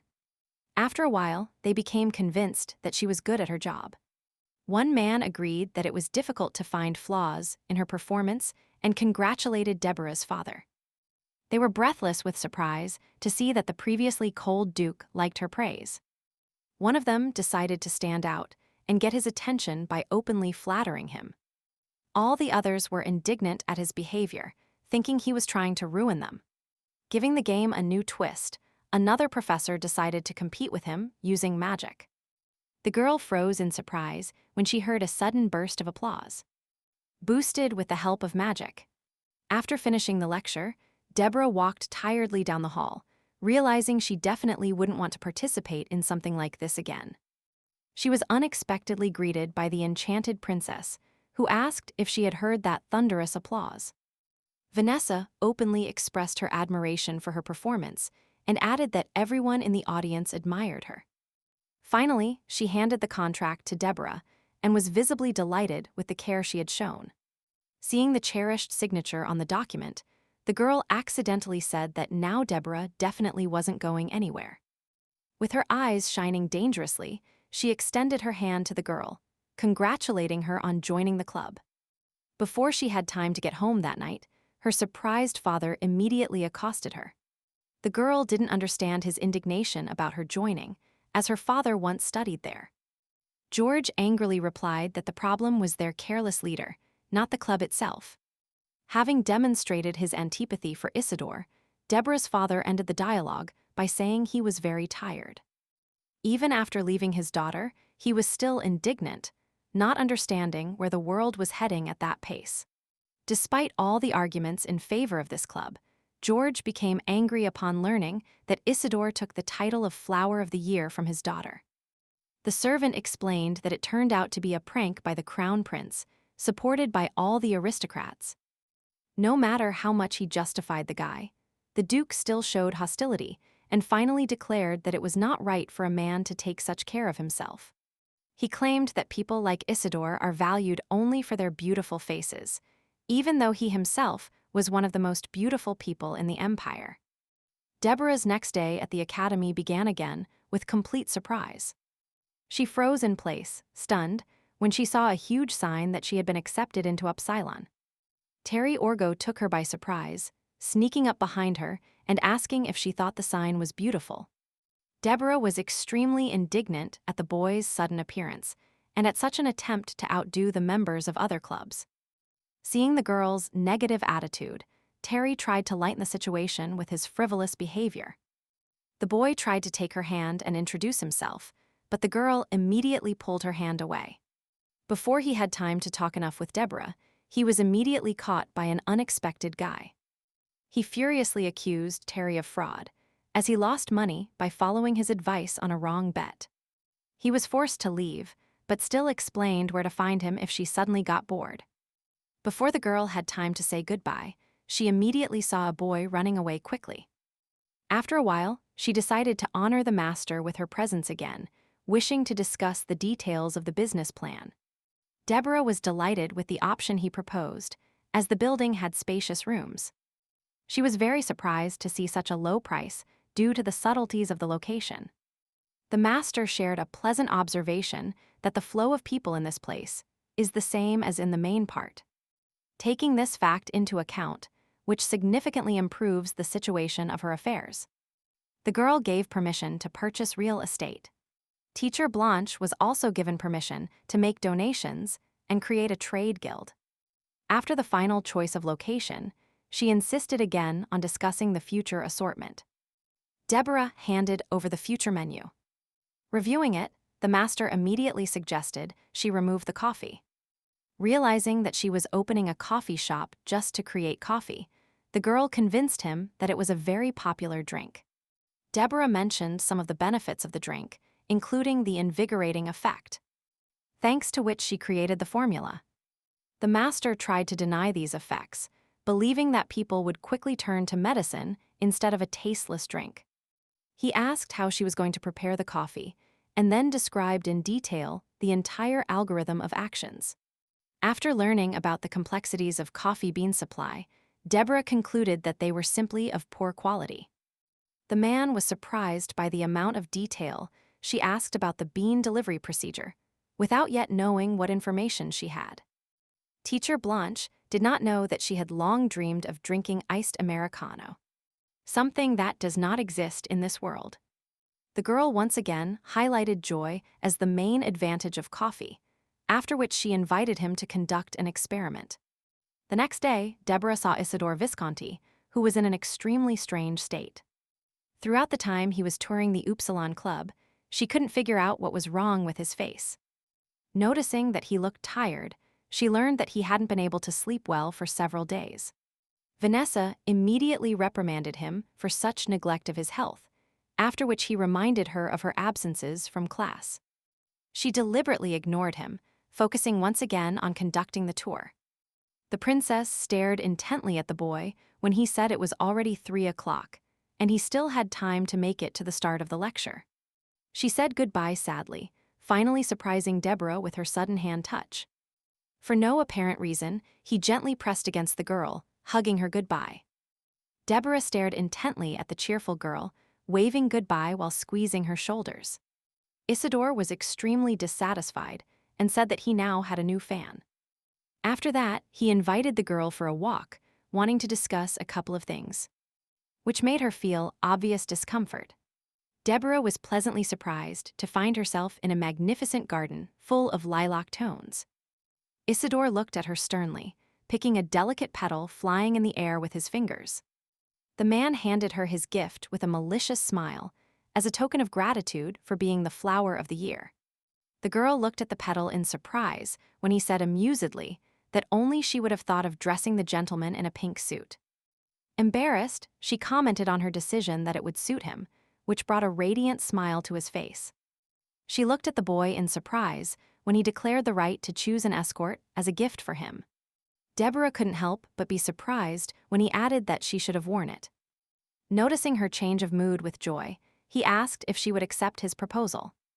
Traditionally, an escort was considered a noble lady who helps a young woman integrate into high society. Often, the girl's future position in society will depend on who becomes the escort. This is why ladies of high society often receive many gifts from different families. Excitedly, handing her a special card, he told her he would let her make that decision herself. Deborah easily extended her hand and said she never refuses such gifts. The girl smiled with joy, enthusiastically examining her valuable card, which was something wonderful. Having eliminated the obsession, she looked suspiciously at the boy, trying to understand why he suddenly became so generous. She extended her hand with interest when he told her he wanted something in return. Without even guessing what he wanted exactly, the girl froze, feeling his palm touching a lock of her hair. Without any modesty, Isidoro leaned towards the girl's face as if he wanted to kiss her. Smiling, he pulled an elegant flower from her hair and added that he wanted to take it. Pressing it against his head, the guy looked at his companion and declared that he would keep it. Deborah was so confused by his behavior that she immediately ran in the opposite direction, saying she had to leave. The girl tried to escape not only the boy, but also her thoughts that he might be in love with her. She immediately tried to suppress these hopes, knowing that her reputation was disgusting, as well as her attitude towards him. Deborah feared closeness and disappointment, so she kept inventing that he was pursuing some goal. She froze in surprise when Isidore finally caught up with her and told her she ran faster than the soldier. He immediately grabbed her by the shoulders and pulled her close to him, as if afraid she would run away again. Deborah again ordered herself to come to her senses, because she knew that in this novel she was destined for the role of the villain. Less than 6 months had passed before the girl welcomed summer, delighting her with its warm air. Thoughtfully, she thought about how fast time was passing, because very soon she would open her coffee shop. Imagining how dissatisfied teacher Blanche and Balek would be with her, she understood that she had no right to make a mistake. Deborah began to think about her options in case of failure, thinking that she would work as a tutor. She entered the library decisively, where she was greeted by a new librarian. Erin immediately asked what she was looking for here, after which Deborah replied that she was looking for something basic in the theory of Manhwa equations. The girl immediately began looking for the books she needed, which caused a dose of tenderness in Deborah. After Count Ocelot's failure, his family's position was shaken. But many professors noticed the girl's genius. Thus, the girl who once saved and made a witness became a librarian in her library. That day, Deborah immediately approached her with a rental contract and directly asked if she needed money. She couldn't allow Balek's henchman to take this position, so she made sure to take the spot. While waiting, the girl's attention suddenly focused on a pile of books marked with a note. When Deborah read the note, Erin had already brought the books she needed. She immediately asked who had ordered these 3 volumes, which are not so easy to find by a single author. Upon learning that it was Balek, the girl immediately realized that it was not a coincidence, since he specifically indicated authors who have many homonyms. Deborah already understood that in this way, he was simply trying to outlast her so he could put his people in this place. Not wanting to waste time, she turned to the girl and told her that since she liked her job, she would make it permanent. Reminding her that she was still on probation, Deborah kindly patted her on the shoulder and told her to give it her all. Charged with motivation, Erin immediately tried to force her whole brain to solve a difficult problem. The girl accidentally drew attention to the shelf, thinking that in her empire, books were of the highest value. Because of this, they were forced to sort them by section, price, and popularity. This created an urgent need for qualified librarians to maintain order. Realizing all the benefits of books, her mind suddenly lit up with an idea, which she hurried to explain to Erin. Suddenly, Deborah announced that they should completely change the accounting system, which at first caused astonishment in the girl. She explained that they should start by dividing the books by subject and numbering them, creating a clear list. The next thing they should do is add other sorting criteria, assigning a number to each book. Deborah's idea occurred to the librarian, realizing how easy it would be to find books. The girl approached Erin and insinuatingly told her that if she developed such a system, everyone would recognize her ability. Seeing the passion in her eyes, Deborah finally said she would send her assistance, and that she should give it her all.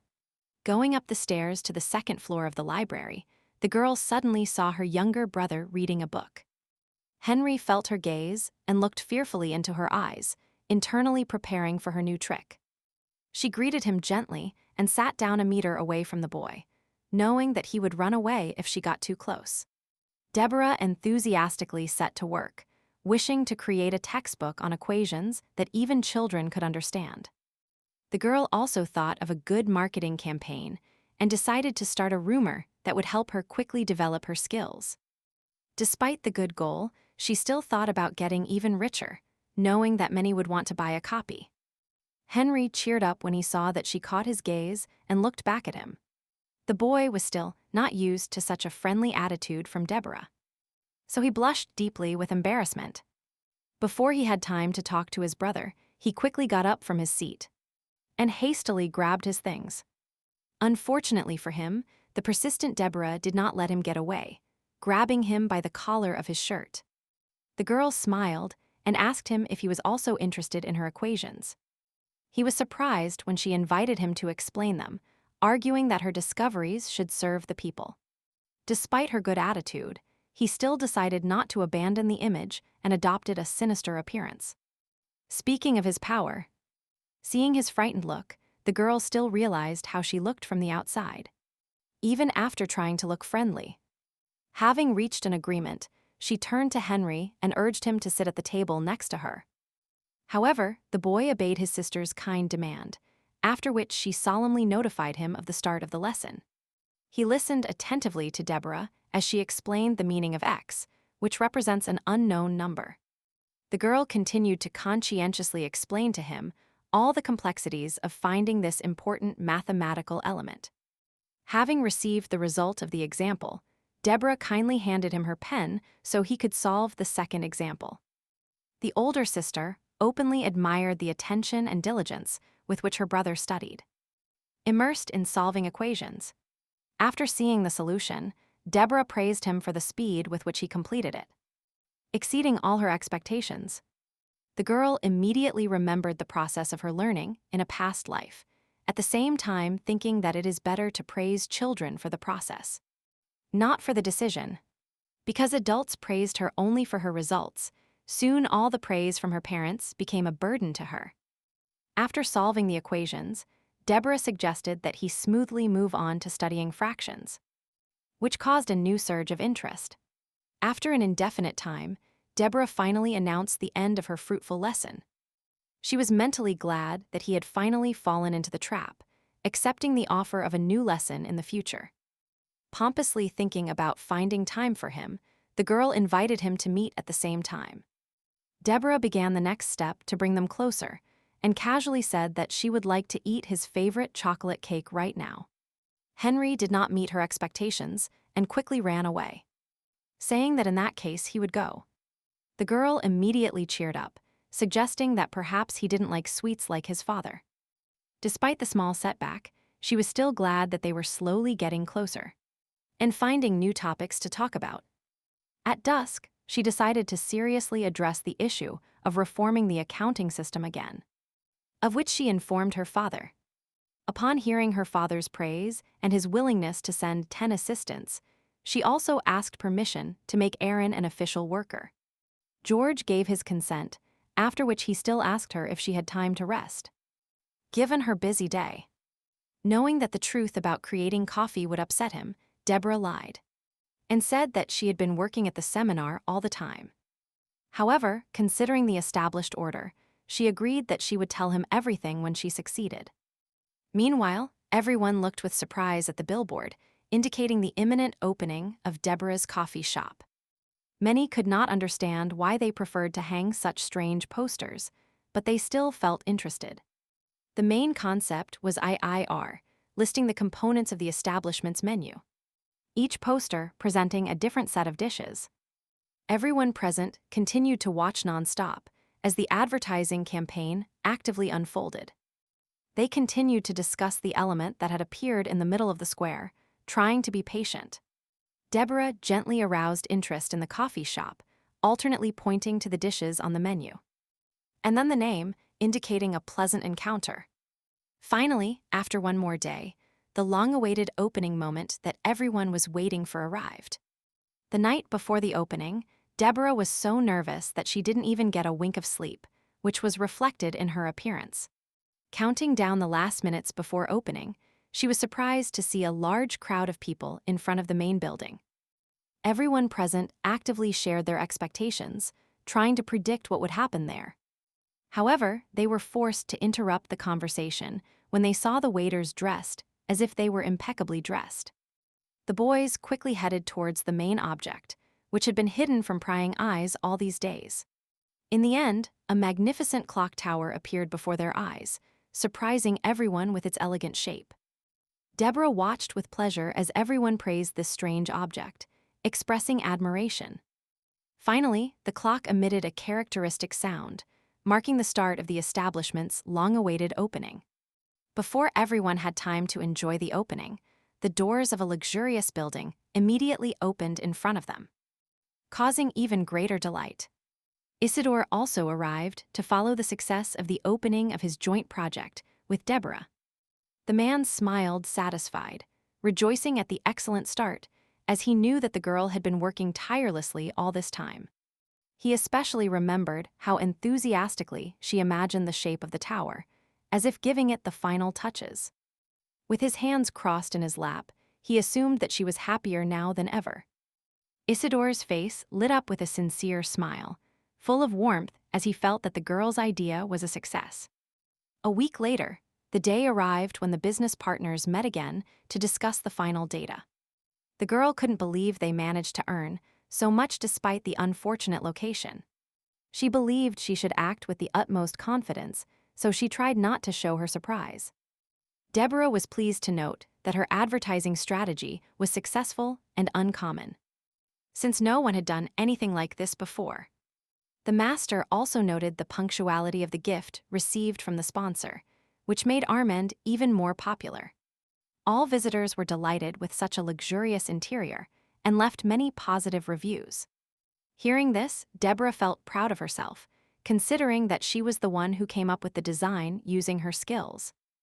Everyone was even more amazed by the exquisite menu, the items of which the girl had previously indicated on the posters. Deborah's head began to fill with new business ideas, including lowering product prices to sell more. She warned that she plans to slightly change the menu in the future, so that diners do not get bored with the decorations. This included the introduction of a variety of ranges with different flavors to ensure there was something for everyone. After a while, Deborah was disappointed to understand exactly what the master meant. The idea of the decorations became so popular that the girl shone with anger at the abundance of plagiarism. Erin modestly noted that she hadn't noticed Armand's restaurant before, since she was busy with her own affairs. Deborah praised the girl for her successful work in the library, which made finding books much easier. Erin was very grateful that thanks to her, she was hired for a permanent position. Deborah asked if she would like to have tea to celebrate her new position.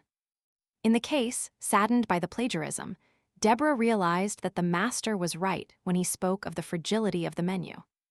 Before she had time to take a couple of steps, she immediately came across a plagiarism of the famous restaurant near the fountain. Fortunately for her, people still realized that this idea was stolen from Armand, and decided to go there. Upon arriving at the entrance of the strange coffee shop, Deborah solemnly offered to enter.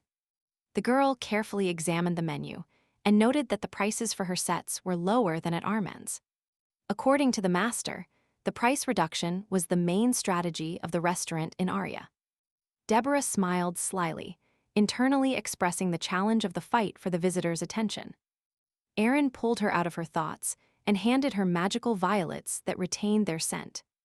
The girl, embarrassed, added that they would remain alive for at least a whole month. Hearing her words about special magic, Deborah smiled predatorily, overwhelmed by a new idea. Clutching the violets to her chest, the girl looked predatorily at her friend and told her she would like to ask her for something. Deborah directly stated that she wanted her to learn the magic that would protect paper from getting wet.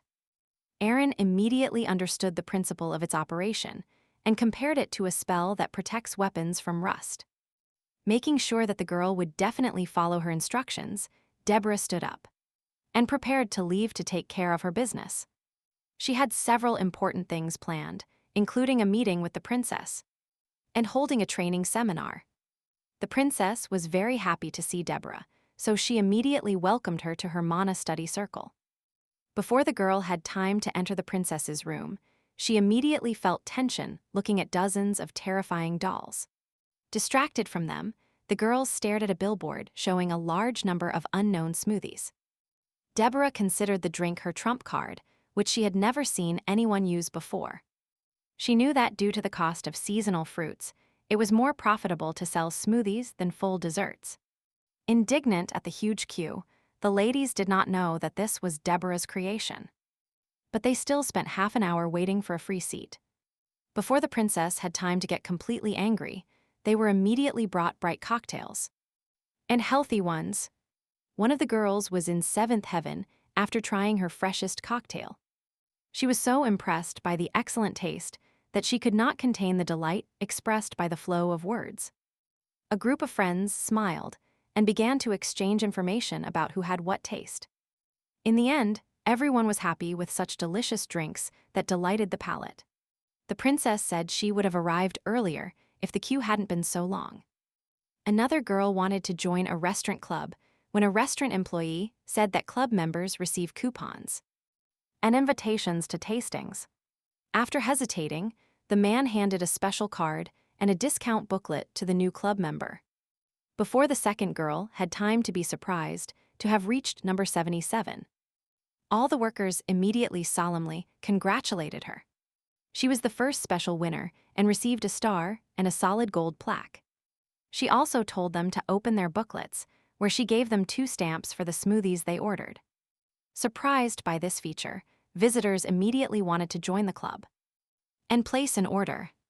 The girl knew that such promotions increase the probability that the customer will return. As if confirming Deborah's thoughts, the winner happily exclaimed that she would come back here tomorrow. Meanwhile, the event to select a student to be included in the Stand of the Best has begun again at the academy. This time, the academy members had to choose between Deborah Seymour and Mia Vinaccia. The university dean expressed his opinion that Deborah's skills were enough to win. He argued that she had written incredible papers on magical theory and went beyond the scope of the school curriculum. Another professor spoke in favor of Mia and said that mages like her could be counted on the fingers of one hand. He continued to talk about how she works tirelessly in the name of the goddess Nayla and also inspires many people. Unlike her, Deborah is not able to control her mana, so making her the head, in his opinion, is the height of stupidity. The Duke clearly disagreed, given that Deborah had made great contributions to science without even manipulating mana. His skirmish was interrupted by a respected woman in teaching circles who wanted to express her opinion. Jean-Paul Louis Viz is the former director of the academy and therefore closely knows the noblest families. Suddenly, he pulled out a strange book called the Seymour Library Card. He reported that he had recently visited the Seymour family library and was very impressed by their classification system. Everyone rushed over in surprise, wanting to understand how the system invented by the girl worked. The woman stated that she would like to present the academy library to her, given the importance of this innovation. The professor who had previously condemned Deborah was surprised to learn that she was the one who created all this. The director smiled proudly, thinking again that she never ceases to surprise him. Meanwhile, Deborah continued to beat the soft pillow with unprecedented delight. She couldn't contain her joy as she looked at Amen's sales statistics report, which showed a strong demand for smoothies. Things were going well. Pleased with double the patent income, which brought Deborah a lot of money. She recently presented a new formula at a seminar and increased the user fee. The girl almost cried with happiness when she realized that her patent would be valid for another 15 years. Suddenly, her attention focused on a letter lying on the nightstand, and which was distinguished by its discretion. Her face immediately contracted in surprise when she learned that she had been elected prefect of the academy. The girl concluded that for the academy, the student's character is not at all important, but only their skills. Even more than this status, Deborah was delighted with a scholarship of 10,000 gold coins. A déjà vu arose in her head because, according to the plot, Mia Vinaccia got the place instead of her thanks to her strength. After that, she donated the scholarship received from the academy to an orphanage, which only increased her reputation. In any case, the girl was not worried about Mia, knowing that she would live well anyway. Suddenly, Deborah jumped out of bed and felt a new idea coming to her head. After a while, she was already sitting in the master's office with the goal of sharing her sudden business idea.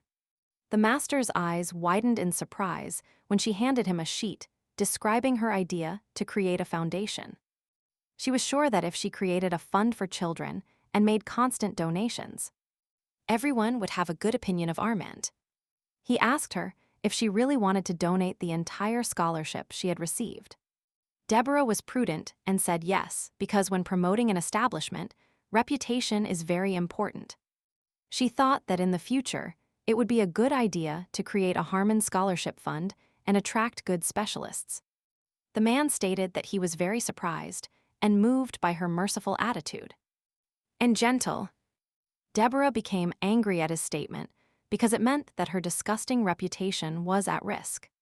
Both the animal and the owner shuddered when she suddenly burst out and stated that she was not someone who had a kind heart and did things for no reason at all. She insisted that donations are one of the effective ways to improve a company's reputation.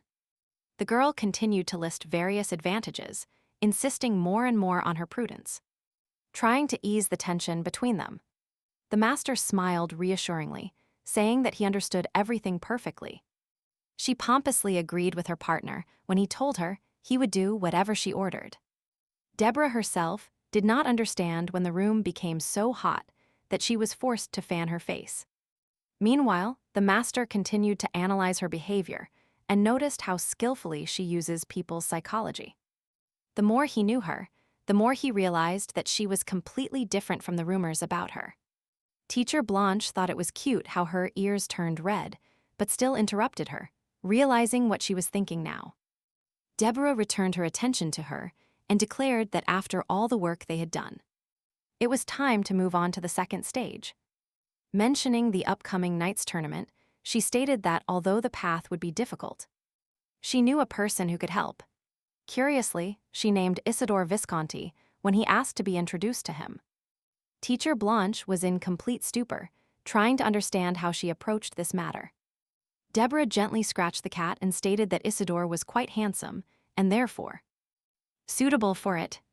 She also mentioned the mage's research that he was the most handsome boy in her empire. Hiding his embarrassment, the mage timidly looked away, talking about how insightful she was. Before he had time to think about the fact that she was finally starting to fall in love with him, she immediately asked him if he really liked her.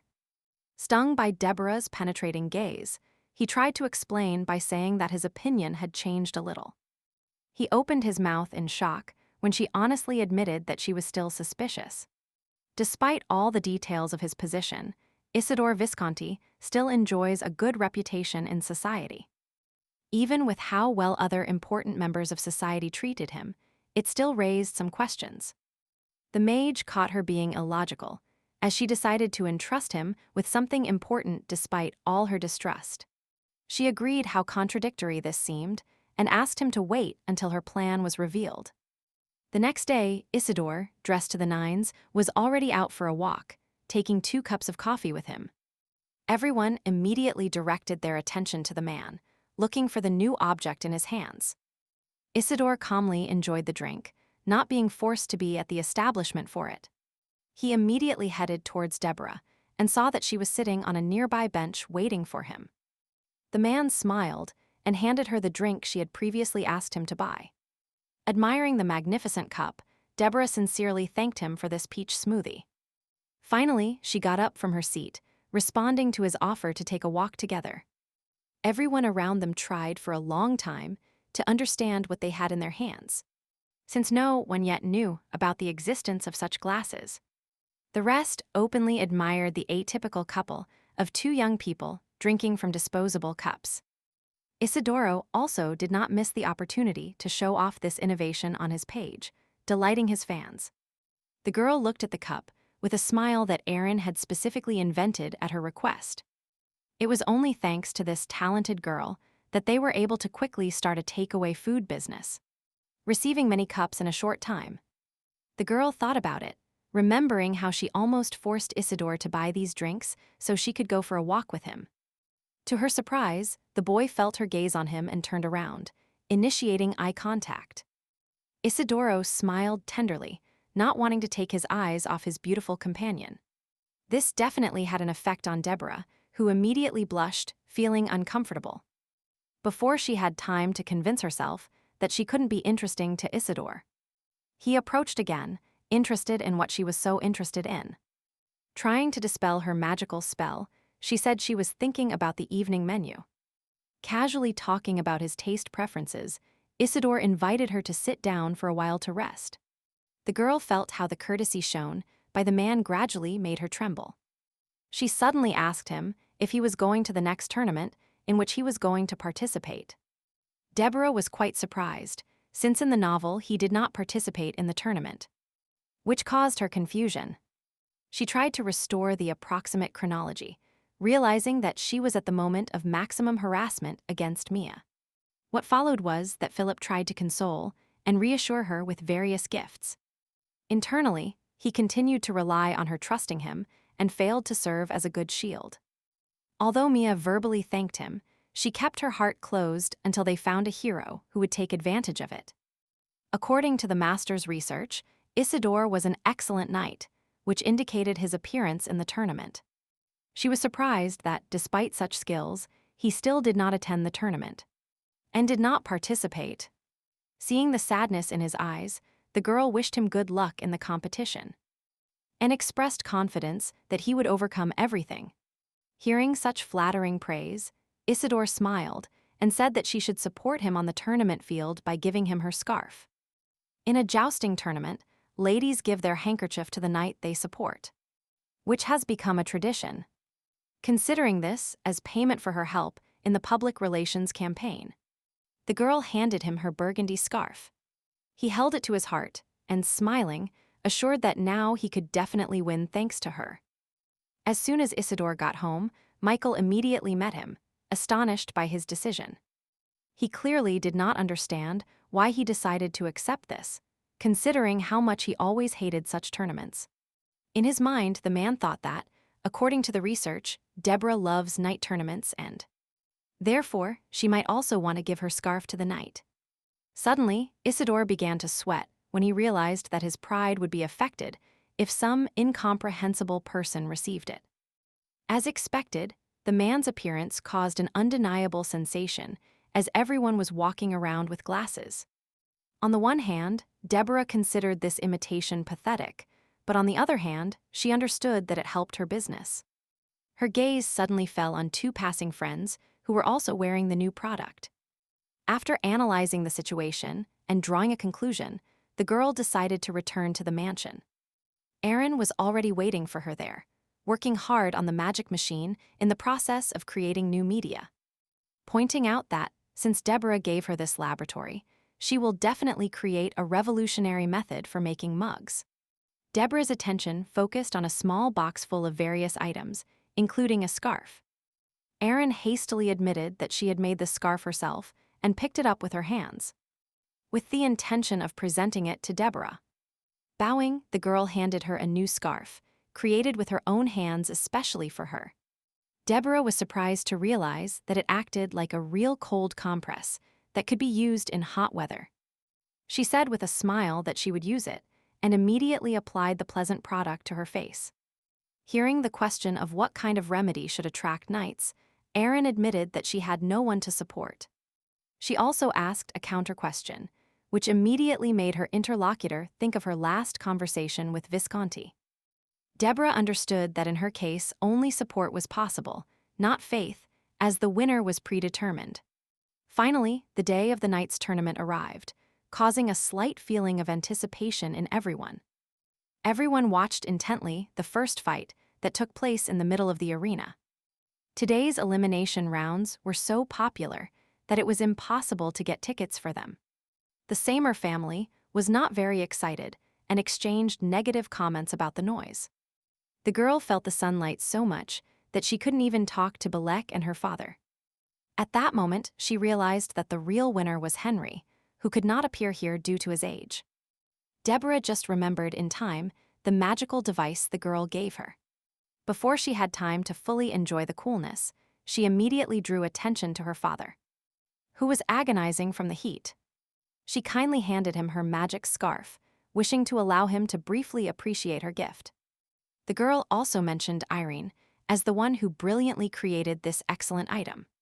George agreed with Deborah's opinion about the new employee and added that she seemed ingenious even then. Like everyone else, Belek was surprised to hear an unnatural sound coming from outside.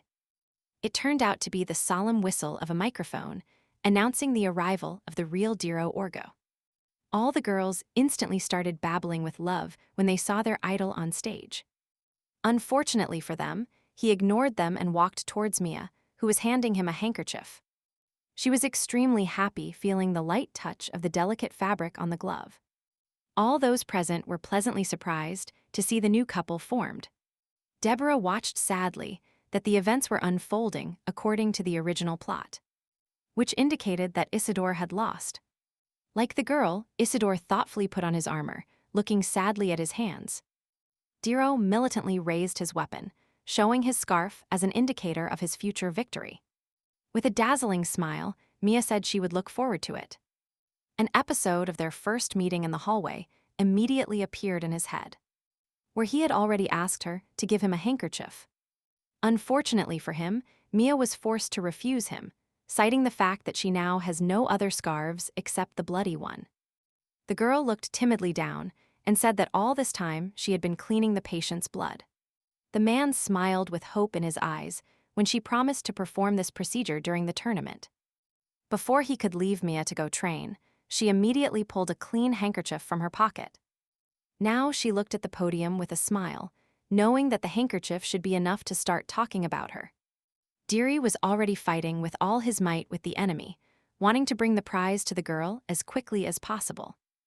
As expected, she knew he would win, so she didn't get too bored. She paid attention and asked her father about his well-being, getting a new compliment for the handkerchief.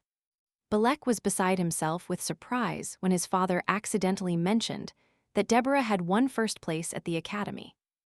They both looked negatively at the boy when he said that the academy was now a complete mess. When his father asked why she wasn't bragging about it, Deborah replied that she was just very lucky.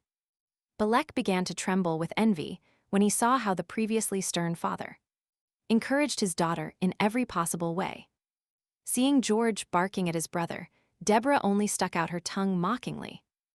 Their dispute was immediately stopped by the shouts of fans who saw the new knight. It turned out to be none other than Isidore Visconti, walking imposingly across the podium. All the girls went crazy over how manly he looked, and so, couldn't they help but ask him to take off his scarf? As if not paying attention to all their exclamations, he looked at Deborah, fixing her with his gaze. The girl's cheeks burned with shame when Isidore almost burned her with his interested gaze. Finally, he showed his raised hand, adorned with Deborah's scarf.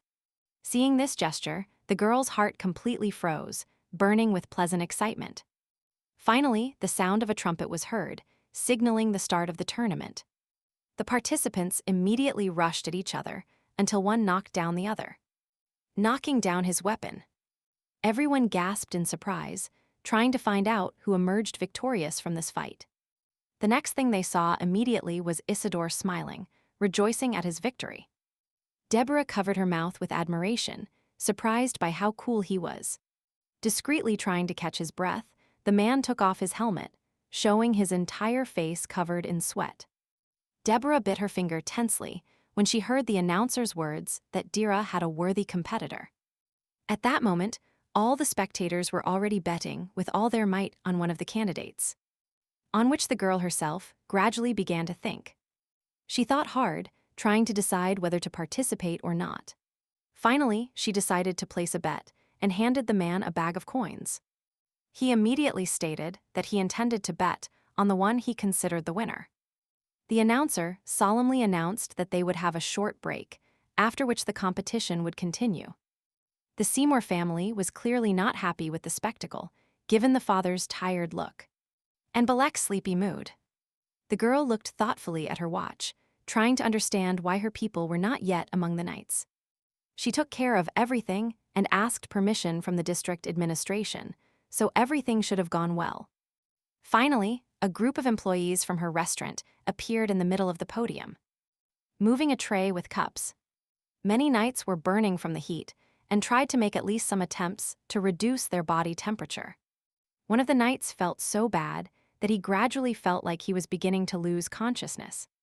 He understood that if he entered the fight in this state, he would definitely miss the blow, and he would be thrown off the chair. Before he could get completely angry, a polite waiter immediately approached him and offered him a drink. All the knights enjoyed the provided drinks that accelerated the cooling of the body. The boy looked at the drink with interest. At first, he thought it was just lemonade. Before he had time to even take a couple of sips, he immediately felt a real explosion of fresh taste. He immediately felt his head clear and his state become cheerful and efficient. The others also noticed the miraculous effect of the provided drink that hid a secret. Rest time came to an end, after which the knight was forced to go to the battlefield. On the podium, the skillful and handsome Isidore Visconti and Eric Zarek, a member of the Blue Knights Order, were already fighting with all their might. Before he could attack, he was immediately knocked to the ground with a precise movement of the weapon. The announcer immediately announced Visconti as the winner, which did not surprise the crowd. Deborah covered her mouth in surprise when she learned that he would reach the final. Michael, who was nearby, suggested she go to the waiting room. Before the knight had time to get off his horse, a waiter immediately surrounded him, offering him a drink. Meanwhile, the audience also gradually fueled their interest in what everyone was drinking there.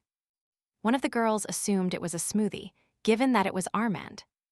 Deborah mentally rated her answer as incorrect, as it turned out to be a special isotonic drink. If a person sweats intensely due to prolonged exercise, not only the water balance is disturbed, but also the electrolyte balance. Thus, an isotonic drink helps restore electrolytes and is better absorbed. To the girl's surprise, the recipe for preparing it turned out to be extremely simple. And it only required 1 liter of water and 6 tablespoons of sugar. She understood that it had nothing special about it, and that's why she decided to decorate it with lemon slices to give it beauty. Deborah smiled maliciously, knowing it was a mission accomplished, when she found out they were going to buy them after the show.